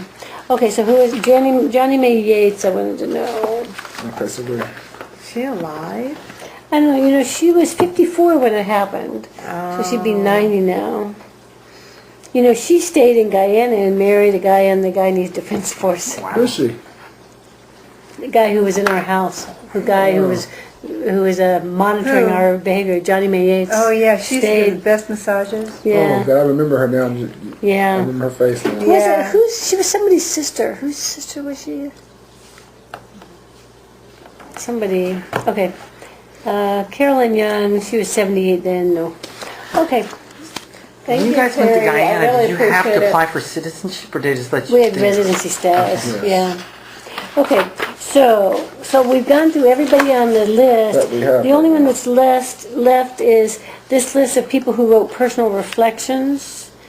And there's I just want to make overlap sure. there. Oh, and so Barbara Sines is a relative, so she's on there. Kathy, Glenda Bates. Do we know who Glenda Bates is? She must be I don't. Christine Bates, but I remember her. I don't It's know not if on the she's- friends and family. Yeah, I don't know if she's. okay. So Glenda Bates. Okay. And who's Frank Bell? Frank Bell, I thought he was an attorney. Do we have Larry Layton on here, by the way? Yes. Okay. And Debbie Do Layton? not contact Yes. us. Yeah, Debbie don't and worry. Larry. Okay. Well, here's the thing with Debbie. I already interviewed her in my class. Oh, the Swinneys. The Swinneys. did? Larry Swinney. Well, I used her part of her book. No, this was Yeah, at they're this not was here. at Stony Yeah, they're Brook. not. But I had- Larry Swinney. I don't know who's I all. I used think part of Helen the passed book. away. I actually had Helen Jim just Jr. passed away. speak in my class. No, Marvin. Yeah. He rarely on does different that. days. But definitely Well, Larry. he did for me, so Yeah. I must have convinced him that it was worthwhile. So he seemed to enjoy it. He made a joke about he left one cult and joined another though about the Catholic Church. Which church? Jimmy's a Catholic. Oh, yeah. Yeah, so, but he was a great interview, and Debbie. Jones is a Catholic? Uh-huh. Yeah. He got married in a Catholic church. I went to his wedding, but I didn't know he was a convert. Yeah, he is. Or at least he was. Should have recorded those interviews. I should have at least asked permission, because So I think Jupiter- Debbie would have no problem talking to me. No. Debbie could be don't wrong. talk to anybody. Yeah, It's just a lot of people don't like what she wrote. yeah. Debbie? Which Debbie? Yeah, that was her take on it. I never read what she wrote. Huh? I liked her book, actually. Yeah. Did you? I never read it. I could tell you a funny reading. story about her. A real funny story about her. When the night that she left or defected or whatever, Uh-huh. we were at the airport. Me and Rhonda Fortson, Hugh Fortson's wife. We had went in town to pick up some people that were flying Hugh. in. Hugh Fortson's on there. And so I'm at the airport, and Rhonda's waiting. And I just got bored. I start walking around the airport, and I bumped into Debbie. And she saw me, and she looked just like Vera's looking right now. She was like, and I was like, hi, Please don't Debbie. tell anybody. Hey, what's up? She's like, hi. And she was walking through a line. She put walked, that in her and book. she boarded. Did she? I never knew that. And she boarded the airplane, and she left. The very next morning, Jones was like, we just had a defector. Debbie Layton is a traitor. I said, oh, damn, I just saw her leaving last night, you know? No, I didn't say That's why she was anything. doing that. She I didn't say anything. coming. No, I mean, when he said that, you didn't go, oh, I saw her. No, I didn't say wanna anything. I just said, thought oh, that she's gone, she's She gone. thought that you were there to... Watching her probably. Yeah. You know, and I was just That's saying what hi, she put in her Debbie. book. And I just figured she was taking a trip going to do some work because people On a are in and out. mission. You know, On a mission. they're just doing their own business. Because people in town handle business and went around, did things and flew around. We went places. You know, and so I just figured she was doing something. I know she was leaving. When he said that the next day, I was like, oh, she left. Oh, wow. She's gone. Oh, wow. You better go. I went on a You mission. saw her, John. Why? You went on a I mission? did. I had to go to Suriname. Yeah, people took And, trips. People took trips regularly, and, so it wasn't a big deal. I wasn't going to tell them. I had to just said mail bye. a letter. You know, but I They didn't didn't know. want to see the stamp from Guyana. But I didn't. But see, I didn't know she was leaving. Me. I had a great time in Well, Guyana. Didn't they give her in Debbie's book? In Suriname? Yeah. Oh, yeah. In Dutch Guiana. Oh, okay. And they spoke Dutch there. It Yeah. was the strangest thing. Yeah. But I went with Leanne because, you know, we had to get someone to watch each other. Yeah. They had to get two people so that they could watch each other and not make sure that we didn't open up the envelope to see what was in it. I think it was a deposit to a Swiss bank. We were a Probably. trusting group. Trust is a way of knowing. I want to say Debbie said that she either finagled a mission out of Jim or basically sort of You went got him on to a send lot of missions. rights about money and all She was kinds moving of money. Oh, Yeah. yeah. So, and she said that she stayed in the hotel in Georgetown and like had a lot of called fun, them like by accident? indulging in some of the No, I- things she Oh. claimed she wasn't allowed to. Downloaded eat something junk by food accident that I didn't and want to. all kinds of stuff like that. So, and then I want to say she had contact with the U.S. Embassy or something. Yeah. Yeah, she did. Yeah, she She was Okay. one of the soldiers or whatever you want to call it. treasurer, trusted by a lot of Yes. authorities. But Laura, She one wrote thing I that. remembered about you And is that you were so genuinely, sincerely just in love with what you were doing. Yeah, I was She really was, happy. I mean, you really were. Yeah. You were a happy soul. Yeah. were you an No, atheist look at before your you beautiful ring came on to your people's Oh. temple? So it's funny that you would go to a church. I never thought it was a church. I thought it was a political organization always. Oh, Yeah, I never thought it was a church. I love it. Okay, Anybody so else? we We'll come. I'm sure we'll all think of more later on. So we have an almost complete list of people, so that's good. So I think what we got to do is maybe we should move into the living room and so we can sit down and discuss who we can visit. And then once we know who we want to visit, then we'll look at the different documents and say, okay, here are the different things that might come up, and look at the questions. So it seems to me that if we focus on something like what questions do we want to ask, Or maybe what subjects is better. or subjects, yeah. And then Because the have questions time. will, yeah, you Because want we're gonna questions run out to be of really time. Because general. there's some things we don't want to leave out. Which is who's going to do which people, and what questions we're going to ask. Those two things really, of all the things we're doing today, we can do best in a group, I think. Plus, even if we can't meet, when you send out that final list, they can all look at it and add, and then the question list we can start out with a base of questions, and then we can pass it around and add it. Because you always, it's like when you edit something, you Yeah. always see something. Oh, should have put a sentence there or something like And that. we might decide we want to break up the groups into people who came from Indiana and have certain questions for that group, people who came in Ukiah, people who came first in LA or San Francisco. Like, in a way, we Or on a might bus group them trip. a different way. Yeah, or a bus trip, like different Like things. Brian. Yeah. Also, maybe what, and this is probably related to when they joined, but what position there was in the group. Yes, Mm-hmm. yes. But clearly, experiences- probably the ones from Indiana would probably be some of the oldest ones. I don't know that they would tell you They that. did. I mean, she Yeah, that's came- true. You guys were young, very young. So Yeah, and then too, you know, a lot of people took the fifth. I don't know if you mean about what position they had? That they had in Yeah. church. Okay, most of the people who We know had George anything. Jones was ill, so somebody was responsible for something. That's Yeah. right. But they died. But yes, You you're know right. that Linda Swinney was a mysterious woman to me. I often think of her too. I don't know why I think of her a lot. Her name comes up a lot in our conversations. Maybe Yeah, she I was the just- power behind the throne. She No, was Linda Sweeney, she left. she was Wow. always She left. detached and aloof. That's why But she when left. she walked into a room, she had swag. She carried. It was something. She had a. Personal charisma. Is that what it is? Confidence. I mean, yeah, she was mysterious. She didn't talk to you. She didn't barely spoke to you. But when she came in the room, it was almost like, should I bow? You know, but Carolyn was like that too. I mean, she didn't really Carolyn get many was- friends. Yeah, she didn't make Carolyn friends was easily. sleazy kind of to me. You know, She it's was just Snobby. I thought she was really snobby. It was the way she would look at you. Yeah, like It's she was like, oh. really, she was only interested in Jim. And then after I read what Stephen wrote in one of his notes about Yeah. her, I really took Yeah. a dislike for her. That's probably Man. sleaze. Yeah. Okay, so And can we- Becky how about we is so say- sweet and so I different. know. And Annie was different. I liked Annie. I loved Annie. Why would she do a thing like that? I know. Poor timing. She was 90-something about 6 years ago. Okay, so we should do Nell. I think we should do Don Beck in spite of anything he says. Is he in Ireland right now? No, he's back. I think he's either back in San Diego or he's coming on the 6th. Nell, Leona, is Leona on that list? Yes, she is. Okay. I will I not think be that- doing her. I do not like her. I didn't like her You try to, we either. won't be doing her either, huh? But you know what? I think we ought to get her story because she has a lot more information than a lot of Whole people. lot of. I think she is an important person. She's going to shed the light on a lot of Whole lot things of that we did not know. Didn't she block us with Stephanie or tried to? whole lot Wasn't of- she the one? A whole Well, lot. we Did know, what? we know She was she's a very key in San Francisco. Behind the scenes. in a She lot of just stuff. knew. And so, yeah. No, she wasn't. Okay, so, so here's the focus right now. Terry, here's the focus right now. Who do we know is in fragile health that we need to interview now? I think Janet also. I think we should do Janet Janet. looks so good on that picture that Debbie took. I know. Janet Janet Schuler. Oh. But I mean, she is 73 or something. Is she? Yeah, something like that. So, okay. Okay, well, let's see. Well, So, Nell, Don Beck, Leona. How about Guy Young? Do you think Guy?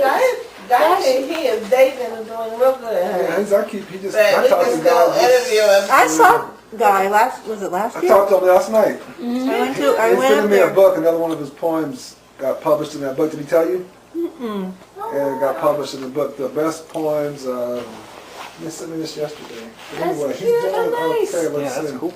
He's still, Oh. I still think he's somewhat He fragile. is getting kind of. Yeah, he is getting older. Okay, who else? Rose Geek Oh, yeah. and Wanda. Oh, yeah, Wanda. Wanda Piazzolla? Does she go by that? I still call her that. I go by her. Oh. And Danny. I sure don't know. I posed that Okay. as a question. I don't know. And so, who else?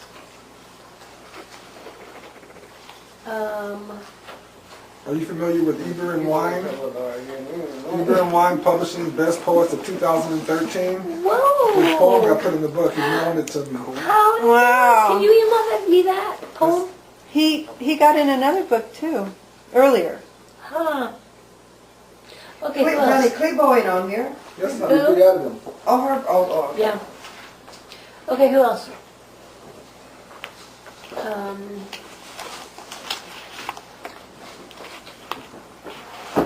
Andy Silver says he isn't really interested in being interviewed or interviewing.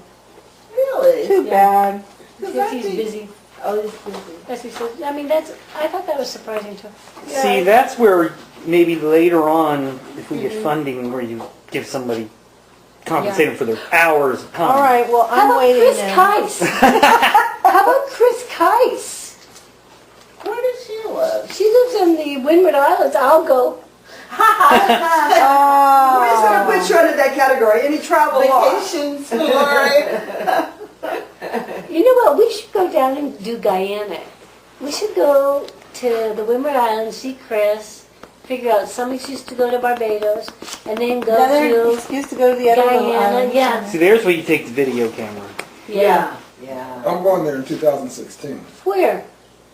Guyana, You are 2016? How come? Right. because I'm going to the Olympics in Brazil. They're Oh. holding the World Cup there in 2014. Whoa. Take me to Rio. I want to lay on the face. This is 2016, Jordan. We should save now. You and Johnny, we could all go out together. That would be nice. 2016. It's going to be hot. Summer in Okay. Brazil. Yeah. They're used to it. They're from the tropics. We just wear our never mind. I need an air conditioner around my Just neck. for what, Jordan? Your hot pants? No, I wasn't even going to say that. Just something Beans. I was going to say our string. Beads and strings. You know she's pregnant?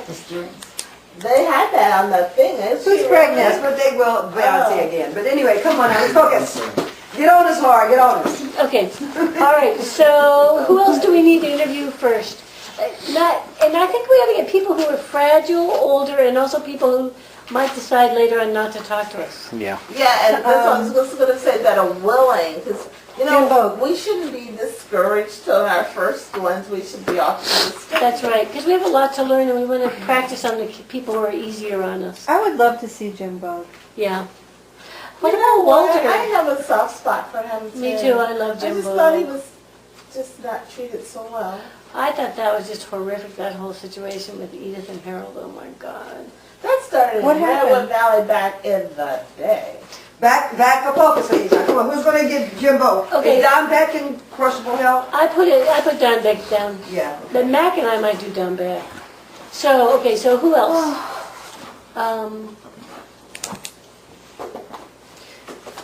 Who else comes to any of You our said gatherings? Neva already, right? Huh? You already put Neva. I didn't put Neva. Yeah, Neva. Neva? How about this one though? How about you guys though? Yeah, well, I think... We could really practice our interviewing skills, and that way, if we make any mistakes, Yeah. it's with Well, you. I agree that we should do us first, but we're just talking about fragile, and Right. we may all Older be people, fragile. that are really old, yeah. Yeah, Or we- people maybe not old but are sick. Yeah. That'd be me. You're not. Yeah, I'm just think I need to be interviewed in Guyana. I'm looking for my list of names. Oh, I have an extra one here. Might be yours. I wonder how much that place is developed. This is probably yours. Not much. Sure. Let's just put it. All right, it's right here. The list. It's right It's in here. the Our place WTO. is a different place, Go so for it, according Jim to... List. I got Well, you got another one. Julian. Probably found some resources there they could exploit or something like Yeah. oil, gold. Yeah, it All does the right there. locals What and else? everybody, it's just torn up. Yeah. Beautiful, pristine. Parts of Brazil are like interior Brazil. So, like that. to me, Juanita Bogue is fragile because I haven't seen her in a while. She Because she's what? used she to come stays around. fragile. When's the last time you saw her? When's the last time you saw her? You know, I didn't see her, but I just talked to somebody who spent time with her. Who were we I talking don't to? know, but I've heard that Yeah. too. How long Is it her ago? health, mental, or How physical? long ago? Within the last Well, 6 all of months, the somebody above. who had Because of her been son? around her Is it because of her son? said that she seemed pretty fragile and kind of, I don't know, strung out or something, but Yeah. just like that. I would like to be in a Does she live interview. in Berkeley? She lives somewhere around here. Yeah, I think she lives locally. Okay. Poor little one, All right, yeah. Kira, I'm putting you next to her. Okay, so do we want to divvy up these people?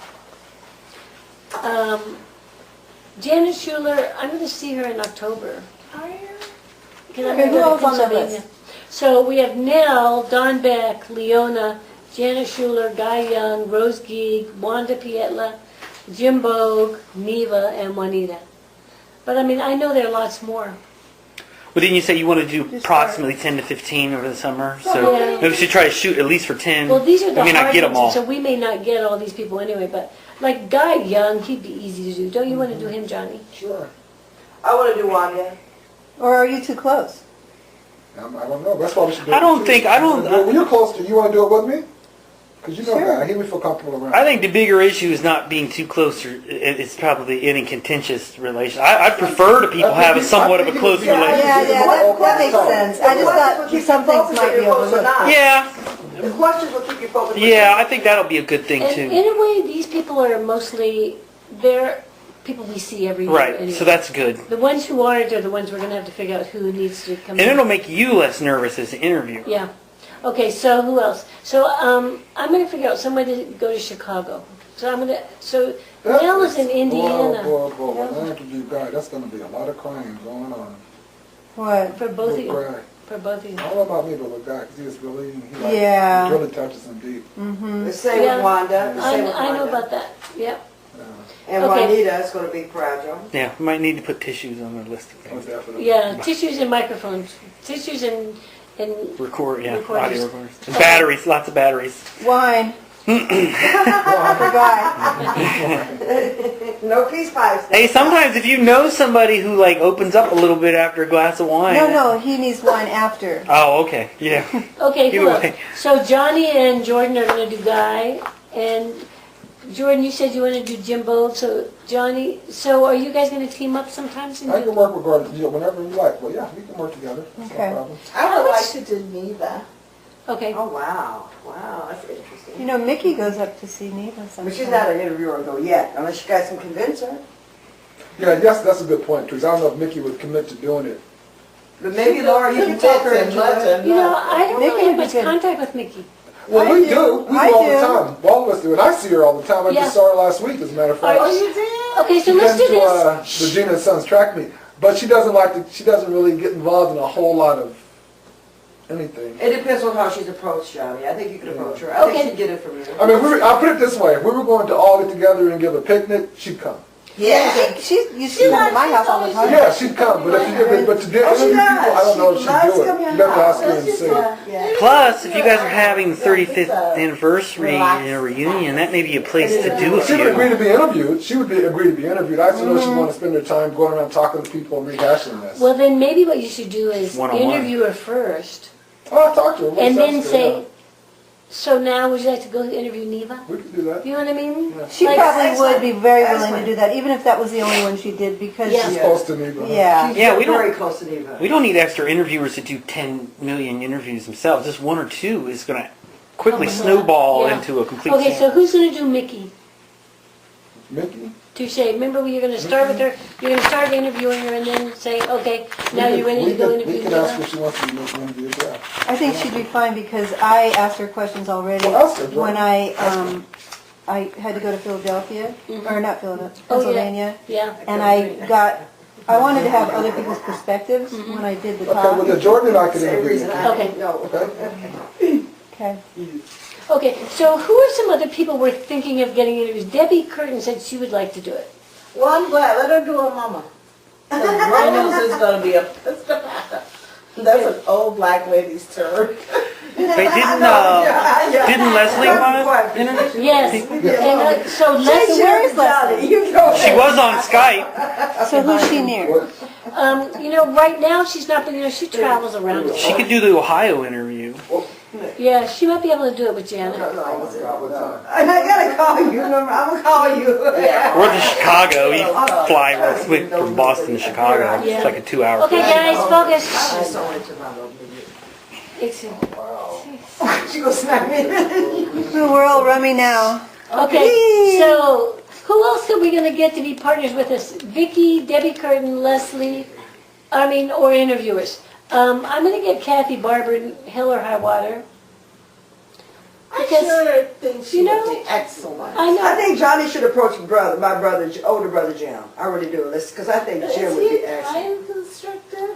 Is he time constrictor? It's so Even if someone was willing, like you said, to do one or two Yeah, just people, one. Yeah, that's all they need to exactly. Good point. Good Okay. point. it wouldn't be And like he's a big, interested huge in talking tour. to certain people. Yeah, and it doesn't look like a burden, you know. Yeah. Someone offers you and you volunteer, you think, oh my gosh, what did I get myself into with 10, 20 interviews? I gotta Or travel people could everywhere. interview each other. Yeah, exactly. Yeah, Yeah. okay.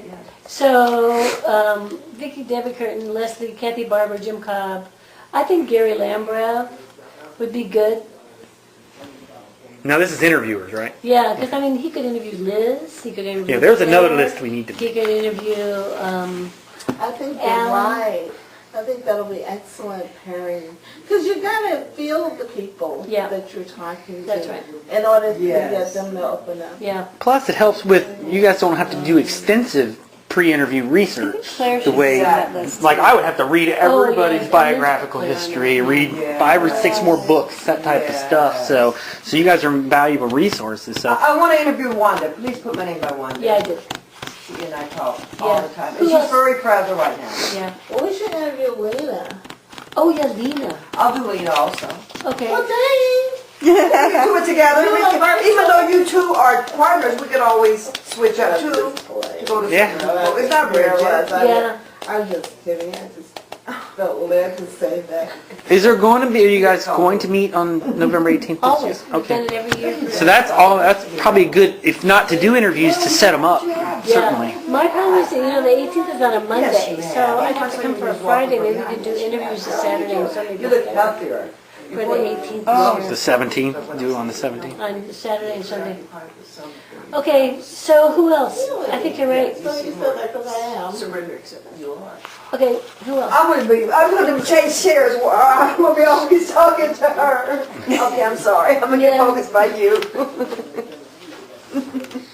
It's just like in my classroom. I know. Okay, you're gonna go sit back in outer Mongolia. I'm surprised the teacher in you doesn't show as much as it does in her. He's afraid of us. He's intimidated. No, that's not it. I'm listening, so I'm enjoying. Okay, so who's gonna do Leona? Not I. If I do Janet Shirley, I'm gonna have to buy 5 of those devices because once she starts, Wow. just cancel the week. I see her on her email Yeah. sometimes, but yeah. Yeah. Okay. On Facebook. Okay. So Yeah, Leona, we don't know yet, but we haven't come up. So who else can we get to work with us as interviewers? I think Dawn Godfrey when she finishes her book. Oh, Don, and she'd probably be approachable now. Oh, you know who else? Jackie Colbert. Yes, Jackie and How about Don. Leslie then? Don. Oh, Leslie, yes, she's going to do it. Leslie already. Yes, I have. Yeah. So Jackie Colbert. John and Jackie been interviewers. What do you think? We could ask them, sure. Yeah. Even, after. I think Don would do it after the book. But we know how books go. We're all working on one. And? Okay. So after book done. So who else could be asked to do interviews? Do you think Tim Tupper? No way. No. Mark? The only person who said Dr. Mike talked to maybe is me. Or Leslie. He wanted to talk to Leslie about it. Oh, he would. Not about that, no, he won't. He had a talk a little while ago, and he was crying, and he told me he's like Jamil. He kind of put all this behind him. He says he's going to come up here this summer, and when I go with him to the cemetery for the first time. He and both I went with him. Wow. Oh, yeah, they're very close. Yeah. When we first came I got to take out- this call. So. Oh, sorry. Yeah. All right. Yeah. And how about Mark I feel Cardell? fried. I know. Mark Cardell, Johnny Cobb, I think. He should interview him, yeah. What do you feel? And Stephen Jones and Jimmy Jones. What do you think, you guys? Well, yeah, I think we ought to wait. I'm sure that we'll get to them. Oh, yeah, they're not fragile. I'm Yeah. sorry. See, that's why I just sit next to you, teacher. Keep me focused. Yeah, and all right. So those are the fragile. We have to just say who we think we're going to be able to get. You know what I mean? Okay. So Jordan, Terry, Vera, With Nye. No. Gary. So Gary, we should for sure. You're going to do Ron Crawford. Yeah, give me all the ones who you think they're probably going to be like oppositional or confrontational if you go to interview. Should we give him Yolanda too? I'll go with you to do Ron. Okay. Because he's always I read it, Yolanda. Like, do you think like Tim Stone would probably want me to interview him, or like would he talk You to know he's me? involved with all of us. Oh, okay, Yeah, I'm sure that he's going to sign something and you don't let anything out until after he's that's no problem. years. But Especially since he was so intimately involved in that case and everything. You know, the custody wasn't that the custody case? Grace was real involved and he was a wannabe. Okay, now, Right. so Jordan, Terry, Vera, Gary, Laura. And I can go on. You know, if you only have one interviewer, I can definitely go on those other ones to be supportive and Right. offer questions. I certainly don't want to though interrupt it or cause a situation where someone wouldn't open up. Yeah. So one of the things I might do, go as a consultant and leave the room and talk or something, because I want people to be as open as possible. Yeah. So. I think we ought to do the list. Let's make a list of who we want to do, other than those 10 that we want to do as soon as possible. Who do you think we could do this summer that wouldn't be a problem? That would be close travel and things like that. Liz, So, for you, Jordan, Liz? That'd be nice. Wanda and Danny. Wanda and Danny, I can do. if I can fit her, if we can actually, Oh, and put she's got Lena's this name on there. I'm sorry. OCD thing Lena. that, If she's anyway. going to do it, if she's going to do it at all, but we should do it sooner. I talked to her quite a bit, but it needs to be in person. Okay, and so if you're going to do Liz, you're going to do Claire because they're together. I mean, they're both in LA. If Yeah. you're gonna go to, and they're not coming up, so it's going to be a trip down there. Mm-hmm.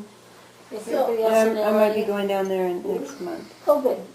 Hattie's there too. You think Hattie would talk to you? Well, I was on the phone with Herbert, and Hattie was there, and then she didn't talk to me. But he seemed to think that she didn't remember who I was. Probably With not. your name. I was like, I felt so bad, but I tried not to, But maybe she So might have Herbert- something else going Yeah, on. I know. You So- never know. So Yeah. Herbert, and Hugh is right there too, In Cleveland. in Cleveland. And he's in, They're all in LA. Oh no, Cleveland's Cleveland's in not in Chicago, LA. right? he's in Chicago. Chicago. Okay, so I'm No, just- those are Johnny Cobb's list, or whoever else Yeah. care. Okay, so Liz, Claire, Herbert, and Hugh are all in the LA area. Wow, I think I'll need a week for that. Yeah. So maybe you and I should figure out when you're going to be there, and we could try and do some of them. Mm-hmm. Because I could come up to LA. That would be fun. Yeah. Is there anybody else we need to do in that area? Okay, so Jordan, so Terry, you have Wanda, Danny, Lena. Who else? I'm gonna do Ron with him. I'm gonna do, and also Bernie. Let's put him. Oh, on yeah, there. that's right. Bernie Redneck. Bernie. Yeah, I'm like, why? Because he was just like, Oh. really. Yeah, in fact, I'm gonna bring a copy of his email that he sent, and it didn't sound redneck at all. He just sounds so compassionate, so genuinely like, thank you for being my friend, and da da da. And being in San Yeah, Francisco. he had a plan for you. No, This is the one you're saying is a judge or something? no. Ron is a Ron judge. Crawford. Oh, okay. Ron's a Ron judge. Crawford. Yeah. Okay, Vera, who are you? Oh, Mike Hartmill. I like to do Mike. He's an attorney. Oh, that'd be nice, Mike. Yeah. You're With John. probably analyzing the questions you're asking. Yes. You sign this first, and you sign that. Maybe Yeah. like I'm not signing anything. Vera, so you want to do Jimmy? Okay, I'm back. Okay, we've I assigned think you a lot it of would be work. better for someone else to So do we, it. Okay, Did you do Jimmy? Yeah, I do too, Vera. I think I should do Jimmy. I think you would be excellent for that. I'd I thought of that love- earlier, but I just didn't I'd want love to to say do it. Jimmy. Aww. Such a doll. You get the outfall Oh, from the Jimmy. teacher. Okay, Vera, so who are you going to do? You're going to do Lena? Do you want to do Lena with Terry? We're going to type your card and go, honey. We ain't going to do nothing to ask questions. No. I mean, sure, I could do Lena, but I could do other people. Oh, yeah, Just- yeah. That's the top of the Yeah. list. I have a long list. Do you want to do Lena or do you want to do Lena, Johnny? Who do you, tell me, Leslie everybody might- tell me who you want to do. I would love to do Lee Ingram if he would talk to me. I think he has a lot inside of him. Yeah, I do think too, that's great. Vera. I agree with you. I agree with you. Do you want to do And plus, Lena? I'm just genuinely interested in him. I don't know how he came about joining the church. And Lee Ingram. Because he was with Bradshaw. I don't know how Where's conscious he Sandy? is, though. I don't know. Oh, yeah, Sandy No, Bradshaw. He's very I don't know. I'm just saying. I know he's short. I You know, know. I had lunch with Lee 2 weeks ago. Did you really? Yep. He could've did the interview. Him and his wife, we were out there at lunch. Huh? You could have did the interview, though. I'm kidding. Is she African American? I don't know what she's next. She's next. I don't know sure what she is. But Lee is very sharp. Johnny, are you going to do Stephanie? Are you going to do Stephanie? If I, big, if she wants to be interviewed, I You get to go to New York. Think about it. big, I don't know. not We'll terrible. see. That's what she. You got to ask He's a people first big if they nose. want to be interviewed. That's the Really? thing. Well, that's what we're saying. Are you going to approach these people for an interview? That's all. That's what I'm thinking. Okay, so these are people that you feel comfortable that you could ask them if you could do their oral history and they'd probably say yes. Okay. Because you have that kind of feeling with them. And not only that, they'd be comfortable in the interview. Yeah. So. So tell me who. Everybody speak up who I should write down for your name. Lynn and Myrtle. Oh, good. Now these are people that are not necessarily This is kind of Fragile. everybody Okay. now. Yeah, these are the not fragile, but the easy to get right going. ones that are close. Who's doing Mike Carmel? I put you down. Who else wants to do Mike? Here, let's do Mike with me. Mike Carmel. I'm not that close to mine. Is that in San Fran? Yeah. He's the attorney. Yeah, he's the assistant. You might. Yeah, I he's could probably like- go. That's like Gary. Oh, he would love Gary. I think once I can establish some rapport with people, I Yeah. think it should be good. And And one also- good thing is that we're word of mouth. If we do a few interviews, Yeah. I do a few Well, interviews put with it this Teresa. way, I trust nobody. So if they see you show up with me, they will talk to Okay. you. Yeah, there you go. Yeah. So when are you coming back out though? Well, it depends on how, what we do What it with the looks like. questions and stuff. I'm hoping in July. Okay. Maybe Okay. even like the second week in July. Okay. Because I got to move down to Tennessee in June, so it's going to be a pain Yeah. to get everything. So what we had to. So the next thing we got to do is kind of look at the schedule. But Yeah. anyway, okay. So Vera, who else do you want to do? We have Lee. Lee with. Who else is doing Lee? I'm doing Lee and Lena. And Lena? And if we Oh, have, you are going to do Lena? if we have to, due to time constraints or something, we can interview two people at once. It's not ideal, but You still. mean like in a conversation? Terry said. Yeah, especially about two interviewers. Terry, You just have to be clear on the tape who's talking. O'Shea. But if we have a man and a woman, You just then don't know. it's pretty clear and you just label it. So, and sometimes people feel like I their try spouse not to respond. or a brother and I don't sister like really Teresa and shit. John, they might even get more out of it if they're sitting there reminding each other and things like that. So. 3 weeks. And that will help condense like the time Where is period. she? Terry O'Shea, Terry Buford. Oh. I talked Is she to the her one on that said that Facebook. Jim's CIA? Is that the one that's saying Jim is CIA? Which one is saying? That's Lori. I don't know if she's... Lori, yeah. That girl is Looney Tunes. Yeah. very yeah. Are loony. you recording? With no tune. Well, who is doing? Is anyone doing her? I'll take We it haven't out. put her name down yet. We're not doing the tough ones yet. I don't think she's going to talk to you either, but She's not gonna talk. She would talk to me. She would. There you Although go, I didn't Jordan. friend her. But I don't know if I want to talk to her. no. You do not. She wrote a book, right? I don't think. Yes, Snake yes. Right about yes, I've seen yes. Yeah. I read part Okay. of that. All right, who else? So Johnny, Get a who? script. I'm You fragile, wanna y'all. So you can interview me, no really. I come out here this weekend. I don't know, who's there left to do? Well, these are you the said people the same. that I'll we be think there, would say baby. yes if we asked And that are them. close in their Not vicinity. the fragile ones as much. She's going to interview me. Vera's going to We'll interview me. go, I heard you putting people next to my name. Whoever you, I really don't care. I know, I don't I care. really don't care either. I feel comfortable talking to everyone on this list. Do you want There's a few of me that like the older people who I didn't have anything in common with, Yeah. maybe, but mostly everybody on here, I don't have a problem with doing anybody. So do you want to do your brother, or do you want somebody else to do your brother? I want someone else to do jail. Oh, but no, you may not speak to She's anybody talk, else. Teresa, can I talk with myself? He talked to me. We can do, Jordan and I can do Jim. Okay. Jordan is so confident. I love that spirit. Okay. That's awesome. Yeah. I mean, I just, you know, we don't. I need to cultivate that part of me. Okay, so somebody said, what do we think about Stephen and Jimmy? I think we ought to put them off for a couple of reasons. One is, first of all, if you wanted documentation on Jimmy and Stephen, there is so much. Maybe we'll give them a little break for a while. Yeah. But I might be wrong. I'll ask them and see. You Yeah. never know, just Okay. ask. You talking about Jim Jones Jr.? Yeah, Yeah, he's been interviewed probably a million times. yeah, but never by Johnny. Yeah. Okay, so I'm And gonna never say- for an oral history necessarily. Yeah. So I'm gonna let you figure Jimmy and Stephen. Okay, and so Jim and Guy Young you were gonna do. And Gene, you wanna do Gene? Gene Smith. Eugene Smith? Gene Smith might, I don't know if he'll want to talk, I'll see. He Jordan- talked to me He'll at talk to me. Jordan's house. Yeah. Really? He might feel more comfortable talking with Vera or Jordan. than me. Okay, Or both. Maybe Jordan and I do Gene together. okay. That's Good, it. Jordan's not gonna have time to breathe lately, but she didn't need to breathe anyway. That's right. We'll breathe for her. Yeah, We'll Okay. infuse her with breaths. okay. Okay, All so right. who else? I'd like to interview Leslie. Okay, Terry.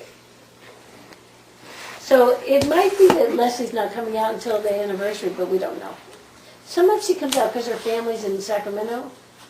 So, did anybody tell you, did she tell anybody when she's coming out again? Just Leslie? tell her to email. She's me. going to be moving to Alabama, Birmingham. This is going to be Monday. She's going to be going on assignment for 3 months. Oh, Birmingham, Alabama. Oh, Yeah. so she'll be by Versi. She was there before. Versus in Arkansas. I know, but aren't they, I mean, that's so much closer than San Francisco. Yeah, that's true. That's driving distance where I am. Yeah, okay, so I'm gonna write Oh, down maybe you Leslie. should do it. Let's assign Yeah. Leslie too. Plus, you guys are free to come out to Chattanooga too. You know, I don't know how Okay. big my place is going to be, but certainly you're free to stay there. So, and Chattanooga's a nice little town. I don't know if you've ever been there. Yeah. Do you know where he's Wasn't gonna that live sweet? yet? Yeah. I don't. That's why. He doesn't know where he's June- gonna live yet. Yeah. It's like an empty invitation. Well, let me put it this way: I'll have an apartment or a house. So He said I don't know how big it's going to be. He Yeah. didn't say the thing is, though, when you guys know this, to rent a house or an apartment, if you do it before the month is, if you do it like, if I would try and get a place now, they'd be like, well, we can't take a deposit because they'd rather rent it on June 1st and Yeah. rent it to me up for July 1st in Yeah. May. Yeah. So you sort of almost have to, like when I went to Cleveland, I found my apartment in 5 hours. Yeah. Whoa. Oh, Yeah, okay. I went a bunch of places, so. All But right. it was pretty nice. So you're a traveling teacher? I mean, I don't No, I lived in New York before. No, I lived in New York before, and I wanted to just come home to Ohio for the last year of my doctoral degree, so I could get some rest and finish up everything. So I wanted to see my family. I've been You have a away for a PhD? long time. Yeah. At 39. Yeah. Take my hat off of that kid. Yeah. You can take a picture. He's been Are you straight focus, 39? huh? Yes. Although with some schools they think I'm an undergrad when I You shave. and I will team up quite a bit. Is that okay with you? Boy, that's painful Sure. to watch. Yeah. I'm gonna Say it get you again. back. Oh, he just went straight through. Yeah, he lost his one. That's nice. 21. Oh, wow. Yeah, I think it'd be good if you set up pretty consistent. You don't have to always do that, but if you guys get into like a real good rhythm with each other and you play off each other, like not set teams, but certainly people who are, Yeah. and then people are used to seeing you together and stuff. So Yeah, and also you get a certain rhythm when you're with somebody, interviewing somebody. Like, you have a certain sign, like, say for instance, if I were with Terry interviewing somebody, I could kick her under the table and say, shut up. You know? No, like you can just say, you can call the person name, Teresa or Terry. Oh, yeah. You've done it already. We've established that. So, yeah, yes. it's like playing doubles tennis. You got to know where someone's going to hit the ball. Yeah. Okay, all right, so let's finish up. So, who else? So we're going to have Leslie do Versi. How about Doxy? I could do Doxy. Oh, Doxy's sweet. Yeah, Doxy's sweet. Who else? Okay, so do you want me to tell you who you're already committed to so that you... Please. Okay. So, Jordan, you ready? Liz, Claire, Herbert, Hugh, Linda Myrtle, Jim Cobb. Was there anybody else? Well, Jean Smith. Smith. that's enough. That was My my commitment. Okay. How about Carl? Carl Gotta Barnett? find him. I haven't Gotta find seen him. Carl. Gotta find him. Nobody knows where he's at. Oh. Leslie has a way of finding people. Not him. Huh? Not him. Yeah. Nobody can find him. Nobody can find Carl Barnett or Michael Probably Simon. Not even his mother. Someone said he Eugene. resurfaced though, Johnny. Oh, I didn't hear that. You might move out of the country or something. I'm trying to think who told me that recently, that he surfaced and had ran into him. I don't know. Somebody, On Google. I heard that too. Yeah. Well, Lee, Jamil maybe might know. No, they told me they didn't know. He and Gene Oh. both. Yeah, him and Gene both said they can't Oh, find him. okay. So that's. And his own mother didn't know. So if his mother didn't know and Wow. Gene and Lee don't know, I mean, He was such a no. I liked Yeah, he Carl a was. lot. Well, if you find Andrea Martin, she might know where he is because they were kind of close. Okay, so so Jackie Colbert, I'm going to have him do Dawn. okay. Actually, they can do each other. Yeah, they're close. Yeah. Who's that? Oh, Dawn okay. Godfrey and Jackie Colbert.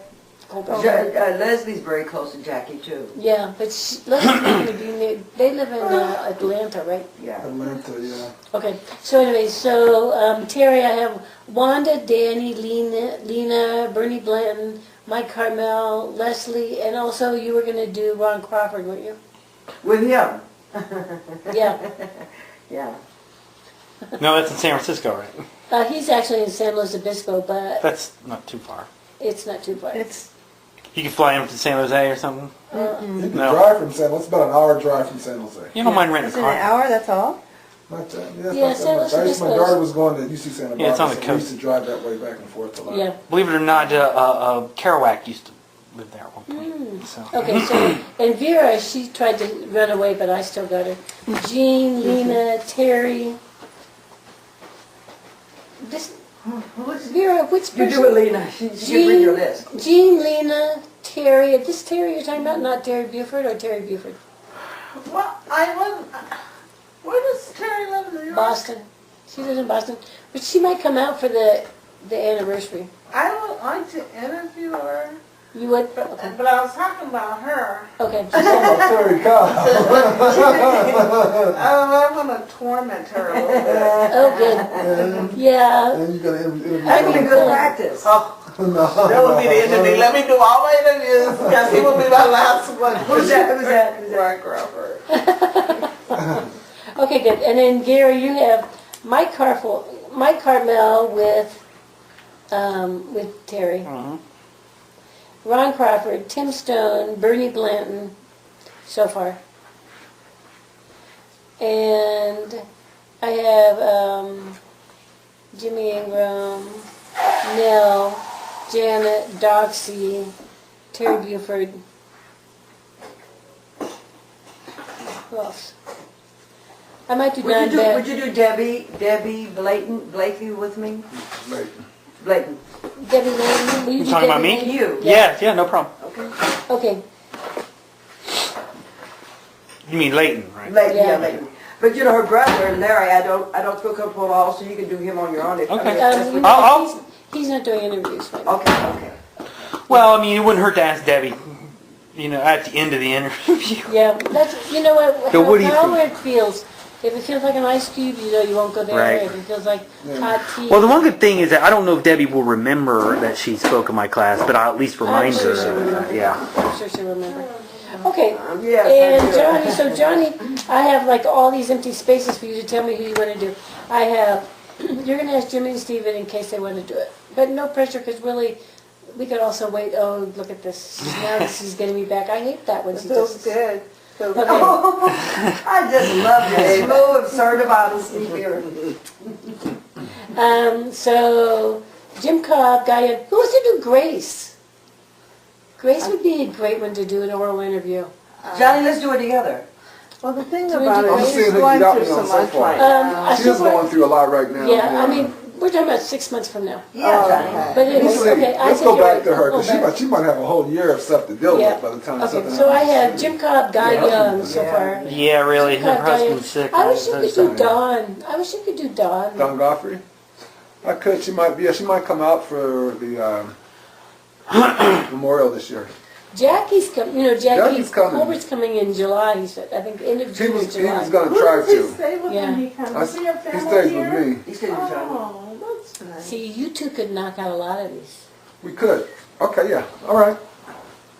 In fact, that's the time you do knock him out, invite him over.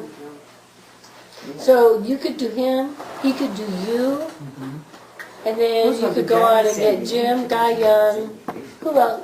You probably. I was going to do Jim, Guy, and Jordan and I were going to do something together. When she comes back out, her and I were going to work together on this. Yeah. So, she's going to do the LA group, Liz, Claire, Herbert, and Hugh. Do you want to do that in LA? Yeah, I can work with I don't her. know. Okay. Don't quote me on it, though. I don't know. Are you Okay. doing Lena? And then she's going to do Linda Myrtle You're doing Lena. and Jean Smith. Jean is going to be Vera and Jordan. Yeah. Okay.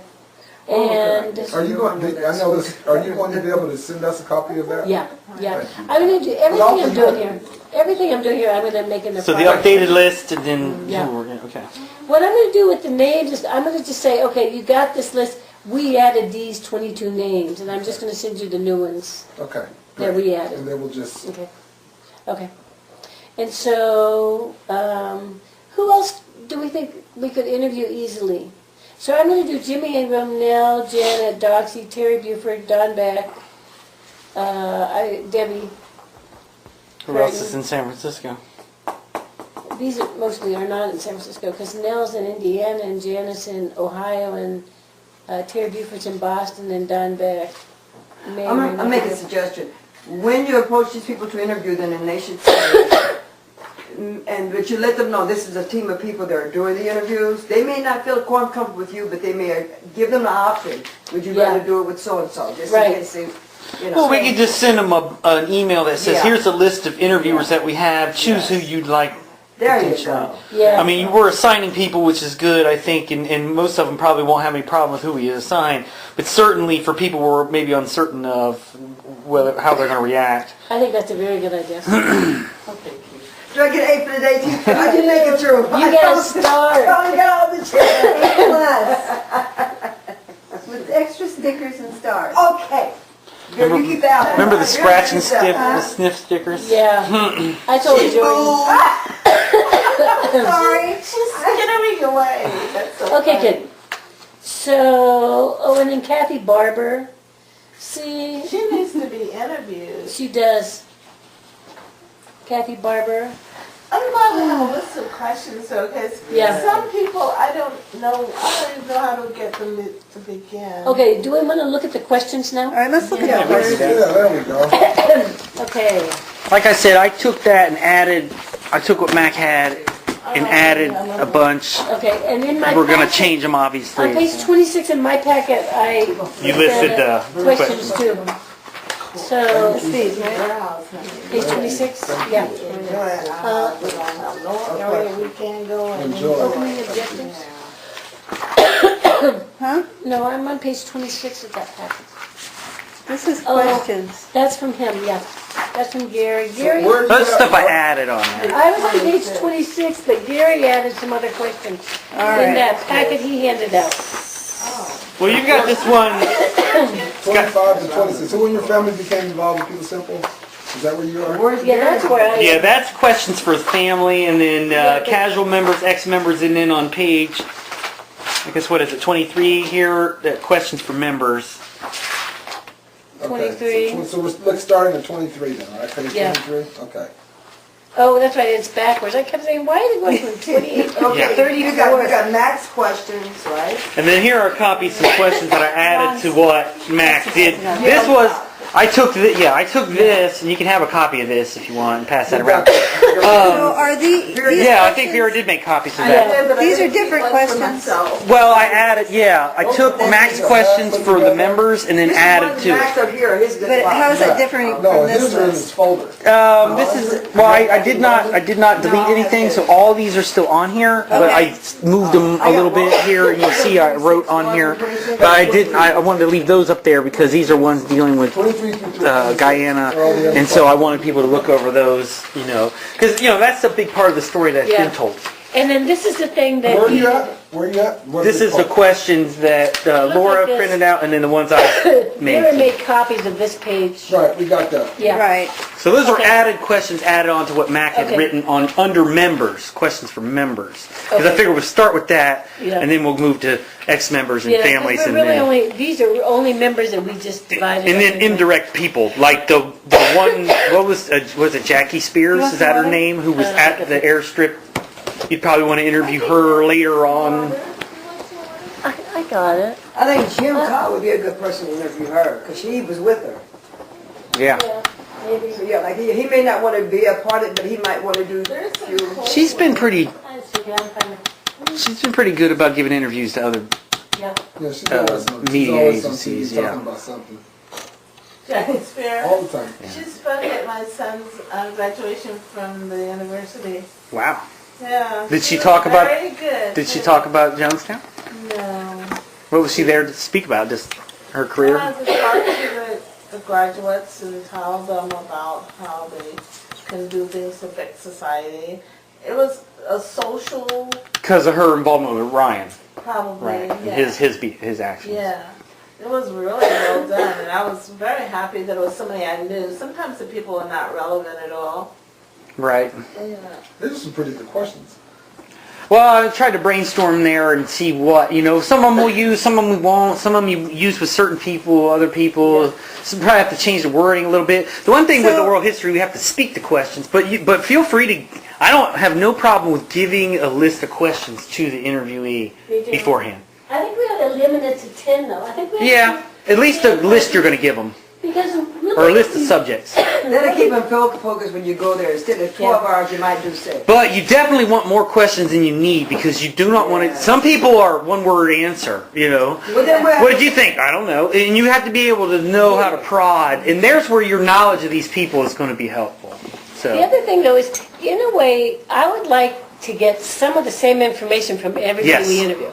How they get because involved, Otherwise, that kind like of if one person talks about Ukiah and then you talk to people who were never in Ukiah or who didn't talk about their life in Ukiah, in a way you've missed that, because you learn something by comparing different people's perspectives of the same event. So their entrance story is going to be very Yeah. how people got involved, what's their Yeah. first contacts, what was their first impressions of the group and Jim, and how many friends did they make at first, that type of stuff. So. So Jim Randolph is not interested in being interviewed or doing any interview. I think he'd be fine being interviewed I think he'd be somebody who wouldn't want his name ever He probably That's fine. would, because he was part of that, we did what was it called? Yeah, It with was- Wendy. Yeah. A workshop or something? No, it was a focus group Yeah. Oh, okay. for a woman who was getting her I doctorate. never, you know what, did she do anything with that material? She did, I think. If it was a dissertation, it's probably unpublished. She did do a dissertation, but yeah, once she talked to us, But I haven't we really never had, had feedback. she has more contact with Leslie. Yeah, she has contact with Leslie. Right, to like, she wanted us to like fine tune our answers or fine tune. Yeah, see, that's... And I did some of that, but it was like too laborious. So. Part of that was probably to satisfy Go ahead on. some Yeah. of the, her committee or something. Yeah, but she didn't do her background. She didn't do enough with us. Like, one of the things it says in the books is if you talk to somebody about tender subjects, you have to call them back a week or 10 days later. just and to check say, in. Yeah, see how they you are. doing? And say, was there anything you felt Thank like you 'em, wanted to that kind of say stuff. Yeah. that you didn't have a chance to say? Or is there anything, Yeah, do you have any that's good. questions? That's why we send them a copy of the You need to audio go file. back and follow up. And that's really what Wendy didn't do. In a way, once Wendy talked to us, It was then done. we got that, the thing she sent us with no names was ridiculous. And we were supposed to make changes. We We couldn't were, even had remember to figure out who what. said what. That's know. why, that was That's the odd. purpose of Yeah, that. and so, I mean, I thought that was silly, but she didn't do her follow-up the way she should have. Yeah. Should at least send out thank you notes and things. I don't care about thank you notes, but, I mean, we should get the email, it should be direct, it should be to us, not global. So anyway, so I should make a note, we should call back people we interviewed. Yeah, that's very good, Laura, because It's just a grace note, you know? yeah, and it's courtesy. Yeah. Okay, all right, so, like, how important do you think it is to talk to people about their former religion? Think that's an important part? Only if it comes up, but how are you doing now, 35 years later? I mean, if they bring it up, I think it's sensitive. It might be sensitive. We're a strong bunch in here today, but I'm just saying, it might be a little touchy. Or just maybe something like, just, describe, your relationship to religion when you were younger, or maybe did your family get you involved? Like, there's some way at least to get to something about, like you said, it may not be relevant for a lot of people, especially people who join the group very, very young, when you don't really, you're in a thing before you realize what you're in. So it may be interesting just to. I think maybe more is just the family atmosphere is maybe a better question, and then let them say whatever they want. If they want to talk about their family's political leanings, that's The fine. questions would have pushed towards that anyway. I think it's okay. Yeah, I think if you ask, what was describe how where you grew up, what was your family environment like? Sometimes that's, especially for people who are younger when they join the group, it's probably an important question. But again, those things you can strike certain questions out. I am in favor though of allowing people to make opening statements. Like, you want to say something, but you don't want them to lead you down the path of the non-chronological reality. Okay, Yeah. let's wait till, it's too many conversations. Do you have a knife to cut it, or do I use a fork? Oh, it was a spatula. I'm sorry. Just tell me, I'll get it. Just tell me this one. Well, Use this. anything, but she had You have a to get up. I can get spatula. it. I got it. I can use this. Okay. In your package, Laura, you came up with these questions? No, these are from Mac. Okay, wow, these are some good questions. Yeah. They are good questions. Well, and then I added below here, so. Yeah, now this is your list here that you added down here. Yeah. So I like the idea of the opening question. My only thought about the religion is,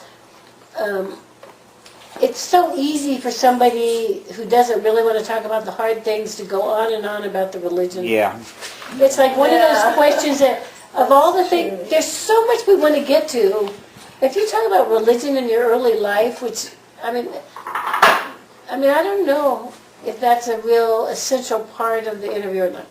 If you're going to eliminate a question, I'd like to eliminate that, and then they can bring it up if they want.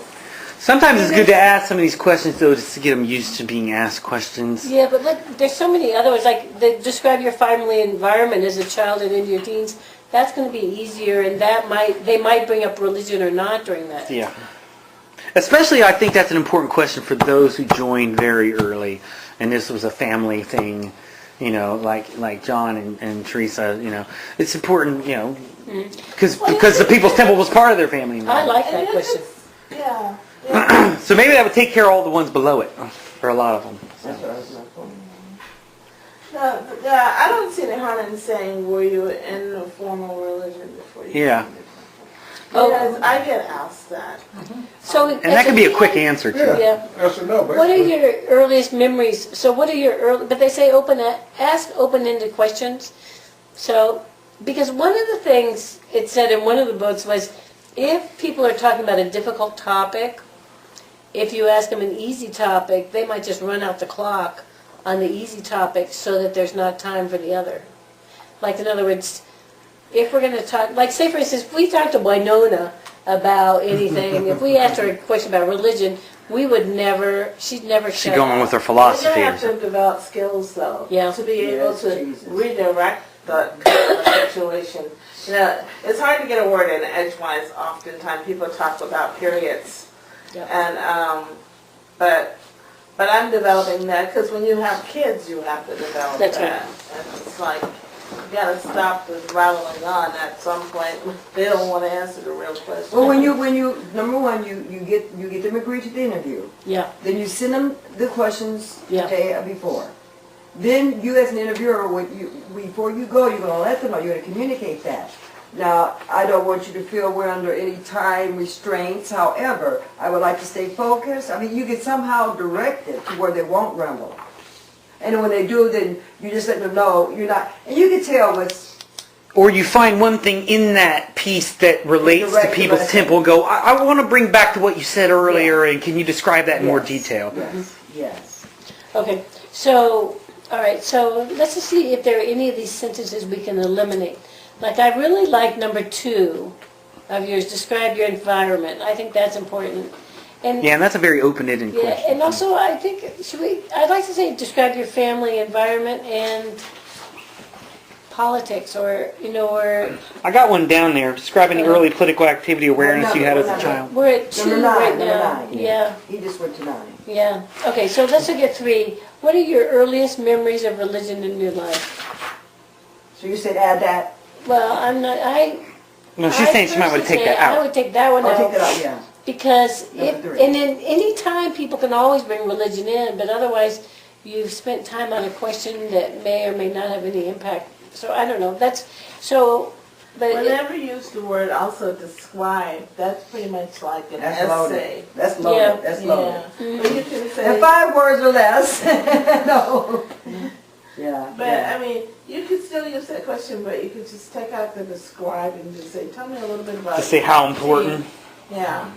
yeah, how important was religion in your family and There in you your go. life? How Oh yeah, I like that better. Yeah, and that's a shorter answer. I crossed off the wrong one. Uh-oh. I That's like number to- 3. Which number again? That's 4. 4. How important. Okay. So yeah, and then 5. Describe your experiences attending school. Did you feel you fit in? Did you do well in school? I don't really like that one. You can say, how did you do in school? But your experiences attending school, that could be 5 hours. Good. Yeah, that's true. I would say maybe, though, You know, maybe. 6 asks the same thing 5 does, but in a better way, I think. Yeah, okay, it's a good What idea. career aspirations did you have as a child and teen? Yeah, and they can talk a little bit maybe about their favorite subjects or something Yeah. like that. What I was trying to get at though with 5 is, maybe did people get bullied? Did people feel like they were a misfit in school? That kind of stuff. Yeah. So I don't know how important that is, but it might be for some people. Yeah, So. it's on his list, on his list. He was on this one. I got another copy I here. got it. I got it. Yeah. Okay, so we eliminated 3. We took the word out of, we took the word describe out of 4, which got deleted 5. Uh-oh. And then in 6, what career aspirations do you have in a job? I don't know if bullying fits in. Do you think bullying fits into, I mean, I don't, I think it's important as far as like again, it's kind of maybe tangentially related, but certainly I think it's important how people feel, whether or not they fit in well, or so. Maybe that's a better word, or maybe a better way to ask it, or there's probably a better way to ask a question about whether people felt like ostracized or felt that because one of the theories. And this is maybe getting at the theory or debunking it, is that one of the reasons why people would join a smaller group or new religious movement versus a mainstream religion is that it's a place where they felt they fit in, whereas in other places they did not feel like they fit in. If you get ostracized at school, You just said as a question. yeah, maybe that's a better way to ask it. Or be front. And that could be fed into other sections, Yes. like why you joined, things like that. so I mean, in a How about way, 8, why did you join? We got that on there. yeah, I can so, see Ron challenges and people like Tim challenging us on some of these questions. Well, that's why we're going through it now. Yeah. Oh, yeah, so. okay, yeah. so I mean, like, They're presumptive in a way, some of them. yeah. Number 8 is what obstacles and challenges did you face when you were Yeah, young? so that can get at So, that. I mean, that says if you were bullied or didn't fit in, that would be a good place for it. Yeah. Seems like that kind of, I like the phrasing better on that one than on 6. Yeah. I mean, on 5. bully, 5, yeah. So number 2 is good, Jordan. Number 3 is out. Number 4, we changed it to Took just out the how scribe. important. Took out the scribe. 5's out. What career aspirations did you have as a child and teen? Do we like that one? Yeah, that's a 5 is out. Okay, yeah. Yeah, because that's Not not. your educational aspirations. Yeah, that's another thing too. Career or educational? Yeah. Well, that's fine. Okay. You probably want to ask those separately though, because one of the things in the Yes. book is said is that don't ask much. multi-part questions. Okay. Yeah, because they may get involved in one part of the question and Not then yet. you have to re-ask it anyway. Okay. So. And so, all right, so 6 we'll leave as it is. So 7 we may ask about, instead of did you attend college, what were your educational, did you want to go to Exactly. college, How something does that in impact there. your life in the world? So what do you want to change 7 to? I don't know, something What about is maybe your educational education? aspirations. What is the last year no, what? How many? Now, I'm trying to. I'm talking out loud. Let me shut up. Hey, get out loud. How many? Listen. Did you attend? Last year completed. No. Was I that- feel like a how job many years application. education? Educational attainment. That got anything to do with everything else. Shut up. What's your point of view of education? I gotta walk. No. Yeah, maybe that one's not that important. That's not an important question, I don't think. It really isn't. I mean, we may ask them just, what's your level of it, Yes. Yeah, I mean, do you have a college? If that's more like a one word. That's where you do want more of a one word short answer. Okay, so we took out 7. 8's a big question, I think. What obstacles and challenges? In a way, that's almost the best, because it talks about bullying, it talks about prejudice. And that may be the it only talks question you need to about ask. Yeah. So that's a good question. I think I like What is that. that? Yeah. Maybe like if you ask, I bet if you ask If two, you ask one, if you it ask might 2 and cover all 8, the rest. yeah, if you ask 2 and 8, Yeah. Okay, and then 9 is describe any early political activity or awareness that you had as a child and teen. or maybe just describe any early involvement, maybe a better way. I mean, I don't really like that, because if you say, why did you join People's Temple, then that's going to kind of be the same question myself. A little Not bit, necessarily. No? but some people, I think, Okay. for religious reasons, maybe Okay. instead of political activity. So But you like question 9? that one's more of a general question that I put in there. That one's not necessarily. There may be some issues where someone might go on and Certainly on. pertinent for my It is? situation. Okay. All right. Sounds good. Okay. And then number 10, what impact did your childhood and teenage friends have on your development? That one maybe is a more of a general question. It might not necessarily be there or need to be there. Well, you would allow those if you're a part of the church. You talking about your friends within the church or the church? The friends you No, I have mean before childhood, teenage friends. But if you were younger when you were in the church, then most of Yeah. your friends are going to be in People's Temple. Yeah. So, like I said, It's not influence on you though.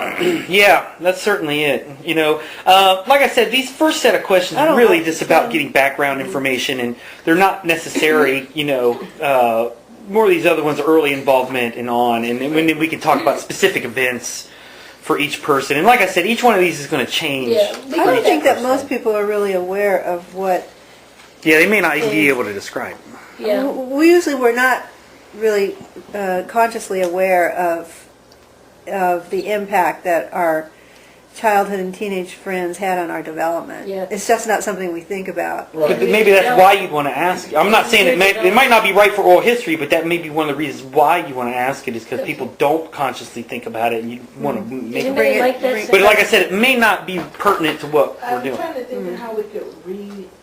Okay, because there are all these other questions down here, like early involvement. When did you first attend? That's important. What attracted you? That's important. What are your first impressions? Those are important. Plus, I'm thinking about the population that we're going to be interviewing. Yeah, they're older, so. Yeah. Their childhood is somewhere in the distance. Right. Especially Mine the fragile is. ones. Yeah, the Yeah. fragile ones. Yeah. Yeah. Do you remember why you decided to join the church? I like that one. What were you doing at the time? Did you continue to do it?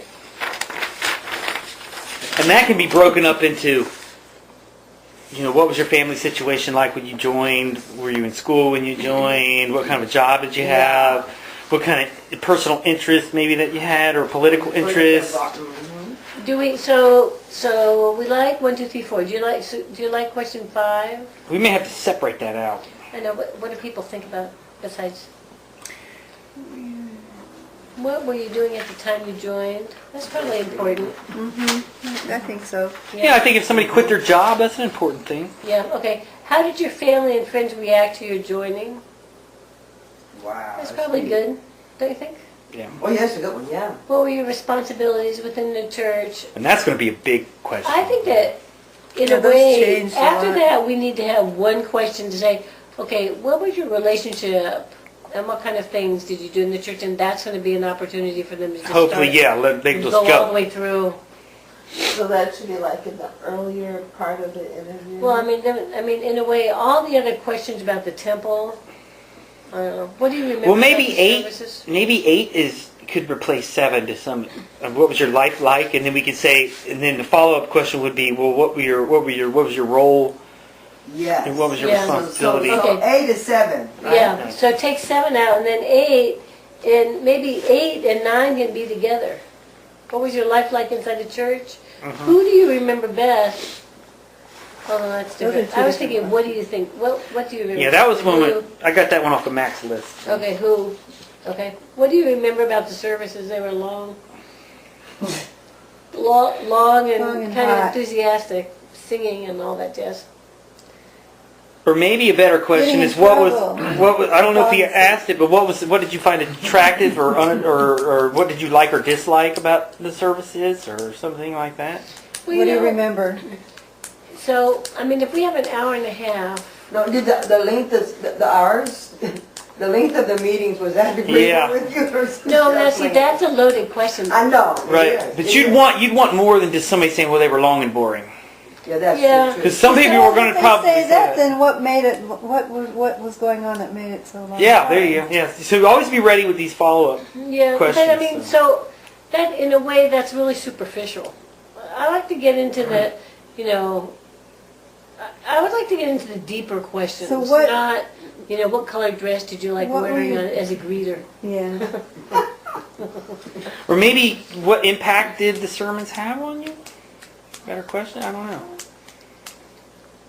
How did you feel when you were in the church services? I mean, it's all going to was depend so on much who more it than is. just a Yeah, servant exactly. and Yeah, a I'm- service. yeah, I'm It was going- just I'm like, reflecting it's right this now. whole way of life, you know. It so just it's not depends like what you was stop. happening that If you're particular in day. Well, then talk about the ideology. I'll give you a perfect example of how one LA service went one Sunday. It was just a regular service. You know, we were in LA.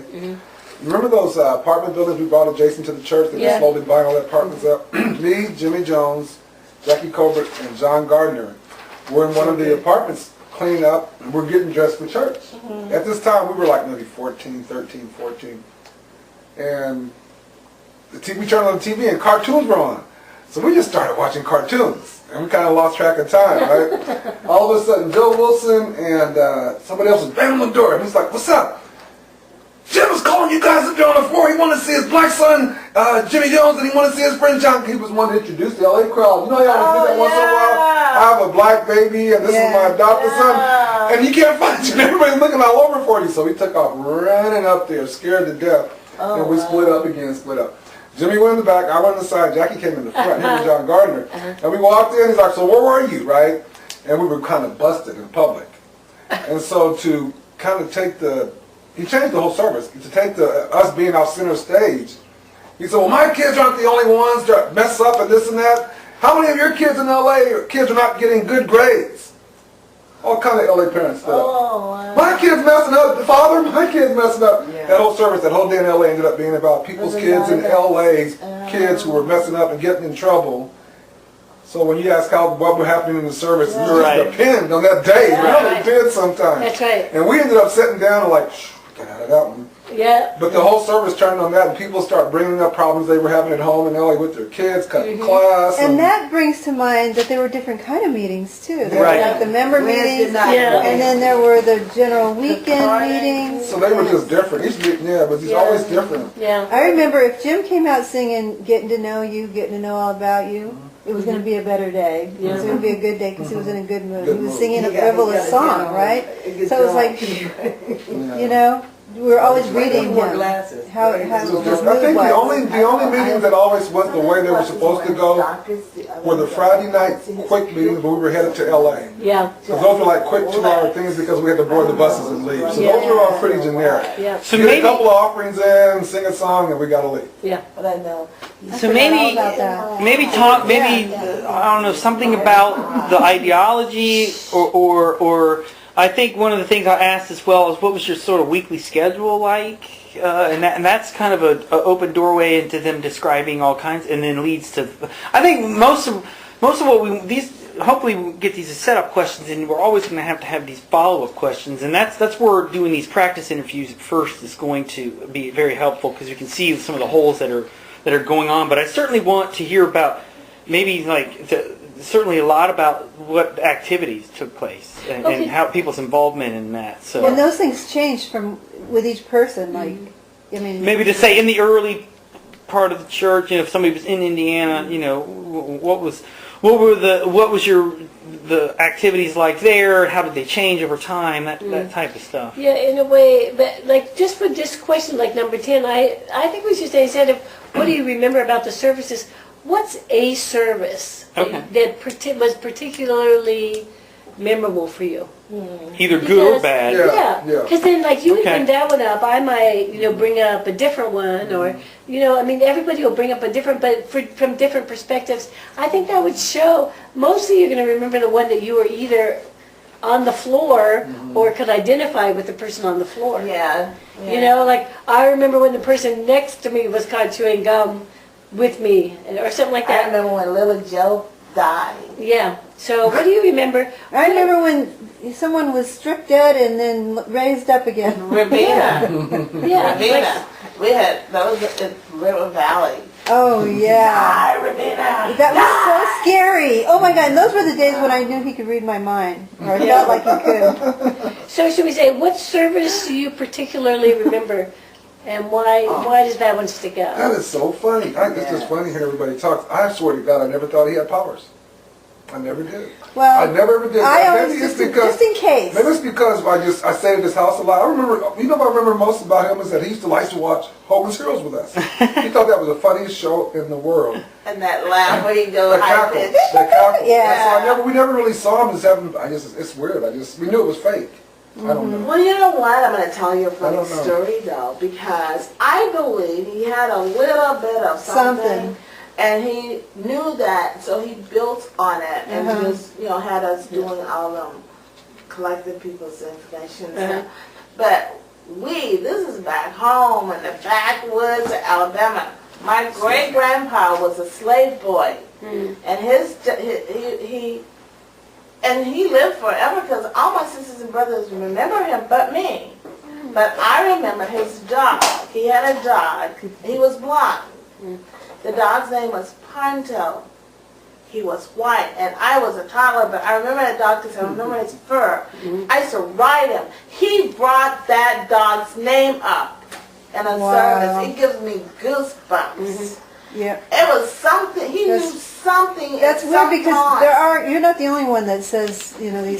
things that there's no way Nobody, to know. my brothers and sisters don't hardly remember Ponto. We would have never thought about Ponto again. Yeah. This is why they say that the CIA funded a lot of his beginnings because he had researchers, he had people all over to go through trash cans. I was there on Well, some we things did that we some. I did remember information when- to provide for the healings. Yeah, I know. I was well, going- I was going to healings down. We used to go talk to all them people, and we used to. And I was in acting class with Lynn Amos and them to learn how to act better for the healings. But you knew all that stuff was fake, I think. Yeah, Even the I'm saying, information, but the even point the she's information saying when he that did the she thought- healings, I asked. he got all that from the greeters. He got all that from the greeters. A lot of it. I did every different little atmosphere of the church being in all my life. And I was so happy to be a greeter.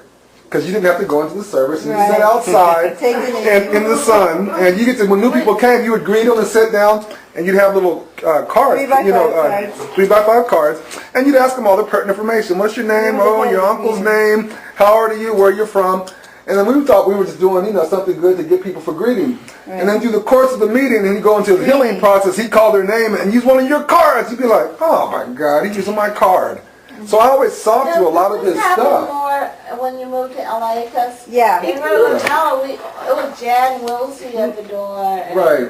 Yeah. maybe one or It was two mostly a people. lot in LA. Yeah, the more he branched out. I yeah. think early on, though, I agree with you. I mean, I saw things that there was no way he could have known. It wasn't even researchable. It was not. Yeah, we didn't. And so I think that he definitely had the gift, but as he got, he had paranormal skills in some areas, but as he got Paranormal, more like exhausted, everybody He had to has pad a it with something. Yeah, He didn't- they read his. wasn't that good. yeah, and he Yeah. wasn't superb, but I mean, he And then had they some totally went gift down. for that. There was there.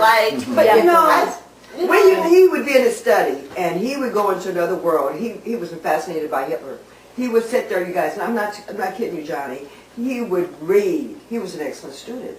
He just got book after book after book, and he took all this information in. And I think he was a great manipulator, and I think he was very intuitive. He had knowledge as power. No, he was very intelligent, but I'm talking about the healing of cancer and all that. He had the gift. I got in trouble because I asked just like once, people is would that get real? information and read it. And this was I was like 7, 18. But I think he had that, but I agree with you. There was more than just, I mean, but I do think he was brilliant. I think that Oh, the no doubt. way he, memorized the Bible so he could respond Yeah. to anything. Oh, yes, I think he was talented. brilliant because I basically don't think he ever believed the Bible. I really don't. Right. And the thing And is, so, too, I mean, I just think doesn't that, I just think he never believed it, but he knew it was going to be a really good essential tool, and he got to work, and he read it and memorized it all.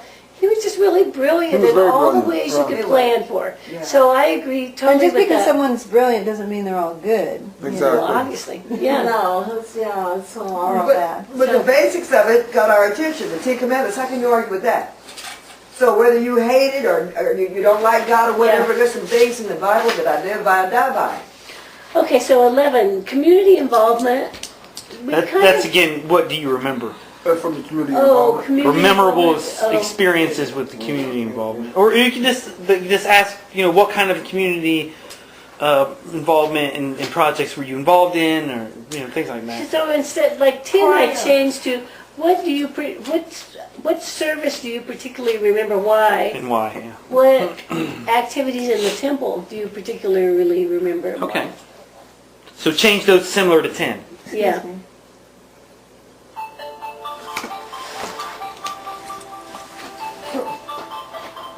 So what I'm going to do is I'm going to type these out and send them, and then we'll probably eliminate more. Yeah, But at because least some we'll of these get are through- very similar. Yeah, so we're going to at least Yeah. not have 35. Yeah, We'll get yeah. it down to 12, and then maybe there'll just be 7 and say, here's some of the things we talked about. We're not limiting your discussion to these. Yeah. But these are Exactly. some ideas of the kinds of things we might want to know. And then the rest would be the backup question he was talking about, Right. have these backup questions. Yeah, it could just be Yeah. secondary. And one thing is, once you get into the interview, you'll see, you know, and once you get comfortable with it, you'll see the flow of where it's going and what people want to talk about. Also, how to merge that with what you want for them to talk about. And I think clearly from the discussion earlier, one of the things that everybody wants to talk about is their relationships with other people, the you know, and we do want a fair amount of Jim Jones, especially, you know, some of the things you were just talking about a minute ago, because those things they come out a little bit, but not in the same way. But we do want you to talk about, you know, what friendships and relationships and the value of them, not only then but now, and things like that. So. Like, we might say something like, reflecting back, what were the important things that you participated in or learned or gained? Yeah. Because then, you know, most of us would have to say the friendship, Right, Right, definitely. yeah. you know? So, but I mean, people might say different things. So, okay, so what was your first impression of Jim Jones? That's probably a good one to ask everybody. Definitely. Right. Yeah, Just excellent. describe the first time you met him and talked to him.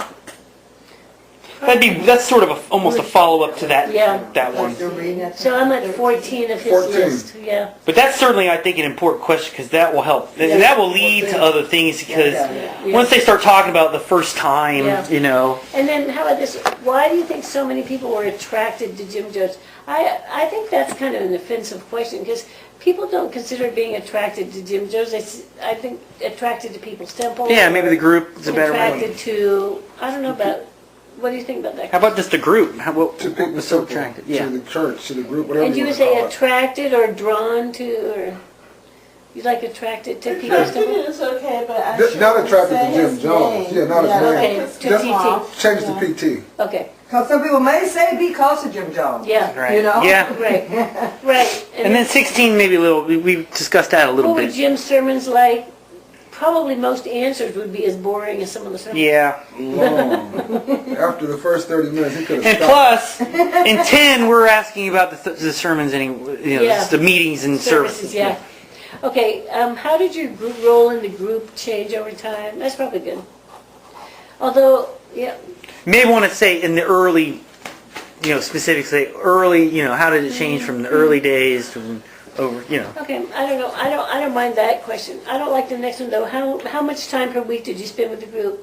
24 hours a day. That was it. Okay. How What did number was that, Lauren? 18. Maybe a better way to put that is, how did the amount of time that you spent with the group change from when you first joined? I think that's too complicated. Yeah, You yeah. know, spend all the time that And we were which awake. group? Okay. And which group? Because you had several groups. But that's important though, and the follow-up question will be, well, what impact did that have on your relationships outside the group? Is that one of the questions here? No, but that could be a follow-up. Huh. But you know, I have no problem with taking that one out. I So really maybe don't the think question that's is, crucial. How much time did you spend with people not in the temple?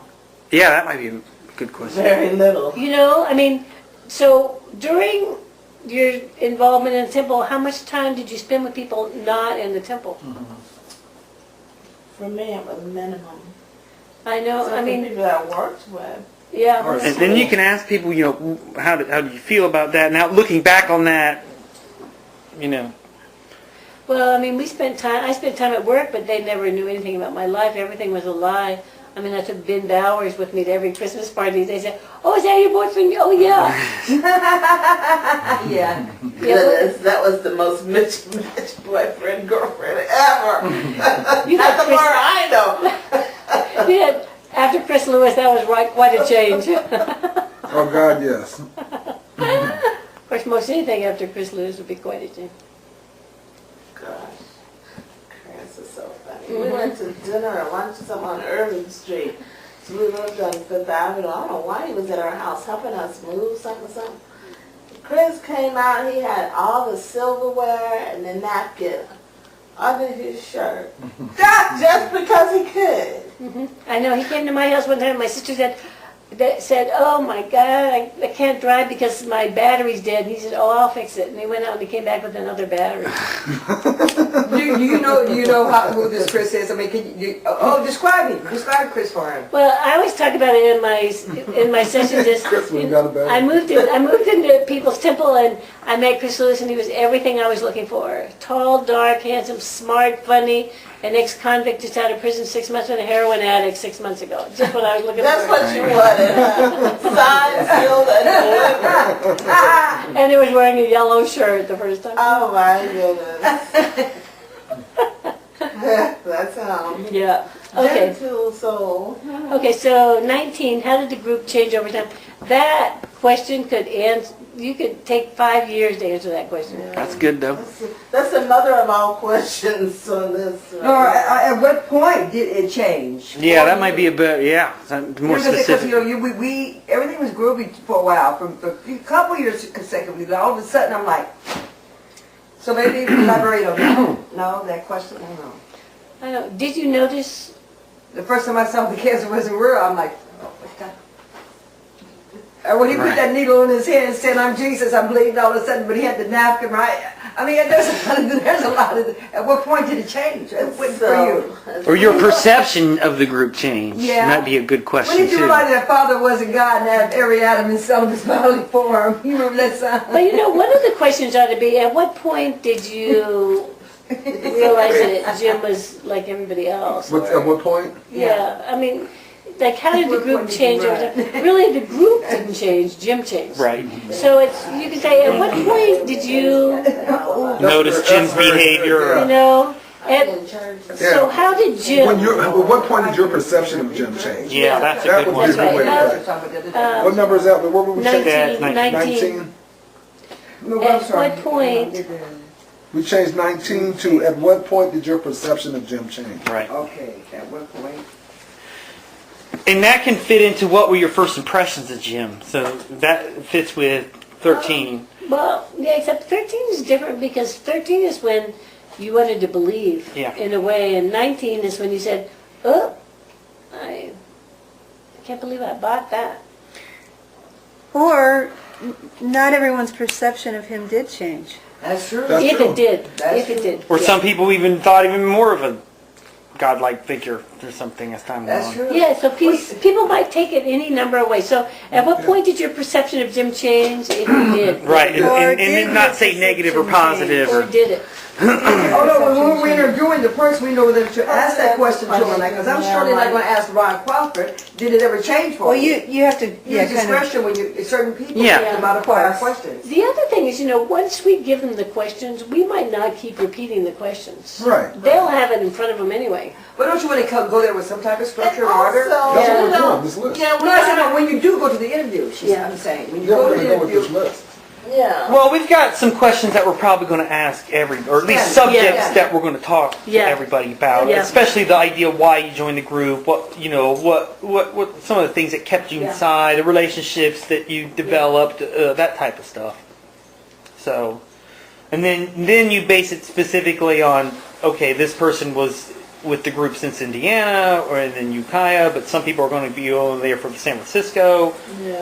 So those are where the specifics probably need to, that's where the pre-interview research and knowing who you're talking to. And like I said, once you get, it'll be awkward at first when you start interviewing people, even people and then you'll get used to the flow of asking them follow-up questions to keep it going. And the one thing you have to guard against with oral history is one word, two sentence answers, those types of things. You have to be ready for that, or to go on to the next question or something like that. So, and you certainly don't want to keep prodding if it appears that, because some people won't want to talk about something, but they're not necessarily going to say, I don't want to talk about that. They're just going to sort of Not cut off the question. Yeah, they're just going to cut the question off. So either you have to learn redirect it or ask it in a different way or something like that. So. For me, though, if somebody keeps asking me questions and I just shut up, then I don't really like just having a barrage. of- Yeah, you don't want to be bombarded. So. Yeah, like you And you stop don't to pause about something, to think about it, because you want to say it a different way, and then somebody gives you a question. Well, you know what I mean? Like, I need my own that's a spacing. matter of just being, appropriate to Yeah. the situation. It's also using using silence. 'Cause Yeah. people will usually Yeah. talk if you.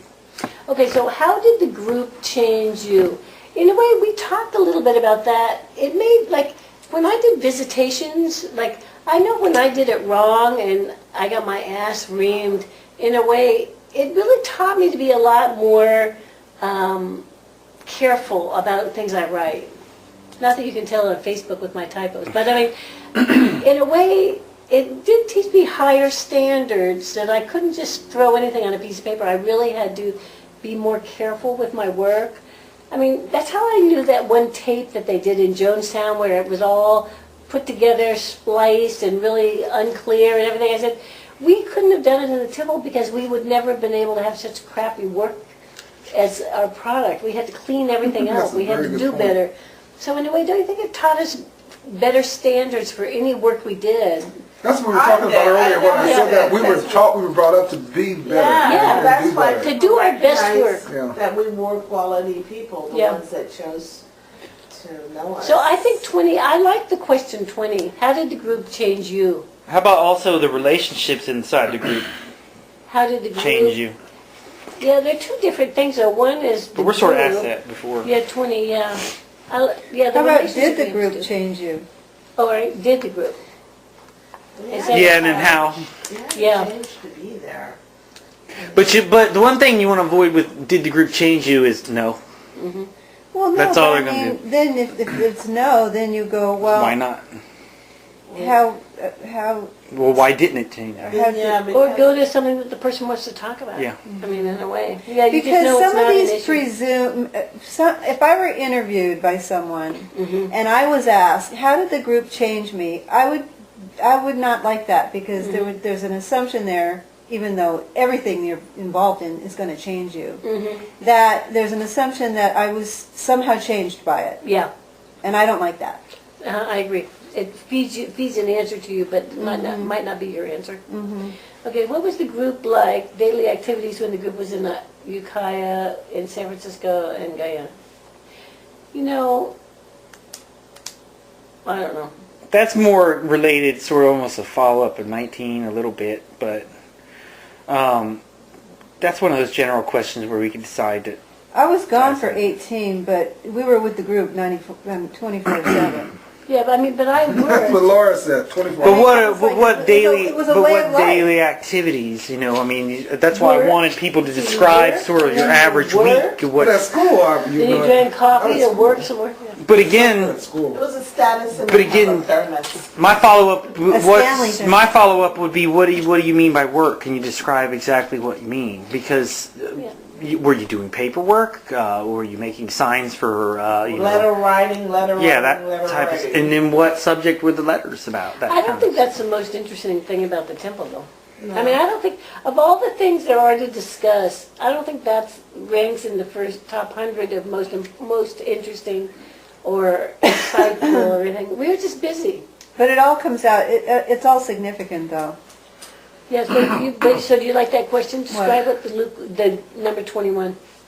Describe might what the be group was like, daily activities, et cetera, when the group was in Ukiah. Well, I would reframe that to, if I'm asking that question, I would say, because I would probably know what the group was like. I mean, I know.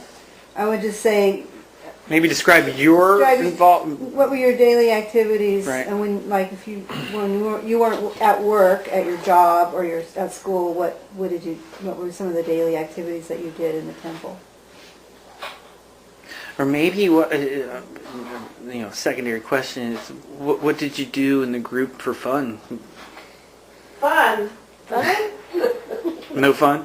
We used to have fun. Or with your free time, or if you didn't have. We had a lot of fun. Everything was I don't know. structured. I think my phone was perfected excuses not to attend meetings. I don't know. When our age, we had a lot of fun. See, there you We go. really did. Not all the adults had fun. Maybe A lot of the adults didn't, but we always found a way to have fun. I gotta And you know, say, in not all the time though. You have your meetings and your responsibilities, I know that when I was in San but I had a Francisco lot of good Temple, memories. the only way I could Yes, we did, though. what I We would did, consider John. fun was to I had a lot of good memories. to do something I wasn't supposed to be doing.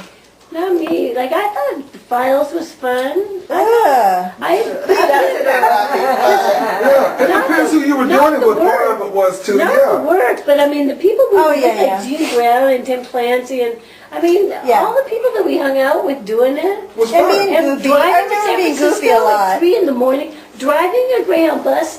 I mean, being on the We had a lot of good memories. Those trips across country all Yeah. the time. I used to hate them, but well, if during I the got course to of get them, we had underneath the fun. bus, that was fun. That was Sleeping fun. underneath the bus. I love that. You know, remember the rehabilitation center we had? That's when I first met Yeah. Chris, when he was recovering from Yeah. kicking heroin. Yeah, no, and to me, that really got me really focused into my career, my major school. Yeah, and then we had, what's the name of the TV guy, Peter, what's his name, Peter?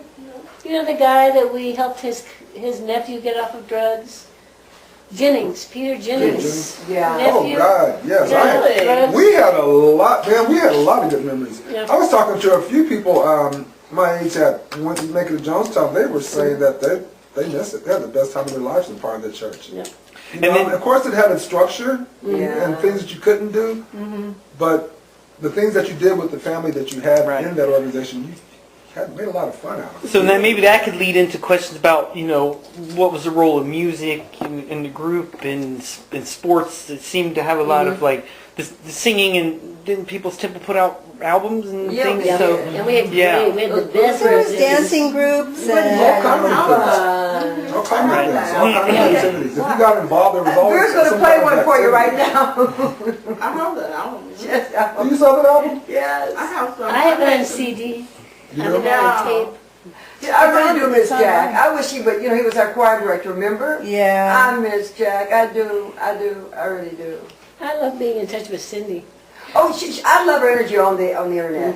I mean, the feedback she gives everybody. How she lives, her life, her leg, her cats. Her jewelry shop. She lives has a jewelry moment. shop. Yeah. Yes, she does. Okay, so do we like this? Oh, she's a sweetheart too. Describe what the group was like, daily activity when the. maybe just like Jordan said, describe your daily activity. Okay, describe your daily activities. Yeah. What was the group like, your daily activities? And I'm going to cross out all this other And then maybe put in something about fun or leisure, or can you tell me about some fun times you had? And so we talked a little bit about that earlier with memorable stuff, but memorable is not the same as fun.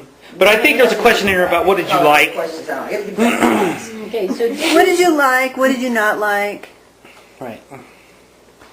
well, in the United States, The long So- meetings, basically. The long Yeah, I mean, we could each for each segment that people were involved in say, what did you like about the time in Ukiah? Probably people talk a lot about nature and maybe that type of stuff. I don't know. Sorry. You guys were there. You had normal lives. I mean, you had normal lives. yeah, I mean, I worked at the welfare department, you went to did. school. Yeah, we had did- school. We did play sports. We had fun. We had choir practice. We had studies. We played in the creek. We went swimming. We rode bikes. We had a normal life. I did. John, I bet you guys really miss Wayne when you left the second time, huh? Well, yeah, we missed everybody. Everybody was close. Yeah. I know that goes without saying, but I'm saying because with Wayne and we're back. Can you remember when we went to Emily Lennox property?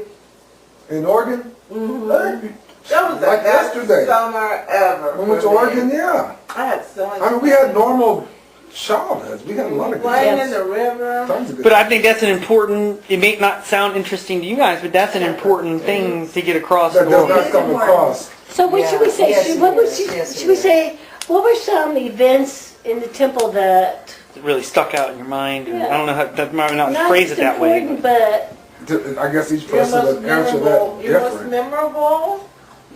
Most there's nothing The impactful. most memorable. So, Your favorite one. Most favorable.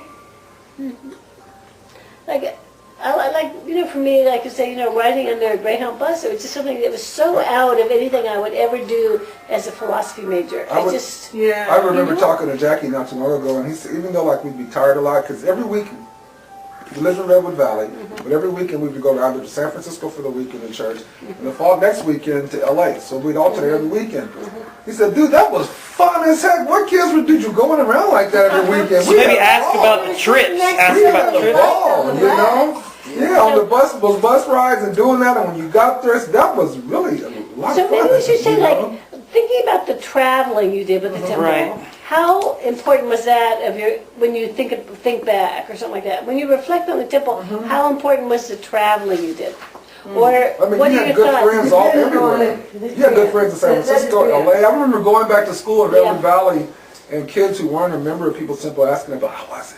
I know, I You mean, know, yeah. Probably we a had lot of friends never of been ours- there. We had friends of ours, Redwood Valley, that would give us money that when we went to the city or LA Buy stuff. to buy them tennis shoes and stuff because they didn't sell that kind of stuff in Ukiah. Like the latest Nike tennis shoes and Adidas in those days. Because they didn't. The closest place to shop in Redwood Valley, Ukiah, was Cottingtown in Santa Rosa. Yeah. Remember that? Oh, yeah. So you had to drive a good hour and a half to just get somewhere halfway decent, and all they really had was a pennies or something. Right. Okay, so if you say, thinking about traveling in PT, how important or what memories or how do I want to say that? What do you most remember about about the traveling trips? What do you most remember about the traveling? The traveling during PT? Do you want to say what do you most remember or how do you feel about all the traveling you did or something? Yeah, Are we talking about that feeling? yeah. What do you most remember or what? You can ask both. I mean, depending. Okay. What do you most So there was a remember? lot of traveling. How was that for you? Yeah. Think about traveling Where's that about, question anyway? traveling doesn't enter in, but it's just kind of Actually, kind of added emerged. to it, huh? Because traveling is something we did, everybody did all the time. All the Yeah. time. And then we ended up traveling to Guyana. I mean, we And traveled traveling around around the country. California. And then on the summers, it was around the country all Yeah, summer. we camped out in Ensenada, Mexico. I drove the bus down there. I remember that. Yeah. I think I had a question here about recruitment, but that may also be another question. Okay, Just so maybe thinking about traveling in PT. because wasn't that one of the points of traveling? Is not only to go to Yes. Yeah, It was that a was one of the recruitment. Right, points. so- I mean, as members, it wasn't for recruiting us. It was really giving Recruiting us other an people. outlet. Like, Well, even the now you advanced meet cruise people. were fun. Yeah, and That you meet was people fun. in the inner city who've never seen the ocean or have never gone more than 10 blocks from home. So think about traveling in PT. It was interesting. You're traveling to Yeah, all what were different your cities thoughts? and states every summer. I Yeah. just wish I remembered the states I passed through. Which ones didn't you pass I to? know, mostly all of them, Oh, right? yeah. But I wish I remembered. Yeah, exactly. You can look at a map though. I mean, we went to New Orleans, we went to But Philadelphia. there's where pictures You would can come in almost do it. helpful. Yeah. Someone may have pictures of you, but they, that they Some of the stored books had away. already been written. We've been to all those, Just like the it's been Philly, to mentioned, I'm Detroit, I sure. remember. We went to lot of places Ebenezer, we've remember been. Ebenezer Baptist Church, we went when Malcolm X got Yeah, shot. didn't Tim Yeah, Carter join I in know, Philadelphia I or remember something standing like on that? Not Tim Carter, Brian Kravis. Oh, okay. Jim was on that stage talking, and that's when we had a meeting, right? Okay. Yeah, maybe describe the atmosphere on the bus. See, you smiled, which means there's something behind that. There was because I was old. Depends I on was how old you old. were. I didn't, Yeah. I didn't have to sleep in the racks. Yeah. I was lucky. I was too old. I didn't have to sleep up where the kids slept. Do we want to ask any questions about, like you guys talked about how normal it was, do you want to ask any questions about maybe restrictions on behavior? Like foods you weren't allowed to eat, things you weren't allowed to say or do? Like the rules of the group, maybe a better way to put it. Like, you can you know- describe the rules of the group? And Lee got into, what were the ceremonies we did? Like at Right. one point, like if we went out to our car in the winter, we had to knock on the wood 2 times because somebody had turned on their car engine and the cat had been in there for And the it warmth died. of the engine and the cat died. So from then on, every time we went out to our cars in the winter, we knocked on the roof to get the cats out. We had to walk around the car 2 times. We had to sit in the car and, kind of chill for 2 minutes so that we could focus on our driving chore. I mean, there's ceremonies we did, and Lee that might was be a saying- good one. all cults did. All cults have rituals. Yeah. Churches, too. No, when you Yeah. start your car, you meditate on Yeah. Father for a couple of minutes Yeah, before you're you right. can leave. I know people who do that. That It's was a mainstream, good mainline centering Christian. after It was. exercise, It was. absolutely. And in the morning, we were supposed to Cross was it myself before I leave the 50 house. deep breaths? Yes. Was it 50 deep It was breaths? part of in the affirmations to morning? me, you know. Yeah. 50 deep breaths in the morning. Remember, we used to have to take deep breaths. Oh. Like, Yeah, like did you guys do exercise program, that kind of stuff? Like dietary things, were there things that Jim didn't let people Right, eat? karate, slide swimming. Swimming and stuff like that. We yeah. used to go to the mountains, camp out, hike, That kind of and stuff. Well, we had to have soybeans, yeah. fallout, Sunflower radioactive seeds. fallout. Oh, he did stress good diet. To this day, I can tell you, it's diet and vitamins. Oh, Well, yeah, that they were was the vegetarian. Casey Oh, diet. yeah. The Casey- Yes, the Casey being a diet. vegetarian. I was for 4 years, yeah. Me too, yeah. So that's a major impact there. Yeah. you know. Yeah, it was. Yeah, it So was. soybeans, vegetarian, and we took a vitamin E. What's Yeah, vitamin see? But no alcohol. No. Oh no, we didn't drink or smoke. Oh, you got spanked if you got caught with a drink or a cigarette. Right. And what was it, honey and That's the biggest vinegar? reason. Yes, that's right. Honey and vinegar for arthritis. When we let the church things we couldn't do, we got beat. Oh, That's a you're Casey thing. subconscious. You just, you know. All right. Yeah. Yeah. Yes. Yes. Yeah, Casey wrote. Well, he was under a trance, but did a bunch of stuff on diet and health and what foods not to combine and all kinds of stuff like that. And Yeah. for example, one of the things Casey said is that you want to avoid getting a cold, make sure your body's alkaline, and there's these foods that help you become alkaline and stuff Yeah, like the that. apple cider vinegar is one of them. Yes, vinegar in general, yeah, but especially apple cider. Okay. So, Also gelatin. all right, so 22. Did anyone express to you concern over the direction of the group? And maybe why not? Why did you shoot me? Because you guys said that for the most part, most people didn't tell, if they were feeling a little uncomfortable. Did that? And maybe a better question is I remember that. how that changed over time. At first, did did Jim let people talk to each other, and then he found out people were maybe expressing concern over his behavior, particularly. In earlier days, it might have been different. I don't know. You guys were there, That's a so good question. Did anyone express to you concern over the direction of the group? Or you to them. or maybe also, and we could connect this to how did your family and friends react? Did anyone outside the group express concern over your membership? Yeah. So you're talking about number 6. Yeah, we could sort of work those together or Yeah, alter so how them. did your family and friends react to your joining? Did anyone ever tell you of any concerns? Right. They try to intervene that time. I mean, you may not want to ask that question specifically, but certainly one of the things that people try to do is, trying to appeal. They do this in the Amish. When you leave the Amish, they try and come and get you back in. And Are you an Amish? No, but I know a lot. Being in Ohio, I know a lot about it. So, Oh, I know. I was just in Pennsylvania. yeah, Amish is interesting. There's a great show called Amish Out of Order, which is about this community of ex-Amish people and how they struggle with, their identity and being in this very somewhat of closed group. Some Amish are more strict than others. Like they have Amish down in Florida, which are much more open. And if you leave the Amish, you're still allowed to talk to your family. Where there's other ones, they shun you. Okay, And they don't even hold talk. on here. So, what's 23? Did you witness any public disciplinary session? Everybody did that. If so, So maybe can not describe did you. what the- Outside. Well, some of them might not have. Seen a but public most people disciplinary? probably have. Oh yeah, actually. if Or maybe we're how did it talking to feel? How did you survivors, Yeah. Then yes. So, did you witness any? If so, could you describe what occurred? Maybe better a way just to say describe. Can you describe any public disciplinary session that you witnessed? Or? I like kind of what Johnny was saying earlier, that how was discipline handled in the Yes, temple? that's a good idea. What's your, Interpretation Yeah. of how this plays. because, There was many different ways. Or how are rules enforced? Sometimes you had to go ask for money on the street or extra cleaning duties. so you like that? Do you like that? How were rules enforced, or how was discipline handled? Right. Which one do you like? How was When people broke the rules, what? exactly? There you go. That's what I was thinking too. What happened when people broke the rules? Right. Yeah. Or maybe also in this, maybe you judge whether or not you ask this question. What happened? Did anything happen to you when you broke? Did you break any rules? And what happened Yes, there? we And were how did you direct. react to We were that? direct. Maybe We that could did be all that change good. your opinions of the group or So instead of what happened when people broke the rules, you say, did you ever break? Rules were broken. Well, Right, and there what- are really two questions. yeah, that's two, but So, they're What related. happened when people broke the rules? All of it's outside. Did you ever, and what happened to you? Right. It's probably, I call And that second one, a lot of people may not want to delve into that, but that'll help because your former members, they'll be much more willing to discuss that view than with somebody who's maybe that sounds like a prodding question, like I'm trying to get at the cult elements here or something. So what happened when people broke the rules? What is your perspective of what happened? Or how did What's you your react to memory? that? It would be a good, maybe reaction, What was your reaction? right?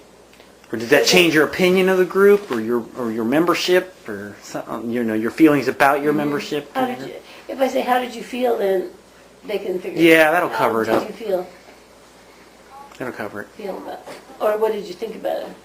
Okay. Is it your phone, Jordan? Somebody's Yeah, somebody's phone. Oh, that's mine's over there.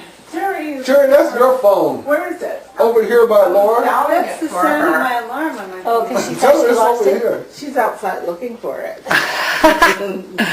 Answer it That's her. She's probably. with a man's voice. She calling it?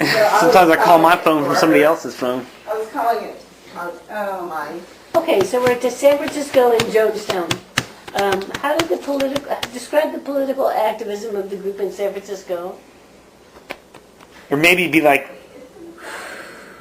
that one could be altered there. That's not a bad question though, I mean, because we did a lot. Yeah. I wonder, maybe we should take out... Or maybe what was your role in the political activism? How active were you in the political involvement, the community How element? active, baby? How active you were involved? Yeah, and then maybe describe some events that you went 'Cause to. everyone might not have been as Right. involved as other people. Okay. We were involved as being, because we were younger, you had to be pretty much Yeah, and like involved. we went to 16th and Mission and collected money and We went did all to all the kinds of- marches yeah. and everything, so... Did all kinds of So Fresno what am I going to Beach. put? How were you... things. How were you involved politically, if at all? We had to jam the lines for Oral Roberts' Really? remember?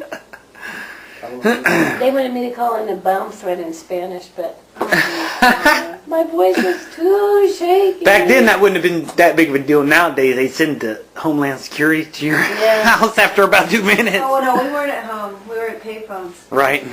Now you can't. There's barely any payphones around. That's right. How are you involved in politics? That way? Or just yeah. How were you involved? Maybe describe our What were your activities? right. Are you What political confused? what political activism Okay. were you Yes. involved? Yes. What political activities, community involvement were you engaged in, or something like that? How or- were you involved in San Francisco politics? There you go. Right. Okay. And how did it change over time? And that's for number one. And that can you just turn that into one question. Yeah, and how did it change over time? Really, we just moved, we left. Well, I mean, also, did it get more? That's like Did it get all- more intense? Maybe also, did you feel you were making a difference? Might be a good question. Always. 1, 2, and 3 is all one question, isn't it? Yeah, to some extent. Yeah, there's just sort of one main question and a couple follow-ups there. Yeah, I think 1, 2, and 3 are all the same, and if we bring it up, then they can run with They'll it or elaborate not. on it. yeah. Right. Yeah. Okay, did you attend any of the housing meetings? That in was one of Mac's Jefferson? questions. Oh. Not many people did. Did you ever attend any of those, anybody?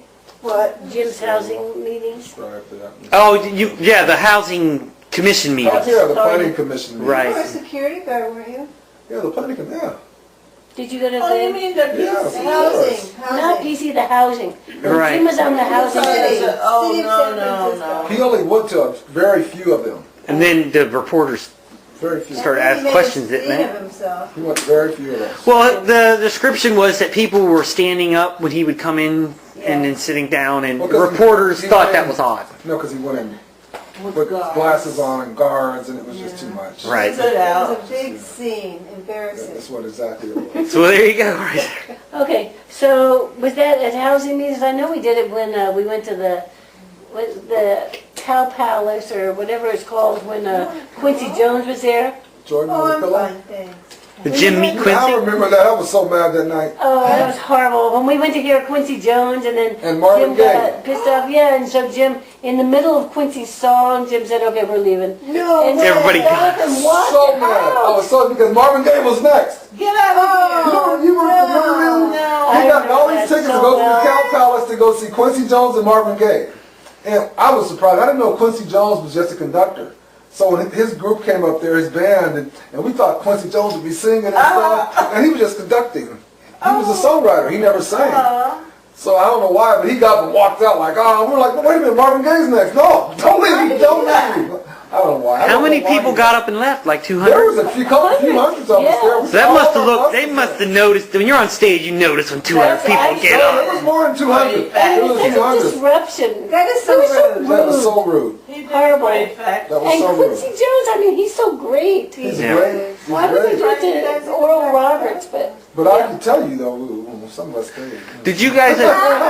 Did you attend other church like evangelical meetings like Billy Graham and stuff? That's my We had the girl. Black Panther meetings. That might be something to describe. What was the group's involvement with the Black Panthers? If I had known then, I would have been so mad. Would you? I would have, because I had to leave too. I left. I said, not Quincy Jones. It was like really good too. It was really good. Oh my And God. then Marvin Gaye That's died. That makes that's way a big too difference young. in our friendship. Okay, so did we attend any of the housing meetings?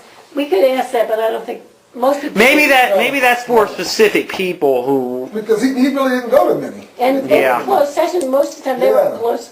So okay, I'm gonna You take can that take one that out. Yeah. Or maybe something I was maybe trying to hit at Jim's involvement in local politics. Maybe there's a question somewhere in there with him being involved in local and statewide Was politics. getting people elected. Yeah, like what was the group's role in political elections? That Not might the group, but what was your perception of Yeah. that? his involvement. Yeah. So, It's not too bad, meaning that's where he killed that guy. What? Chris at the Chris- WAPAC Do you think he killed him at one of them? meetings. That wasn't Oh, it was a way past. Ah. Western edition. Jeez. That same Chris Lewis that was just what I was looking for. The ex-con who was stolen the batteries. Yeah, he killed the guy at a WAPAC meeting. My gosh, with his hands or with a gun? None of that, no. I can't remember, did he wait afterwards? I don't Or remember. something? There. Well, I know Chris was, yeah, well, how did Chris kill the guy? Was it Well, they after? had an argument right in the meeting. Did you see Those it, Vera? If you meetings didn't get see it, I don't heated. think you can speak on it. Oh, he Shut was me up. Shut me up. I'm kidding. I'm He was kidding. prosecuted for murder one. I- Wow. And we all wrote letters. We all wrote letters, and then Well, Jim was missing from his house for several nights in a row before the verdict, before the judge came out and said, "Okay, innocent." Wow. So I always thought there was some. He was connection there. acquitted? Yeah. What was the grounds of acquittal? They said it was a protection, Self-defense or something? self-defense. Yeah. Oh, wow. And everybody who saw it said, "What?" Was it pretty controversial in the news and Guy stuff? point blank in Yeah. the meeting, was an and embarrass. the guy's sister was sitting next to him. I remember the story. Yeah, I remember But vaguely. we were living in Spokane. I had left the church, but I read about it. Yeah. Was he abusive to you? No, except that he was going with May when he was going with Yeah, I me. remember that. And a few other people. Yeah. But that was after the fact. You didn't find out about. I mean, he was loyal to you. What I observed before I left. I thought he was loyal to you. Yeah, for like a whole week. Laura, you are funny. Laura is funny. So, you know what? I'm sorry, guys, but I grew to be big on that. You know what I'm saying? Laura, you are funny. The ends justify the means. Jim could have sex whenever he wanted to. You know, he bended it for all, for a while. Nobody could have it. But he was really. Yeah, do we want to ask questions about that? Like I the think it ought to come out. I think something ought to come out when you ask some of these triggered questions. right? But you know, Yeah, you don't want to most be of us too didn't point see it. blank, No, you don't, because they'll get paranoid. especially if it's me or something. Like Yeah, what is your motive? Most of us did not see it. Or if you're interviewing a man and they perceive you're a woman, they think I'm not going to talk about this in front of you. That's that true. kind of- And then Talking you know what about they're it gonna get? all What the is time, really the your word motive? Who do you really Right, work for? Who right, do you work for? yeah. And that's why I think it's good that The you be- FBI thing. At one point that you interview with each one of us with someone. I know, Right. Because in the back of their mind, Laura, because I mean, I know of some very. Especially if the stuff's going to get put on the web. Yes. I don't want to talk about That's that. right. But then again, they're going to sign this and they're going to let us know what Right. we can and can't do with it. Unless you're Freddie Gary. Like I would say, go ahead. don't want their stuff up for the public, right? Yeah, some people are going to say that. And we're asking them about rules in the group, so maybe some that'll come out a little bit there. Yeah. So Yeah. Okay, I mean, and maybe that we'll get through these questions someday, and then we'll figure out things Laura, that are missing. why don't you perfect them for us and then email them to I was us? going to give them to you to perfect. Oh, No. okay. So, all right, let's see which ones are written here, and then see where we need to go because there are certain things we know we want to cover. and remember, there's some more here that Mac wrote about Jonestown itself. So I just left those as they were. We can add to those if we want. Okay, And good. some of these were Max questions too, so I added mine on here. Okay, so number 5. What was the reaction of the public to the group's public Yeah, activity? missing an apostrophe there. That one might Some of the not. group, but they were afraid of us. Some of the group. Yeah, we were a force to be reckoned with. Yes, we had we to were. be included. Were you And, guys allowed to read media clippings of your activities? Well, I mean, we lived in the area. We read So the paper the all newspapers, time. Yeah. but he restricted information in Jonestown. In Jonestown, he was the only source. Right. But Yeah, in okay, you here- go into one of our homes. Only pictures were posted was of him. Right. No radio, no TV. What home did you live in? I had radio and TV in my house. Johnny, when I left home and when I left his house and then we went into Revere down there, I went to Dorothy Worley's home and then we went to Wanda's in the trailers. That's where it grew to become. That was, No, we no. always had TVs. Well, listen, I did. We danced all the Yeah, time. I was stressed. Right. I started to say, ask We did, Wayne. because remember we used to watch Andy when he was on that Yeah, we big watched show in the TV, we morning. danced, Oh, we really? used to watch Soul Train every Saturday and all that. Yeah, Yeah, we watched. We had TVs. We had TVs. Oh, I was thinking one question we could talk about the racial integration and stuff. I was the first church integrated marriage. I went down in history, Wayne and I. It's Right. Wayne and I were the very first. Wayne and I were the very first. So instead of maybe just asking about general political activism, maybe also be specific and say what was the group's activities in civil rights. Because I think that would engender a lot of responses. So what question was that?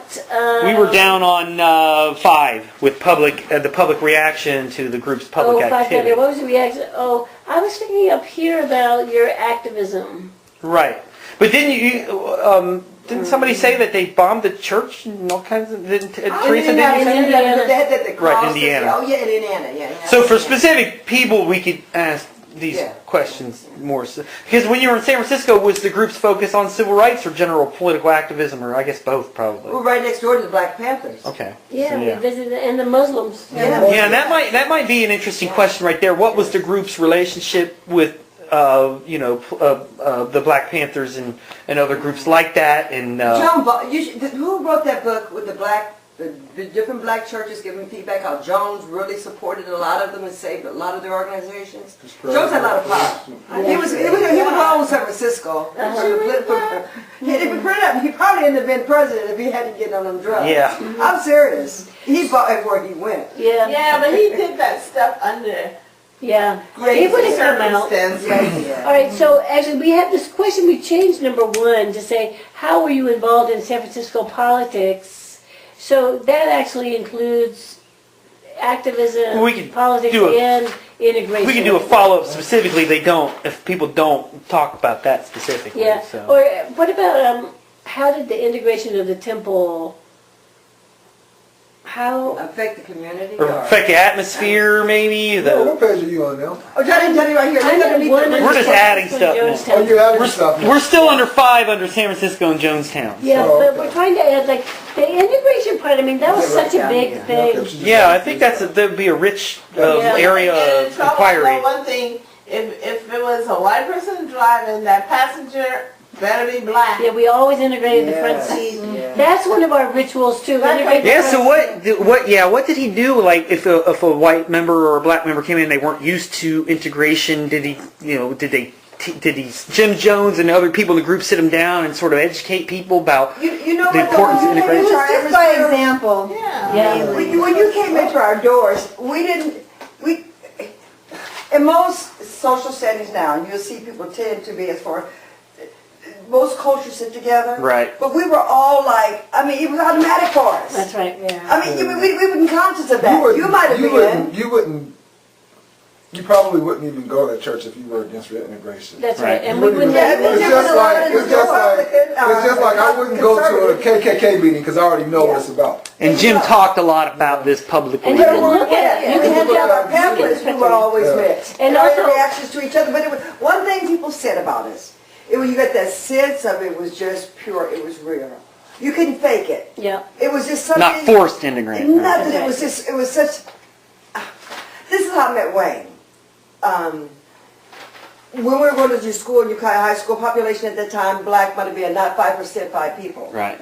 Okay, and so, including the Cobb family and then maybe another black older The couple that lived Irons, there. the Oh, the Irons. Irons came with us. So anyway, so we always were together, but this one particular day I was in high school, first year of high school, and I was going to the cafeteria to eat lunch, but there was no Temple members. And like, I felt so insecure. But I got my tray and I proceeded to walk, and something said, don't go that way. And there was a group of football team members, and one of the guys put his foot out, and over I went with my tray and food, and they laughed, look at the little nigger, look at the little nigger. And all of a sudden, this guy stood up, and he hit the guy right in the face, said, knock me over, and he fought. And he told the cafeteria lady, now, take her tray, pick it up, and give her a new tray. That was Wayne. Wayne hadn't gone to the church yet. He wasn't even part of People's Temple. That following Sunday, who walks in the door? That was Wayne. I'm like, wow. What are you doing here? He said, you go here? He said, I had to come as part of my probation. What a story. You know, him and I died, when he died, we were still comrades. Wayne and I still went places with our grandkids. I mean, I miss him. I can't. Start crying. Well, we all miss him a lot. Yeah.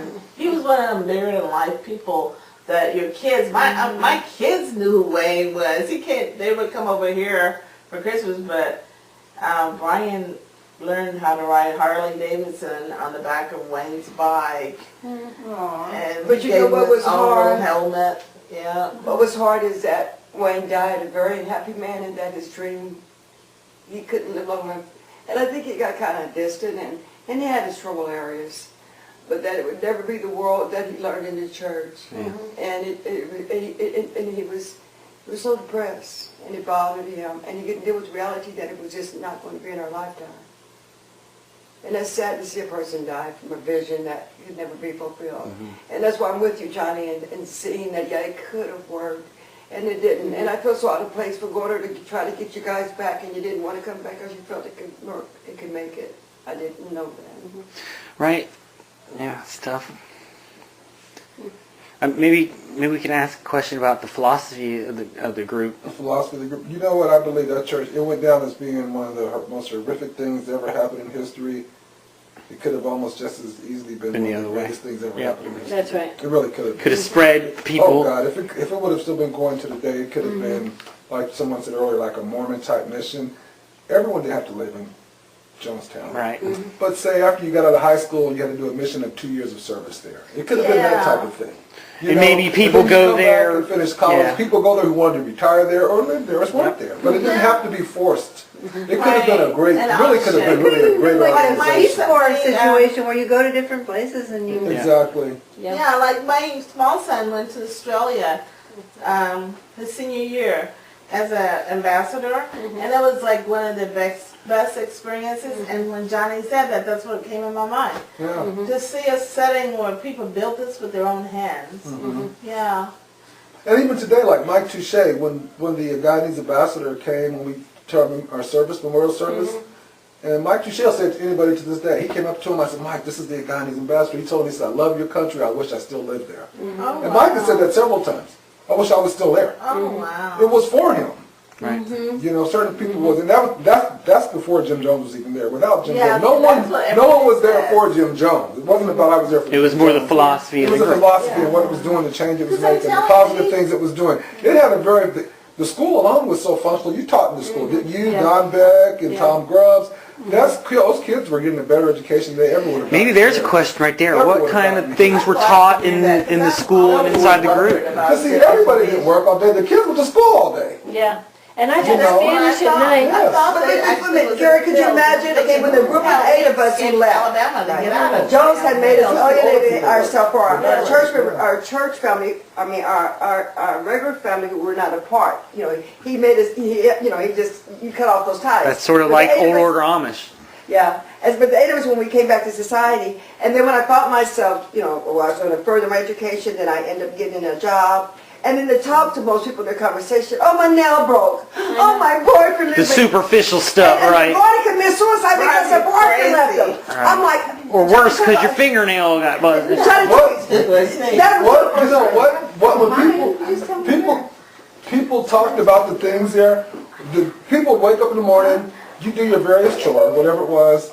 Work in the laundry room, in the kitchen, in the fields, in construction, whatever it was. That was work. You know, the adult people were used to work. People worked. After you worked, people came home and ate dinner. took a shower, and once you relaxed and you would go off to do the various relaxing things, it was Your okay. choice things, yeah. The choice things, okay, watch movies, go to the pavilion, hang out, whatever Conversations. You did. Whatever you did, it was relaxing. It was when he said, let's have a meeting, is when the pressure Or, started. yeah, Those or were he the would go only on crazy tirades times. on the, White night thing and stuff. Those were when it was crazy. But Test without loyalty. his- Right, Test the- loyalty. yeah, Or without just him vilifying the outside world to kind of draw you guys closer by saying fear. they're all after you, He's out the there. whole world's falling apart. But Yeah. see, other than that, what was happening and what was building there was becoming a positive thing. Right. It really was. Yeah. Okay, so we're gonna come up with some question about integration, like, in other words, Civil like, how rights about if, in your reflections about People's Temple, what was the impact of the total integration Right. on you as you look back, or something like that?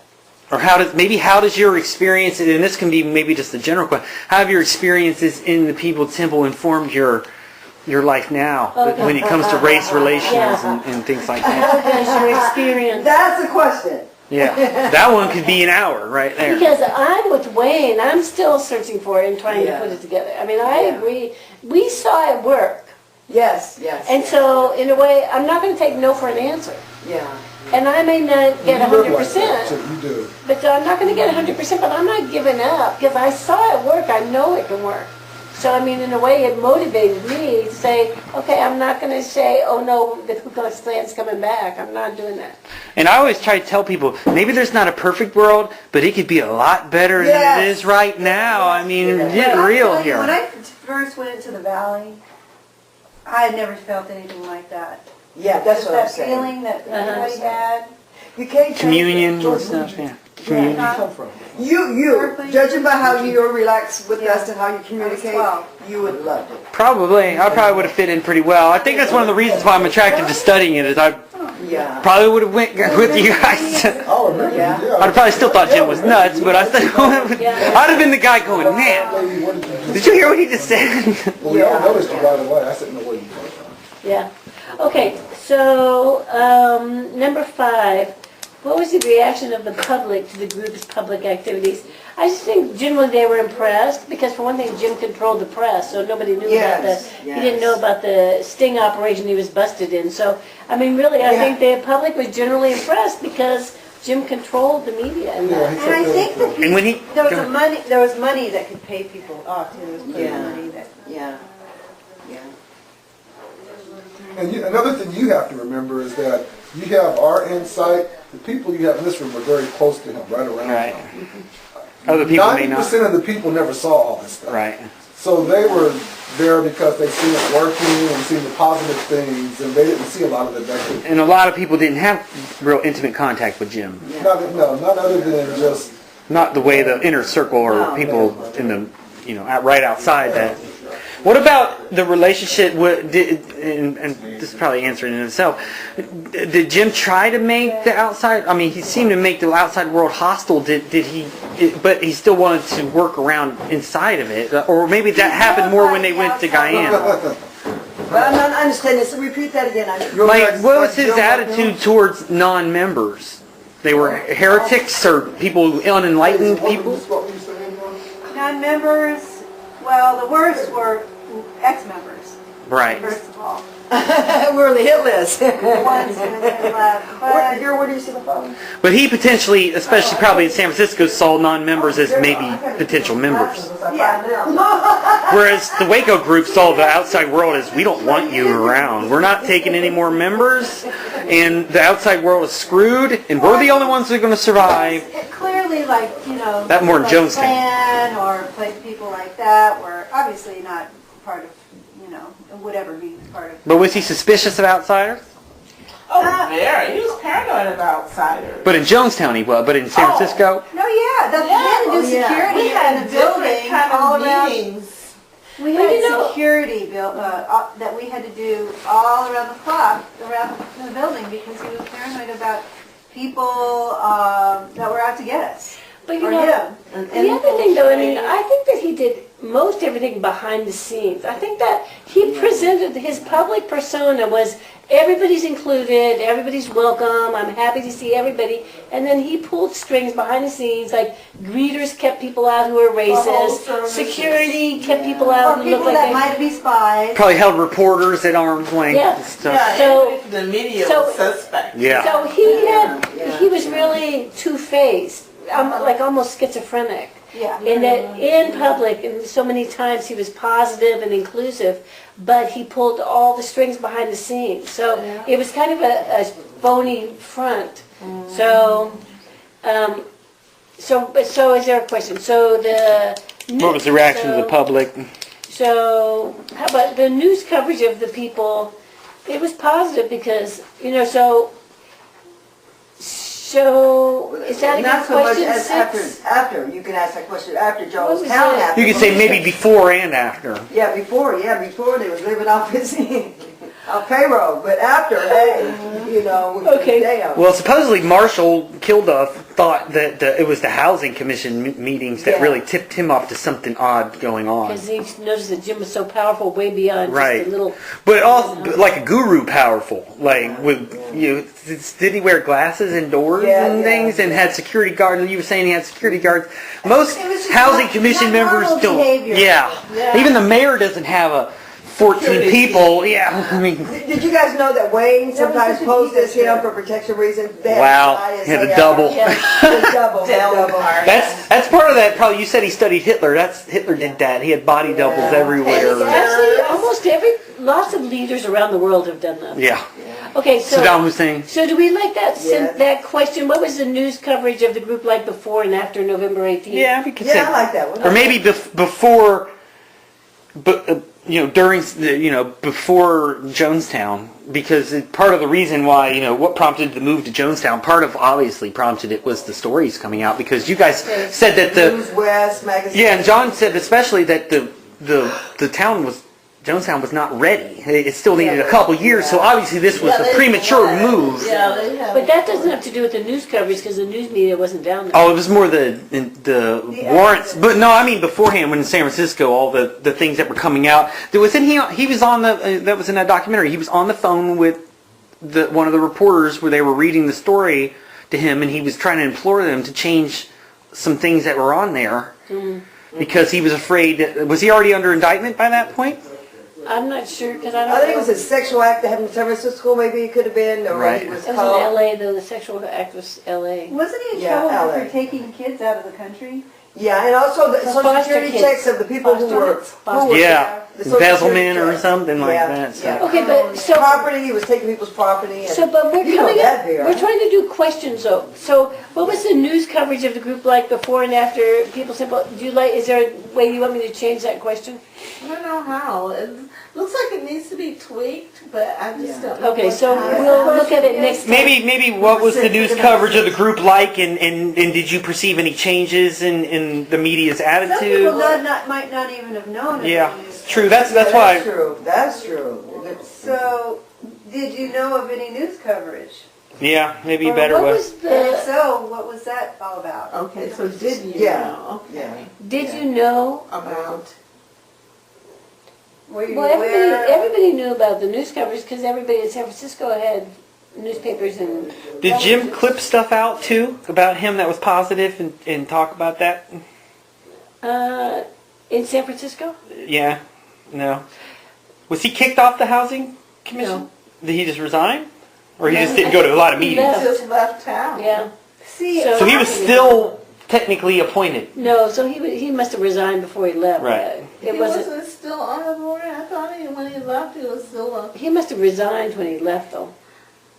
But he knew he wasn't coming back to this country, so he Right. didn't tie up loose ends like that. Who gives a crap whether he resigned? His attitude, what I'm saying, his Yeah. attitude is probably like, Although let me get out of he here. might have had Marsland talent was if still somebody back write a here. letter. Marsland was still here. Right, with And, Carlton Goodwin yeah. and stuff. So there were still things back here. He didn't want to burn the bridge completely. That's true.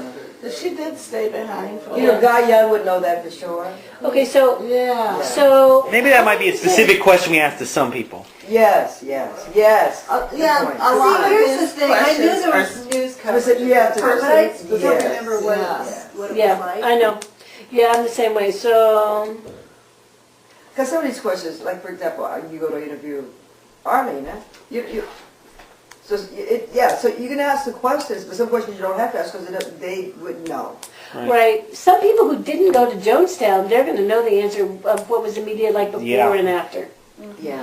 People who were in Jonestown, of course, Were those shielded of us to who the survived, media, yeah. yeah. And Well, we were down I've got there. the media coverage when Jim went over, the conservative brothers were at the airport to go in. I got all that coverage. I got some of that stuff you guys Yeah. can read. Yeah, but I mean, So- we're just coming to the questions for the kids, people we're Yeah. interviewing. Yeah, we can leave that out for now, and if that comes up with a specific person, they can just have it there as a Yeah. secondary question. Okay, so we're Okay. going to take out 6. So number 7, how did Jim Jones change during the time in San Francisco? Well, I mean, that's 5 years. He was there from 72 until 77. So, I mean, in 5 years, everything changes. In 5 minutes, everything changes. So, I don't know. Well, and this is also the perspective of the person being Okay. asked the question. Okay. Did Jim change? in Maybe San did you Francisco? notice Jim change? Might be a better word. Then that way you're not asking about that 5-year period. You're asking them to say, "Well, I remember in Yes, did he 1974 he said this to me, and I thought that Okay. was strange." Or Okay. we noticed him slurring his speech, that kind of stuff. Yeah, okay. And then number 8, what prompted the move to Jonestown? So, we know what prompted it, but what Wait, we're asking Can is we the go people. back to So, 7 for a second? oh yeah. So how is that question being asked? I said, did you notice Jim Jones change during Yeah, the that time might be in a better San way. Francisco? Okay, Then that way it's an individual perception. right, that's So, what I was thinking. and none of these are locked. This is just the second No, I round. know. Yeah, Yeah, I know. okay. And Maybe then- what do you think prompted the move to Yeah, Jonestown? yeah, because, Because yeah. they're going to give a standard answer Yeah. there, potentially. They heard what Jim said. From a personal viewpoint rather than what did you read in the media that Exactly. you think. And so are you talking about prompted the move to develop a community, or talking about the mass exodus? We could of separate them both 78? out. We could separate them both out. We could say what was behind the desire for the group to found this community Okay, so what- in Guyana. So what prompted the move to Jonestown originally? Maybe the construction of Jonestown, or the planning of it, something like that. What prompted the creation plans of to move, Jonestown, or yeah. the development of Jonestown? Because Okay. clearly, when did the socialist president take over? He was always there, Forbes Burnham. He was. You guys met him? So, What did you say he was what, Jerry? Corrupt. Huh? What did you say? He Corrupt. yeah. so what do you think prompted the development of Jonestown originally? Why do you think there was a mass exodus for Jonestown in 1978? Don't worry That about it. sounds good. I wrote that myself, Oh, that okay. second one. I changed it, number 8 to what do you think prompted the development of Jonestown originally, and why do you think there was a mass exodus to Jonestown in 1978? Because Sounds we know good. it was Rupert Murdoch's magazine, right? Yeah, he's bought everything in this country. We're in That's trouble. right. Jim was right that he is a totally corrupt, And not conniving, just right-wing this country. It's Who? what he did. Rupert Murdoch. Right. But did Why do you think there was a... He's from Australia too. He actually applied for American citizenship so he could own media properties in the United States. and there was a law that in this country that didn't allow people to own That's more right. than If you were- one or two. Was it two? They helped to get rid of that. You couldn't own, in a particular, like in Chicago, you could own a newspaper, but not 2 newspapers. It depended. But you could own a television station and a newspaper. Right. And then that got blown away by, I believe it was in 1996. It was part of the Telecommunications Act, but the FCC just changed that. The FCC changed that rule. And this year they just did something else to Right. help him acquire more things. I mean, they're like drawing up rules. He bought the Wall Street to Journal. apply to him. Yeah, that's right. And then well, when you control the papers, you control. And he's not the only one. content. Ted Turner owns Well, an enormous. Ted Turner owned it. I guess I love Ted Turner! I do too. He was such a Hey, Mary Jane Fonda. Yeah, I can't hold that against him. His son is very conservative. He said he don't know where he's at. She's a born-again Christian. She's gorgeous. Isn't she a She 75? is gorgeous and Yeah. she's great, but she somehow hanging out with Jimmy Carter, she became a born-again Christian. And of course, Jimmy Carter now says he's an atheist because he can't be part of a church that's so segregated. So I love Jimmy Carter. Yeah, he quit his church. Oh my God, Jimmy is a radical. I love Jimmy He's Carter. becoming one. Everyone's been building too many Man. houses. He wrote a book a couple years ago, and he much called the humanity. Israeli-Palestinian situation apartheid, and I know, I people read got that him book. all That's a really good on him for that. Yeah, But, which, really good. if you look at it, I would say to Israel, what you complained about what the Germans did, maybe you're not doing exactly the same, but you're not helping the Palestinians. I mean, the situation You is know, kind of Gary, ugly. you can go on tangents. Yeah. Gee, Hey, you're talking about Jimmy Carter, so. I know. Well, Peanut Farmer though, he's we really are made a on- difference in a lot of people. We're on. We were just finished 8. Now we're doing a 9. I like 9. You getting what? Tired. Yeah, I okay. think it's, I don't know. It's almost time, Yeah, yeah. we're It's almost. getting time to So, end. what were your feelings about going to Guyana? I like that question. Yeah, were you That's fine. scared? I mean, that lends itself to a lot, and follow-up Yeah. questions too. A lot of good follow-up questions. When did you Excited. leave? When did you leave? Yeah, And that's what was a it good one. like? When did you leave? How did you survive, really? If you were there, how did you survive? How did you actually, you didn't have to be there because everybody No. back here survived too. Yeah. So how You have to How did you? How did you spend your time after you found out about what happened? That comes back to what were you doing the day of Oh. the 18th, right? No, I mean, when did you leave to go to Jonestown? And what was it like? Oh. Everybody went. Yeah, and then Max got these. questions have to be person specific. Yeah. Yeah. because Yeah. the heading says San Francisco and Jonestown, so Right. you have to use discretion in whoever you Or talk so Well- you should say and or. But don't you Yeah. think that whoever you're interviewing, You're gonna you do should a take it- there should be more than one copy.